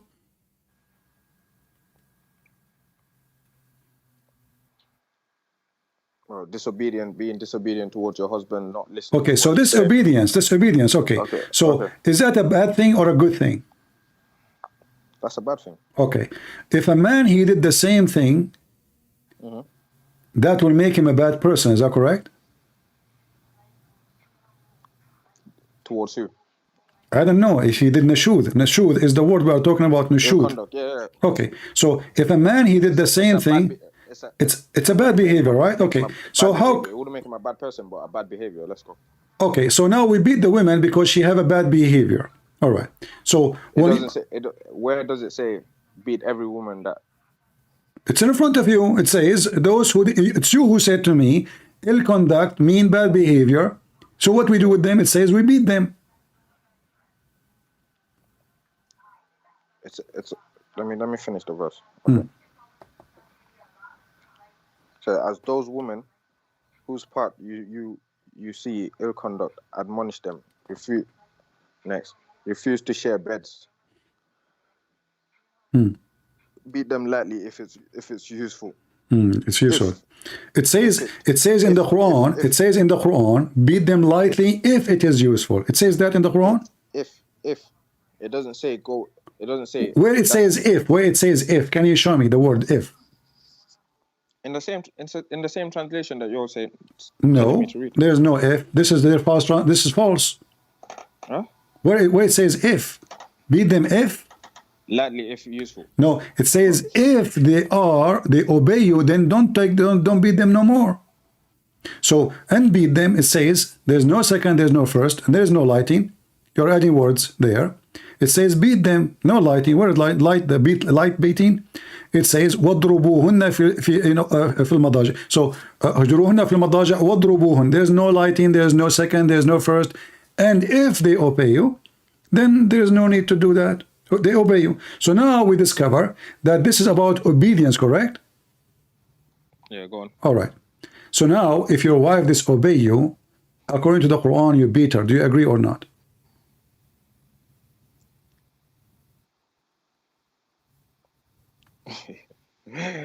Baba, Why you are laughing? Are you laughing at the Quran? I'm not laughing at the Quran. That's not nice, my friend. That's not nice. We have to respect the book of Allah. Yeah. Okay, so why you are laughing, brother? You hurt my feeling. You hurt my feeling. So now, I am asking you a question. You are refusing to answer for a reason. I don't know. Is your wife next to you afraid? No. Okay, don't worry. Just close the door. Tell her to go and watch TV. So listen, if your wife, she is disobedience to you, do you beat her or you don't? Do you agree with Allah to beat her?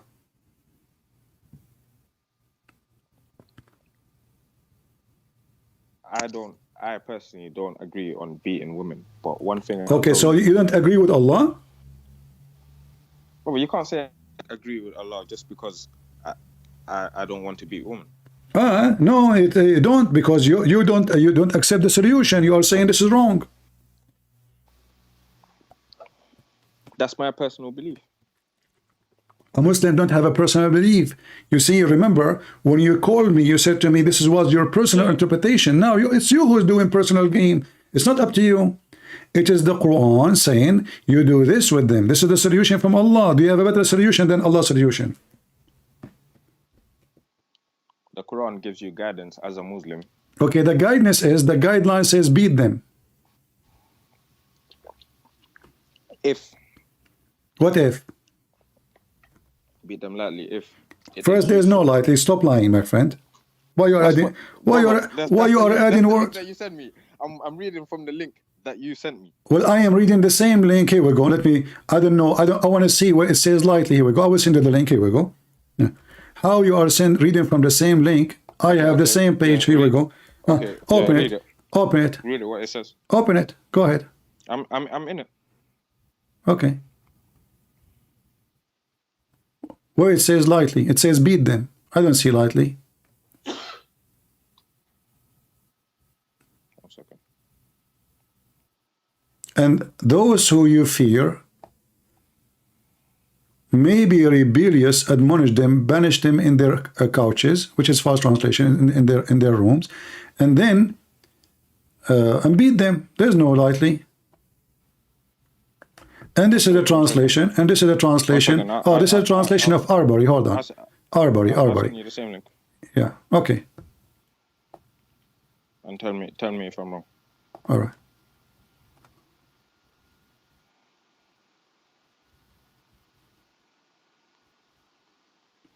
Did you open the link I just sent you? I opened the link. Okay. There's no lightly. It's a fabrication, not in Arabic. And even if you have it in your false translation there, they are lying. There's no lightly.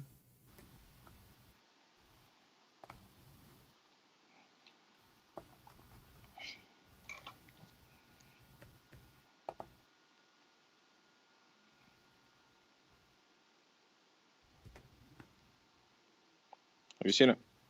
Huh? I've sent you the link, the same link that you sent me from the same. Okay, from maybe the same different website. translator, maybe different translator. This website have many translation, but it's a lie because in Arabic, and I change any Muslim in the word to show me where's the word lightly. Here we go. You can use Google translation. It says, فَعِذُوهُنَّ وَهْجُرُوهُنَّ فِي الْمَضَاجِعِ وَضْرُبُوهُنَّ. No lightly. Not even exist there. And there's no if. The only time the word if is exists is after here. فَإِنْ أَطَعْنَكُمْ وَلَا تَبْغُوا عَلَيْهُنَّ سَبِيلًا. So, and if they obey you, then don't go for it. So the purpose of beating the women in Islam is to make her obedience to you. There's no lightly, did your prophet support a man for beating his wife until her skin became greener than her clothes? What did you say, Father? Did your prophet support a man who did beat his wife until her skin became greener than her clothing? Did my prophet support? It says in the Quran, but what's the reason? I'm asking reason behind it? I'm asking you. If a man he did beat his wife until her skin became greener than her clothing, is that against Islam, or this is in total agreement with the teaching of Allah and His prophet? I said beat them lightly. The word lightly is not there. My friend, don't waste my time. You see, if you want to act like a kid, it's your business. I'm not acting. Okay. Can you show me the word light? Can you show me the word lightly? They are lying to you. Whatever translation you're reading, my friend. Why you are doing this to yourself? Why you're choosing the translation? I'm not choosing any translation. I don't care for translation. I'm an Arab. This is a translation for you. The Muslims. This is a proof that Muslims are a bunch of liars. I am asking you in front of everybody. Can you show me, my friend? I'm asking you, please.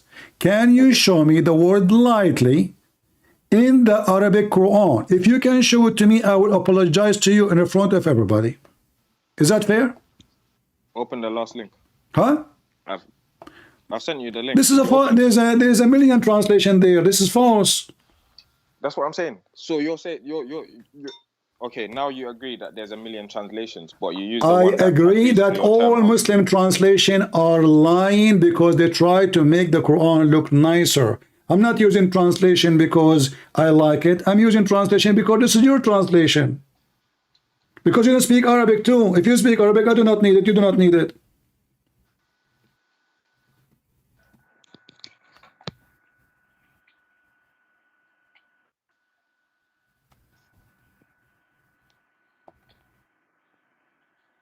Hello, can you hear me? Yeah, I'm asking you now. Can we find the word lightly exist in the Quran or only in the false Muslim translation?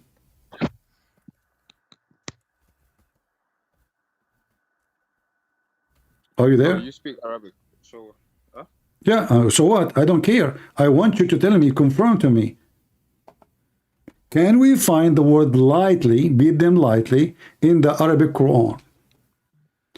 What about you copy the sentence as it is and put it in Google Translation? If the word lightly there, okay. Is that fair, guys? If the word lightly there, I mean, why Google want to hide it? Google working for me? Here we go. I will do that in front of you. Hold on. I will do that in front of you. I will copy the sentence, Here we go. And I will go to Google Translation. If the word lightly there, then this gentleman, he was saying the truth, All right. This is Google. Do you see the word lightly?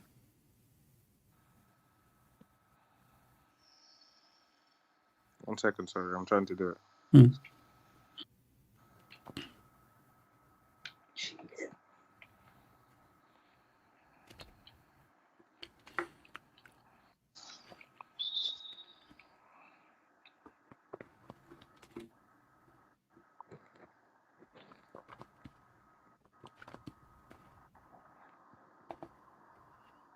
You can use Google from your side.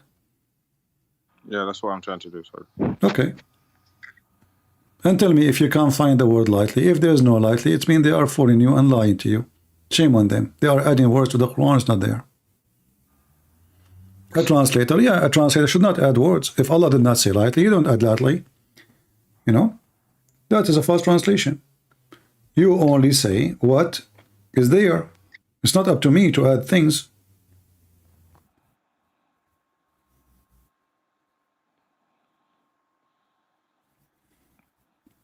Okay. So what Google says to you? In Google, it doesn't mention lightly, yeah. So do you think I'm saying the truth or I'm lying? No, you're not lying. Okay, so there's no lightly. Now we go back to zero. So if the woman, she disobey me, I beat her, you said you don't agree with that, that means you find that this is not right to do as a person, as a human. So you are a Muslim who choose what you think is right, what you think is not right. So now you are saying to me that you can't say that every Muslim beats their wife. I'm not saying you beat your wife. I don't care if you beat your wife or not. This is your business. But my friend, I am from the Middle East, but I know that most of women in the Middle East, they beat their husbands.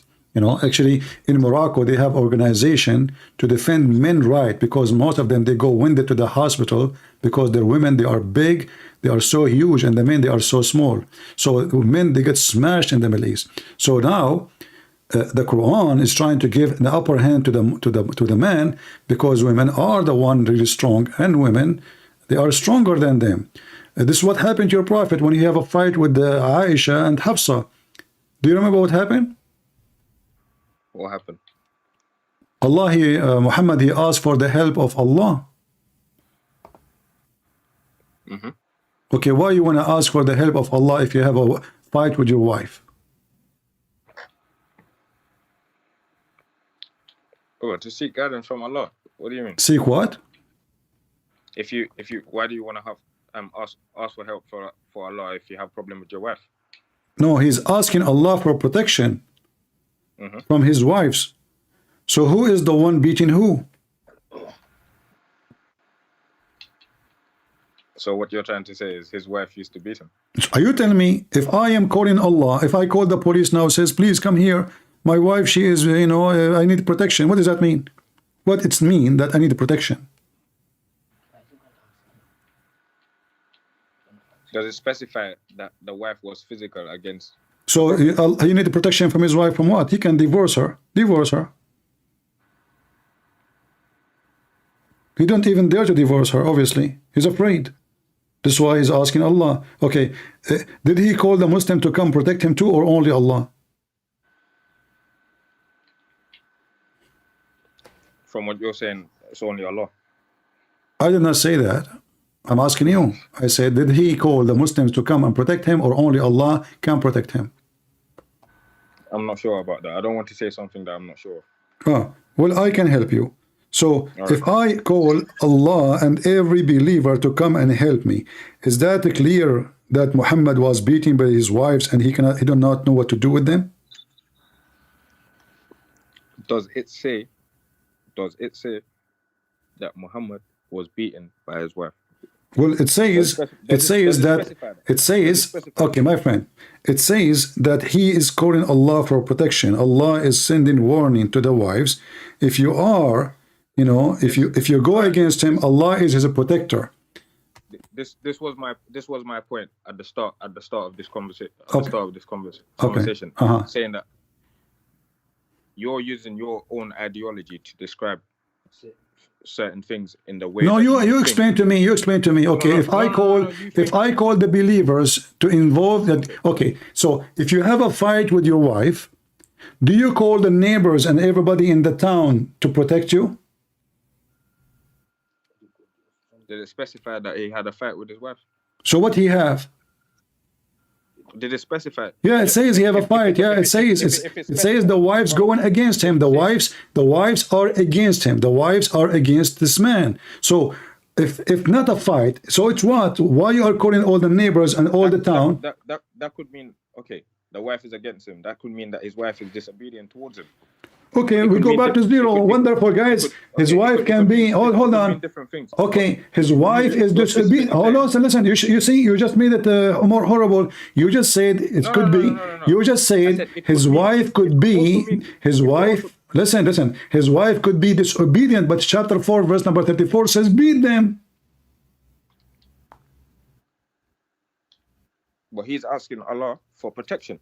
Okay, how a person he can beat you, asking Allah for protection, if you are the one who can beat?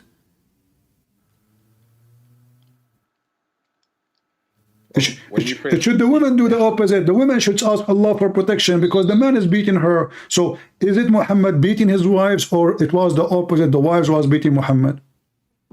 it did not say that Muhammad's wife. But you agree that the Quran says to Muhammad, if your wife is disobedient, you are the one who mentioned the example. It's you who mentioned the example.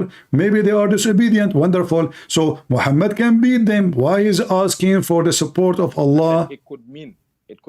That's like someone else reading the same Okay, thing. okay. So now I'm asking you. Okay. So when Muhammad is asking Allah and the believers, when Muhammad, you tell me the answer. I'm not going to give you the answer. Do you understand? I will understand from you. You explain to me. So when Muhammad is asking Allah and the believers to protect him from his two wives, how they can do that? Maybe talk to her, give her advice. Protect him. It says protect him. I cannot give you a direct explanation of why he's seeking protection from his wife. What about the angels? Should we call? You cannot conclude from that statement that his wife was beaten. Okay, if I ask for the angels too. You just told me just 5 minutes ago. You just told me that the word lightly. If it doesn't say it lightly, then fair enough. Where does it say? Where does it say that the wife was beaten Muhammad? Because he's a man. And the man is asking. Okay, hold on. Okay. I'm going with you. Okay, I will go with you. So where it says beating him. I'm going with you. Hold on. I'm going with you, my friend. I'm going with you. So as long Muhammad is not being beaten, why he need the whole universe protection from two women? You tell me the answer. Go ahead. I don't know. You see, you avoid answering by saying I don't know. What a smart answer. I'm not avoiding because no, hold on. By facts. Okay. What fact?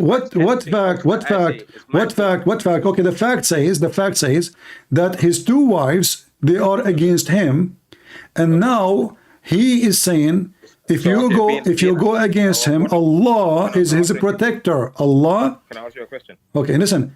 What the word protector mean? Protection. What the word protection mean? Well, it's just a protection. Obviously, if you can get protected in different ways. Okay, so we have two women. Okay, give me the way. There are two women. They are not army. They are not soldiers. They are not CIA. So what is the protection, Muhammad? He need Allah and every believer and Jibreel and air and furthermore all the angels to protect him from those two women. So when you're praying to Jesus, don't you pray sometimes that Jesus protect me from evil? You are changing the topic.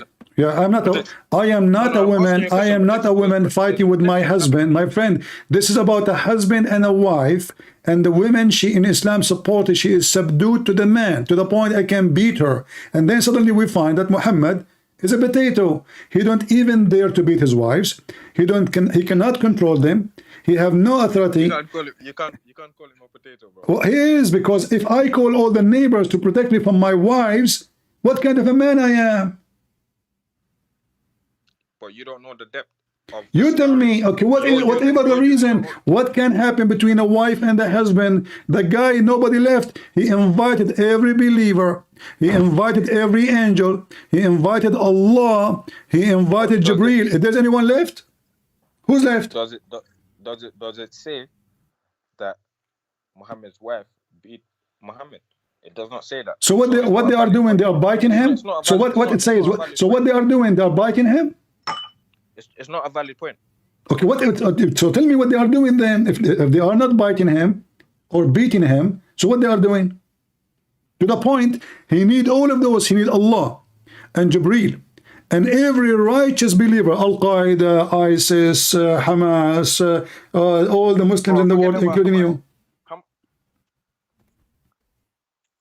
I see that you like to use Hamas for a lot of examples of Muslims, but they're their own group.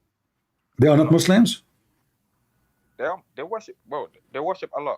However, that's like you saying that every let me ask you. Every Christian. Okay, you are trying to change the topic. I want to ask you: Is Aisha and Hafsa are they member of Hamas? Pardon? Is Aisha and Hafsa, the wives of Muhammad, are they member of Hamas? What do you mean? Are they members of Hamas? Because why he is terrified? Because you said to me Hamas is just an own group. You are trying to make Hamas not Muslim now. Okay, so Hamas is bad according to you, no problem. So Aisha and Hafsa, why they are scaring the hell of Muhammad to the point he's asking Allah.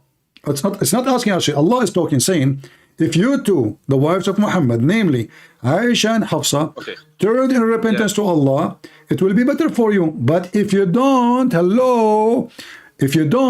you should know that Allah is his Mawla, which means he is master, protector, etc. And Jibreel and all righteous among the believers. Furthermore, all the angels. Who's left? You know, this is a statement you can say if you want to fight with Putin, the guy he have nukes. So Muhammad is asking for the help of everybody. Nobody left in the sky. Nobody left in the sky. Nobody left in the earth. Okay, I'm asking you, my friend. What is the problem? What is the risk? What is the danger Muhammad is facing to the point? Everybody in heaven and earth is involved to defend Muhammad from his wives. Brother, you saying that his wives beat him.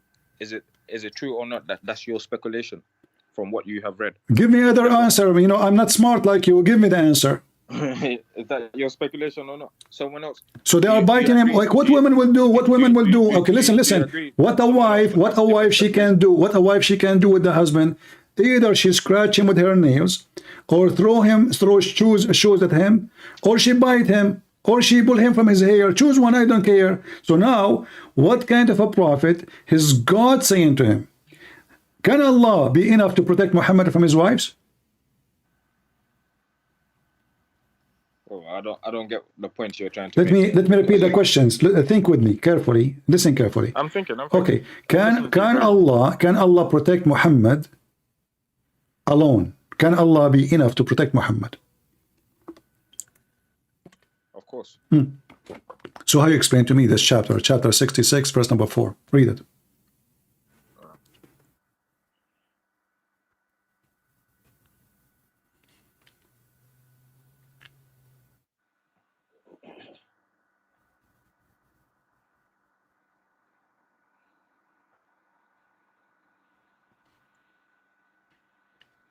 Okay, if you both, let me read it from your one. So we have the same description. Okay. 66, verse number 4. Yeah. If you two, turn in repentance to Allah, your hearts are indeed so inclined. But if you help one another against him, then verily Allah is his Mawla and Jibril and the righteous among the believers, and furthermore the angels are his helpers. What's going on? So Allah can protect him. You just said to me Allah is enough. I said to you, is Allah alone is enough to protect Muhammad? You said yes. Baba. My friend, did you say to me that Allah alone is enough? If Allah alone is enough, here we go, he got the protection of Allah. So what the rest of the party for? Nobody left. 1 billion Muslims are invited to the fight. Listen. Who is the one who's talking? Allah. If Allah, he knew he can do it alone. Is it not Allah that's sending the angels? Hold on. So Allah cannot protect Muhammad. He have to send the angels. Thank you. Is that enough? What? I don't get the point you're trying to make. You are trying to avoid the point. You are getting it. Allah sent the angels. Okay, He sent Jibreel. Jibreel have 600,000 winds. So, or 600,000 winds. So That's the way Allah. That's the way Allah is protecting him. okay. One angel can Jibreel alone protect Muhammad? No. Can Allah alone protect Muhammad? No, because he needs Jibreel. Okay, now so we have Allah, we have Jibreel. Is it enough to protect Muhammad? No. The proof in front of you. And every righteous among the believer. So now we have 1 billion Muslims, they will join the fight. Is that enough? No. And furthermore, all the angels, all of this to fight 2 women, they are 5 foot tall. I don't know what point you're trying to. My point is Muhammad was a potato. If he can control his household, yes, he was. If he can control his household, he will not publish his laundry, and the laundry will not smell so bad to the point it went all the way to Allah. He put it in the machine. He found no solution. So he sent it back. He published it in public. And now he is threatening those 2 women. Listen, if you don't behave, I'm coming. Not only me, Jibreel with me. Not only me, every righteous believer. Not only that, all the angels. Who's left? I mean, this is a statement you can say if you are going to have third, like world war, like the end of the time war, like you have a massive army. It's just 2 women. One of them, she's a kid. Bro, in the translation that I'm reading, yeah, they've got a different speculation towards your speculation. Give me the speculation you have. Give me the one you have. In brackets, it says it said, okay, turn into repentance. Yeah, they are doing something bad. He's saying to them, okay, no. He's saying, listen, if you don't repent, Allah will come.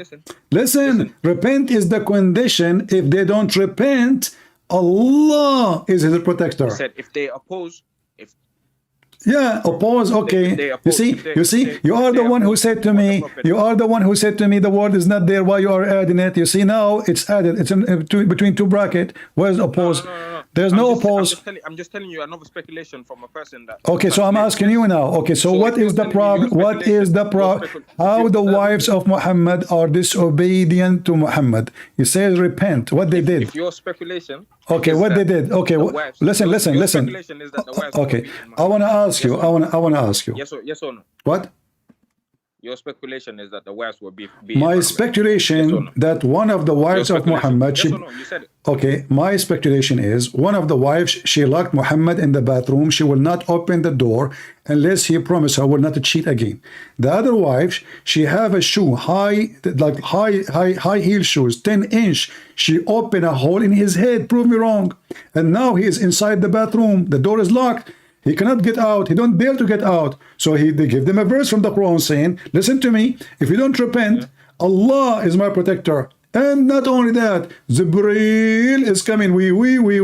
And not only Jibreel. Listen. Furthermore, all the believers, all the army. And not only that, furthermore, the angels who is left. All of this because there's 2 women. One of them, she did bite Muhammad. And the other woman, she hit him with her shoes. Prove me wrong.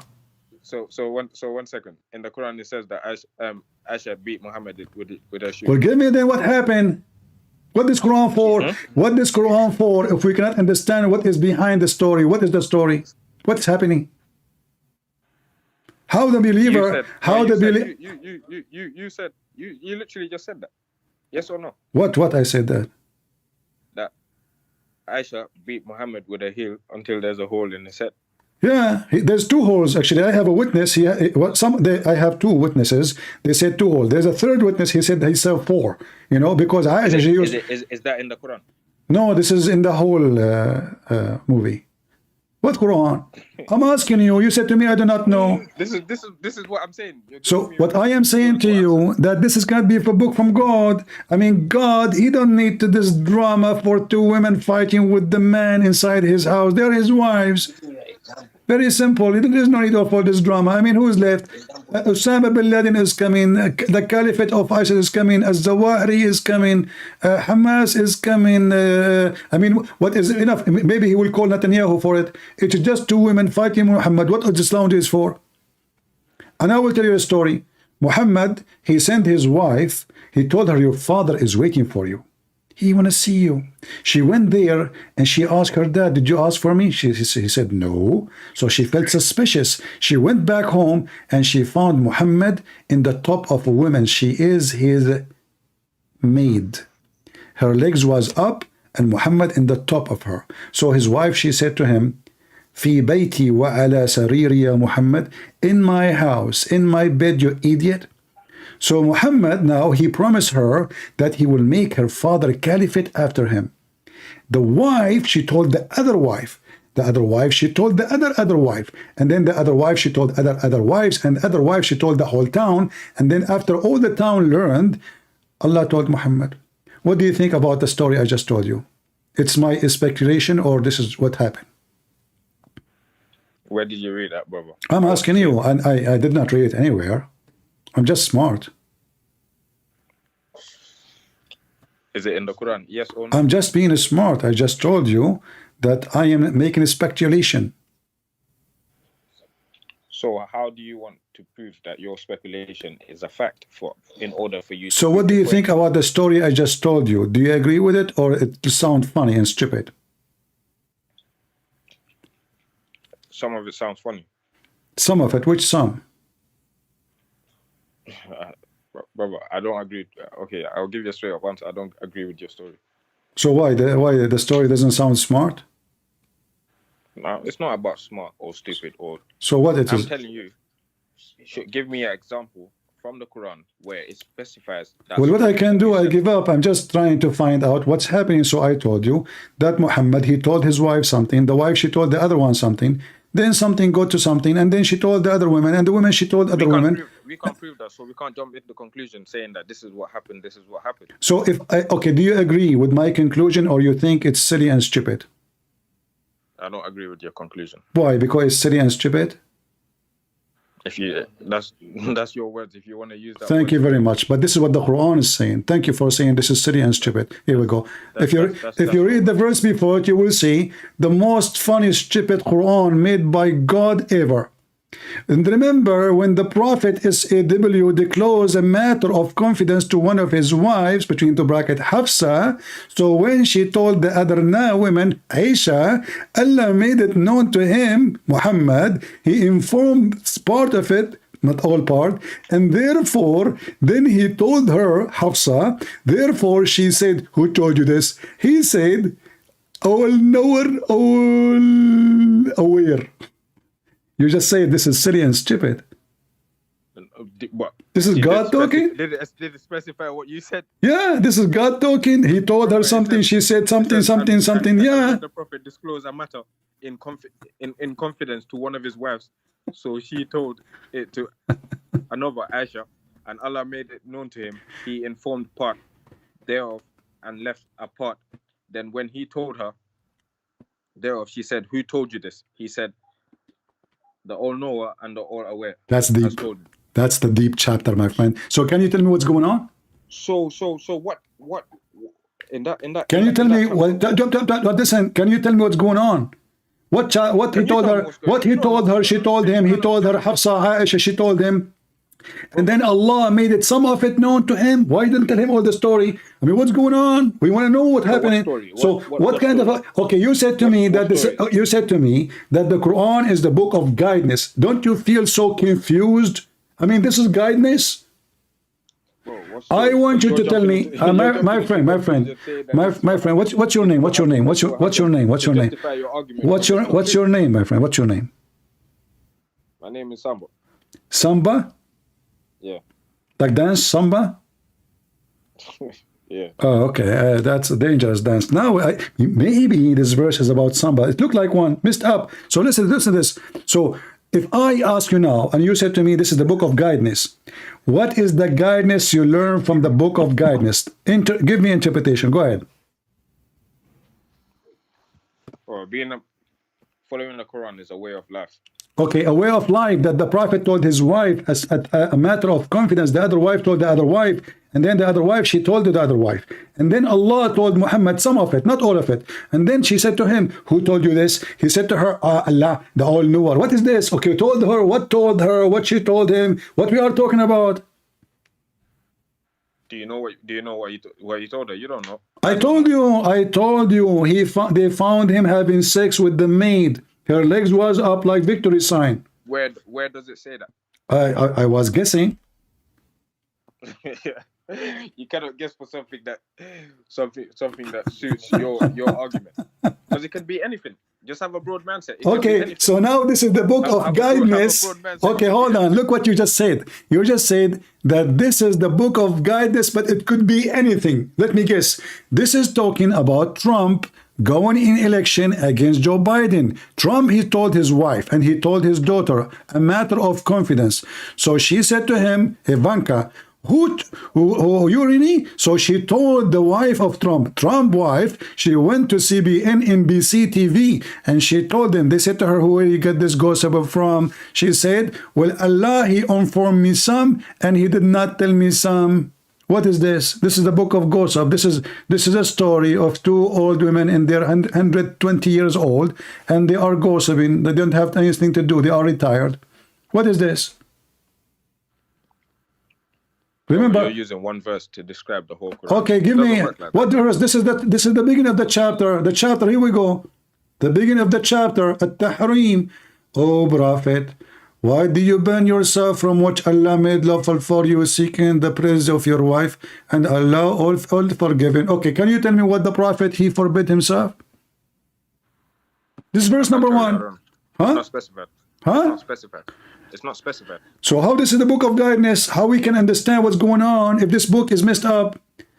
What this has happened, the wife she found him in the top of the maid, her legs was up like a victory sign, free Palestine, and then she said, free Palestine, which means free my maid. And then the Prophet was doing boom boom, and then this is not my, no, this is the, you can use that speculation if it makes you feel better. It's what? You can use that speculation if it makes you feel better, but you and I know that is not mentioned in the Quran specifically. Okay, so what if I prove it to you? True or not? What if I prove it to you that this is what happened? Prove it. What if I prove it? Please. Do you accept the interpretation? Please prove it. Do you accept the interpretation? What do you mean? What do you mean? You do not know now what interpretation means?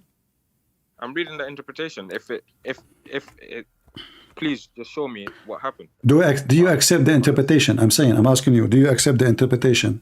Or you don't? Well, obviously, I accept the interpretation of what I'm reading.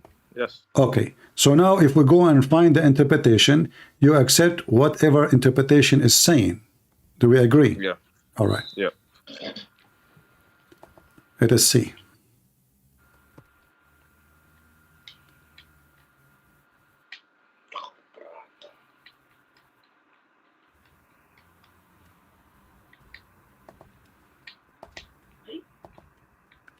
All right.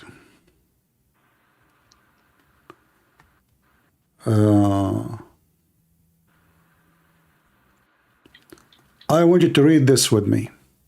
Does it say that Hafsa she found? Read where? Tell me. This is the book of Asbab al-Nuzul, chapter 66, verse number 1. And this is the official government website of the Kingdom of Jordan. This is official. So Hafsa, she found him when she went to the house. She entered the house of... You said the Quran. Is that in the Quran? This is the interpretation. You remember, I said to you, if I show you the interpretation, you will accept. You said yes. Said the Quran. Yes, this is the Quran interpretation. The Quran is translated. No, this is the Quran interpretation. This is the chapter we are talking about, chapter 66, verse number 1. I asked you, do you accept interpretation? You said yes. Well, I thought you meant the translation from the Quran. I want to see it. I said interpretation, and you said to me, no. You said yes. No, you said no. You said you accept interpretation. It's recorded. Brother. Did you say a second ago you accept interpretation? Okay, show me. Directly from the Quran. Interpretation for the Quran, yes, and this is what is called interpretation. Directly from the Quran. What we're reading. How in the get me world you upset. can find interpretation, Abdul? How it is interpretation and how it is in the Quran?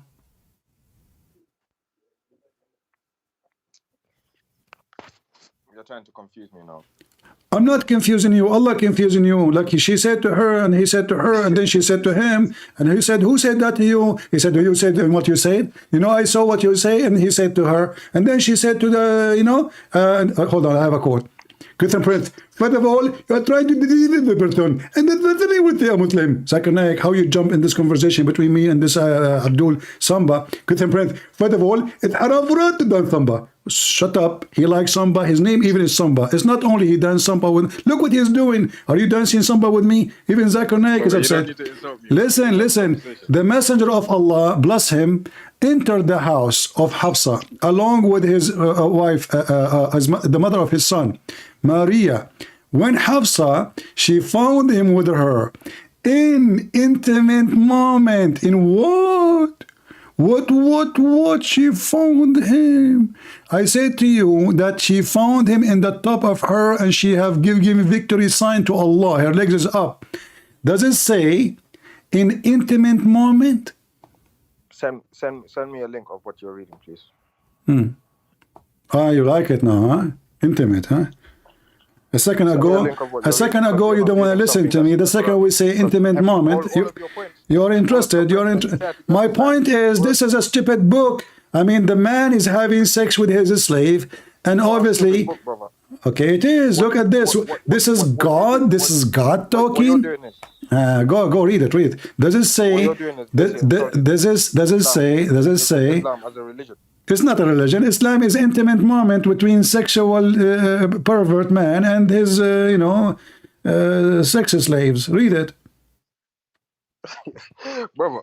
Read it. The whole story. She told his wife, and the wife, she told the other wife, and then Allah told them, if you don't repent, I will send Jibreel and me and all believer and everybody, and Joe Biden, the thing. Who's left? All of this because Muhammad, he cannot keep his penis inside the zipper.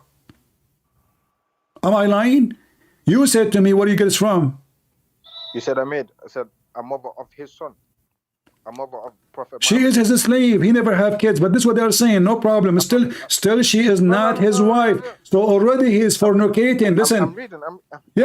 She is the mother of his son, not his wife. It says there. You see, if she is his wife, they will say, if she is his wife, I know. Does it say the mother of his son, or it says his wife? It says the mother of his son. Thank you very much. She is not his wife. So Muhammad not only fornicating now, he's making babies from fornication. That's what you claim. No, this is what it says. She is not his wife. The mother of his son. Because he's a fornicator. Because he's a fornicator. This is why it doesn't say his wife. You see, when you're giving an argument, you need to state the facts. I am stating the fact. This is why the wife, she is upset. This is the wife, she is upset. She is his maid. She is his maid. She is not the wife.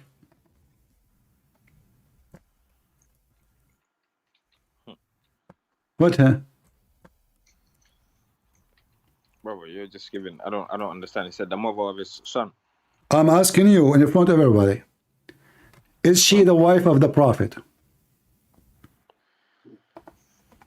Maria.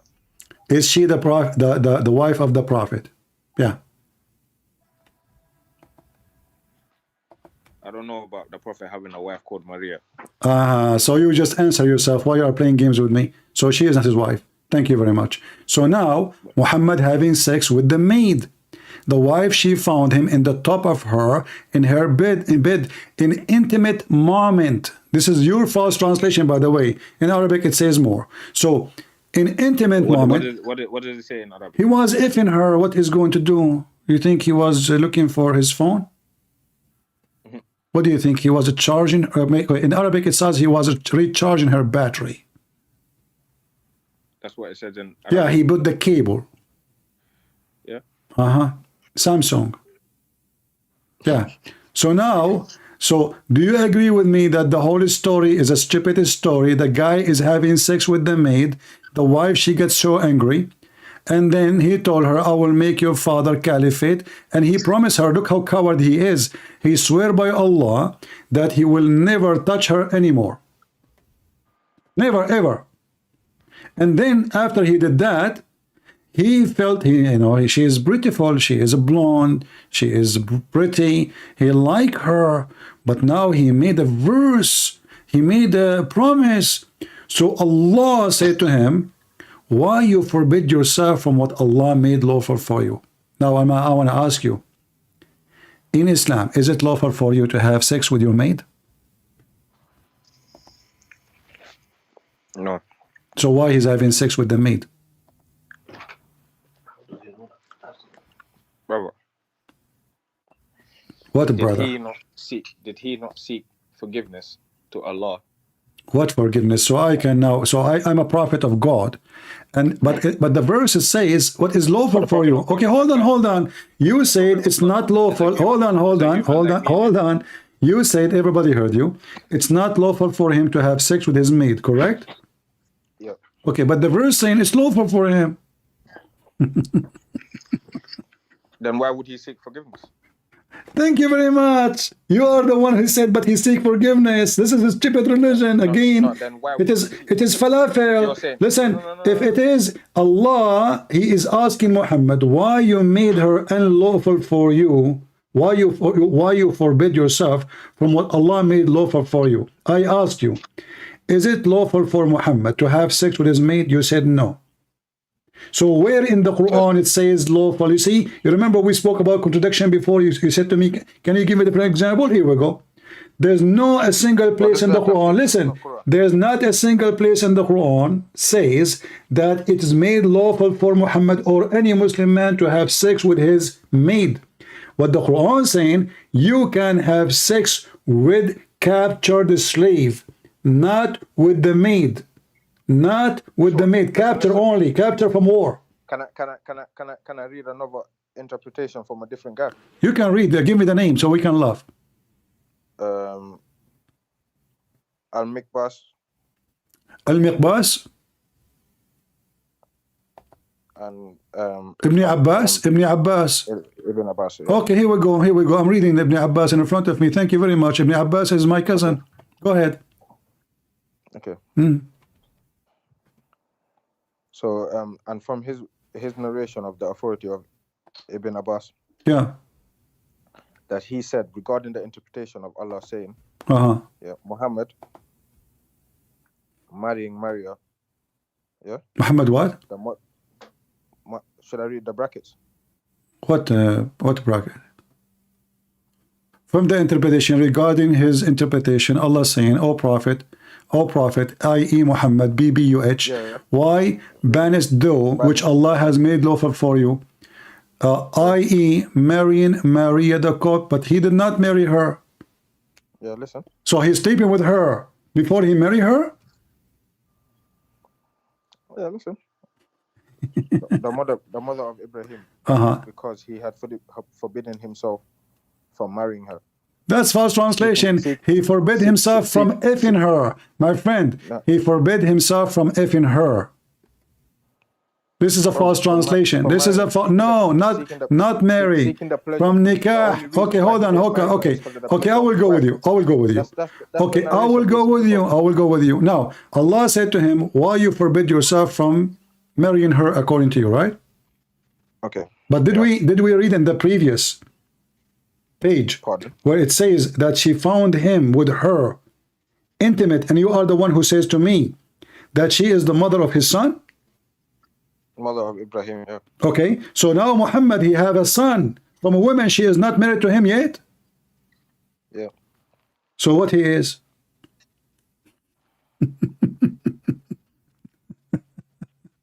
Fornicator. So now you try to help it. Now you get your prophet more busted. He is not married to her. In fact, he never married her. And now he have a son before he marry her, but he never marry her anyway. So what will make Muhammad a fornicator? And now you are saying to me, why Allah made it, why you forbid yourself from what is made lawful for you? So Allah did not forget to send him a verse when he was having sex with the women. She is not his wife yet. Seeking the pleasure of his wives. No problem. But why Allah did not send him a verse says, you idiot, why you are asleep? Hold on. Is it lawful? Listen, I will go back with you. You said, I ask you, is it lawful for Muhammad to have sex? I said to you, is it lawful for Muhammad to have sex with his maid? You said no, correct? Hence why he seek forgiveness. Okay, hold on. So why Allah did not send him a verse then when the guy already having kids with the women according to you, but now because he said, I forbid myself from marrying her, Allah, he sent a verse for him? So shouldn't he say to him, first of all, you idiot, how you are having sex with the women where Allah was when Muhammad is sleeping with the women and he have kids from her? All this time Allah did not send verses. He did not notice this is haram. Now he noticed this is haram. So we sleep with the women, we have kids from the women, and then Allah, he don't say anything. But then one day my wife, she comes, she found me in the... That's your conclusion. This is not my conclusion. Same time, nowhere he says this is not about marrying. Listen, okay, let me ask you, did he marry this woman?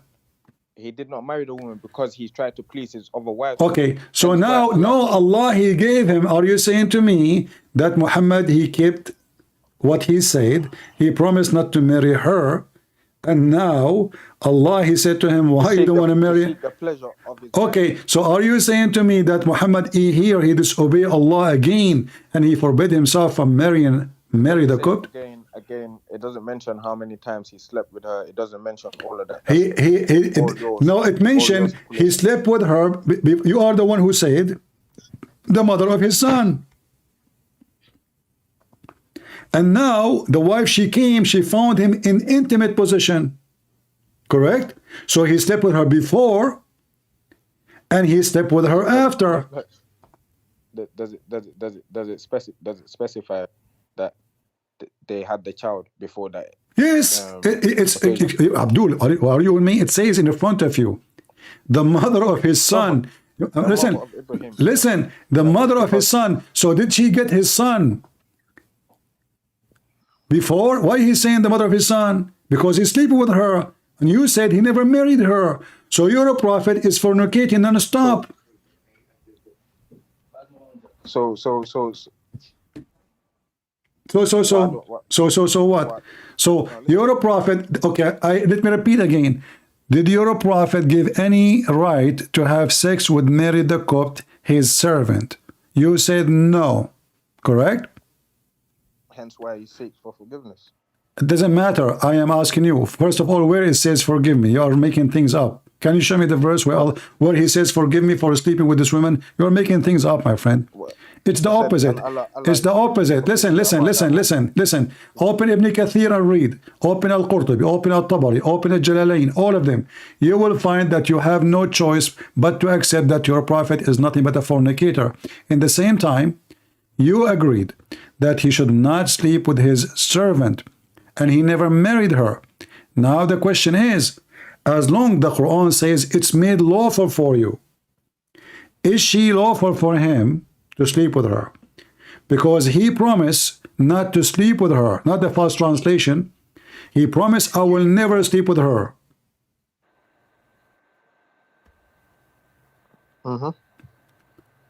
Yeah, and then he told Hafsa, don't tell anybody. Why he's staying? Why he don't want anybody to know if he is doing something good? He doesn't want to disclose of his sins. Why do people? Okay, so Muhammad now he knew it is sin, and then Allah he get involved. So the wife, she told the other wife, and the other wife told the other wife, and the whole town know about it. At the end of the day, Muhammad, by like 10 months after, Allah informed him. Is that a story from God? And Allah never made it lawful for him. And you keep saying to me, he asked Allah for forgiveness. Look, read with me carefully. This is Al-Jalalain says, Allah, he said, why do you forbid what Allah made lawful for you in the term of your Coptic handmaiden, Maria? Do you see it? When he lay with her in the house of Hafsa, She was what? She is the maid.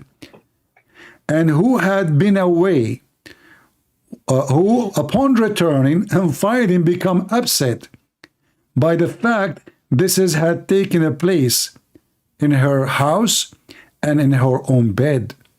So not only he is a cheating, sleeping around, by saying, she is unlawful to me. Muhammad, he said, she is unlawful to me, seeking by making her unlawful. So did he marry her?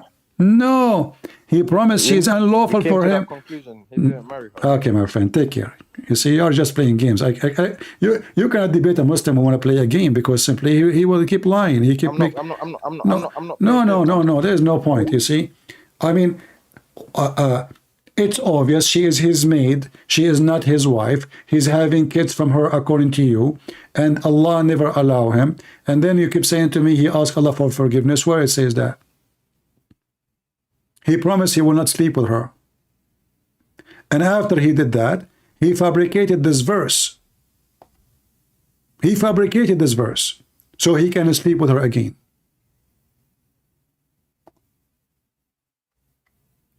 Your prophet is a pervert. According to Islam, the man who sleeps with the women, she is not his wife, and he is married, should be stoned to death. So how it's made lawful for him? According to Islam, you can rape or capture women in war, but you cannot sleep with the woman. She is your maid. So where in the Quran it was made lawful for him? This man, he fabricates Quran as he wish. After he promised his wife not to sleep with her, and he told her not to tell anybody, she started telling everybody, and he promised her, your father will be the caliphate if you just keep your mouth shut, okay? So now the news is spread, and now Muhammad the fornicator is all over the place, and now Muhammad want to make himself look better. So he said, Allah told me, why you forbid yourself from made lawful for you? When it was made lawful. The whole Quran in front of us. I change any Muslim.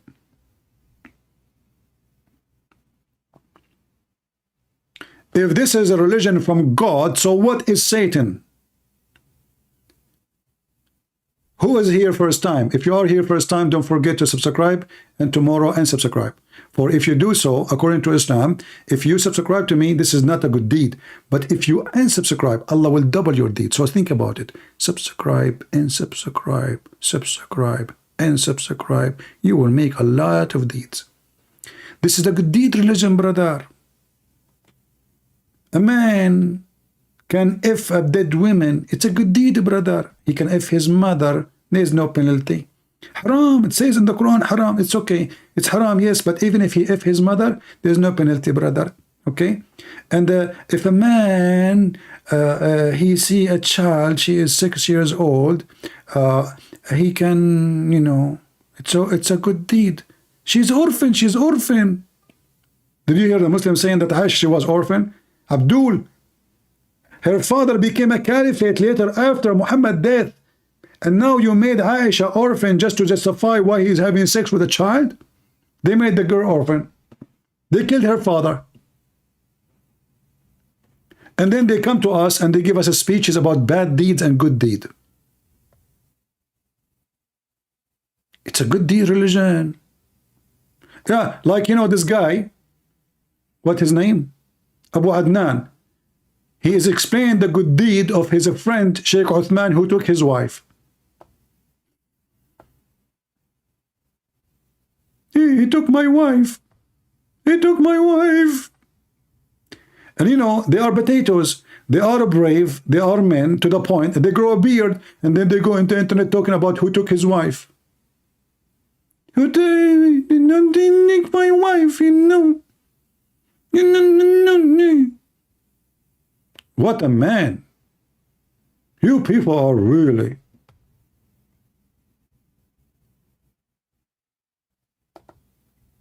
What is this?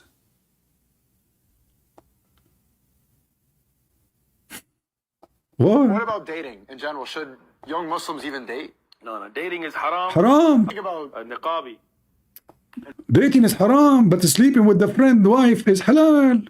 Dating haram, brother. Haram. Haram. We can only do boom boom to a woman wearing burqa. And this is a sneako. I mean, Oh boy.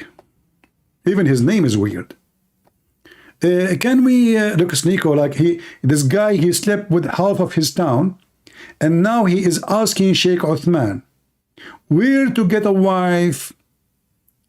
So this guy made a video to tell you how to get a wife. How you get a wife? Tell us. Inshallah. Assalamu alaikum. Wa alaikum salam. This message for Brother Nico. Really? May Allah bless you and may Allah strengthen your iman. MashaAllah. MashaAllah, MashaAllah. First, you want to ask me who is this guy? Who's this guy? We're going to put that till later. Yeah, yeah. Yesterday, you had an interview with Osman. Uh-huh. You asked him how to find a good wife.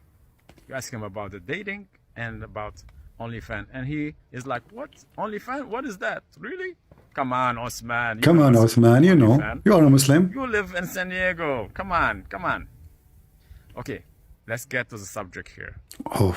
Can you ask Osman how did he meet his second wife? How? What method he used? What? Let him answer you. Really? And then ask me how did he find her. Let's see how does it go. Does it match or no? And you're gonna tell me like, oh, this guy is crazy, right? Okay, then if still I am crazy or he's gonna call me crazy, why he divorced her upon my request? A lot of questions were gonna be raised here, right? Just to let you know. So the story is very simple. This guy, he called the sheikh to fix the problem between him and his wife.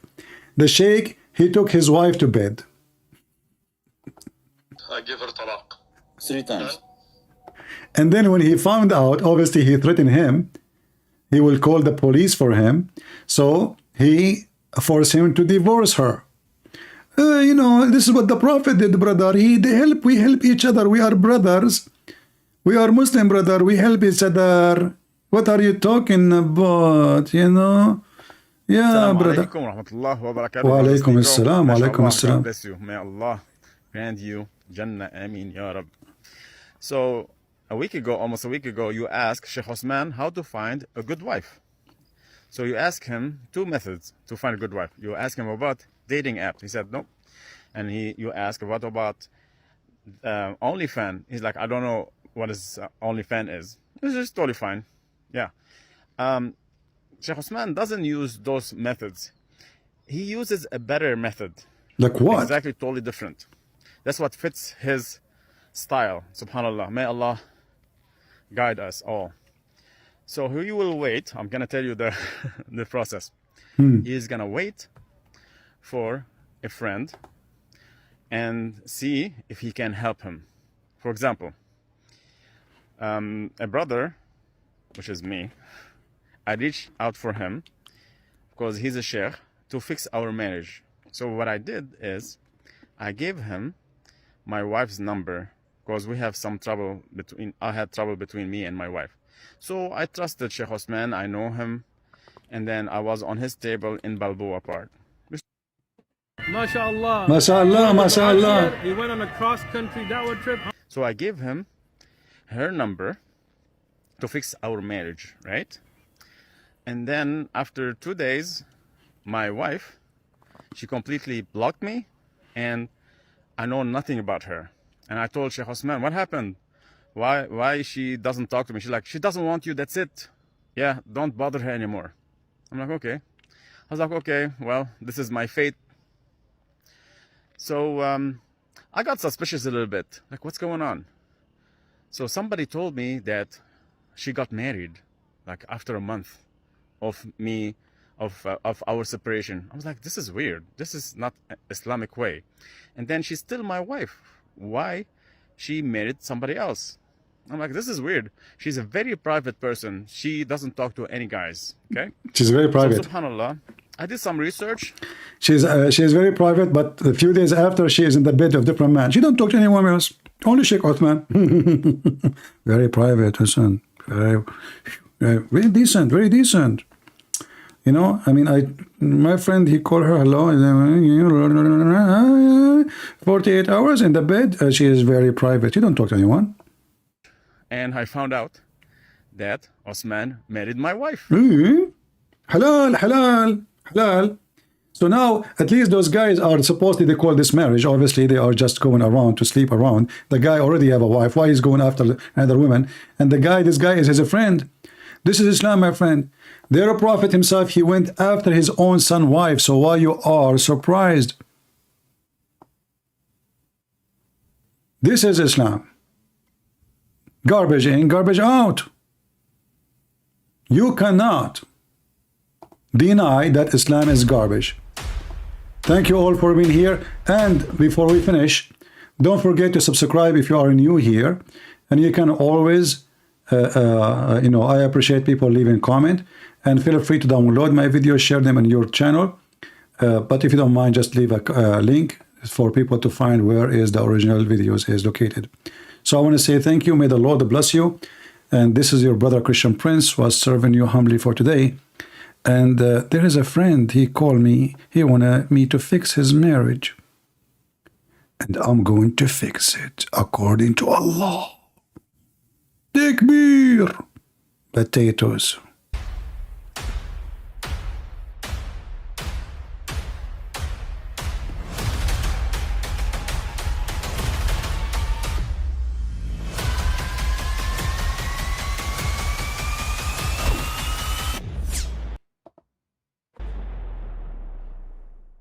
But I mean, again,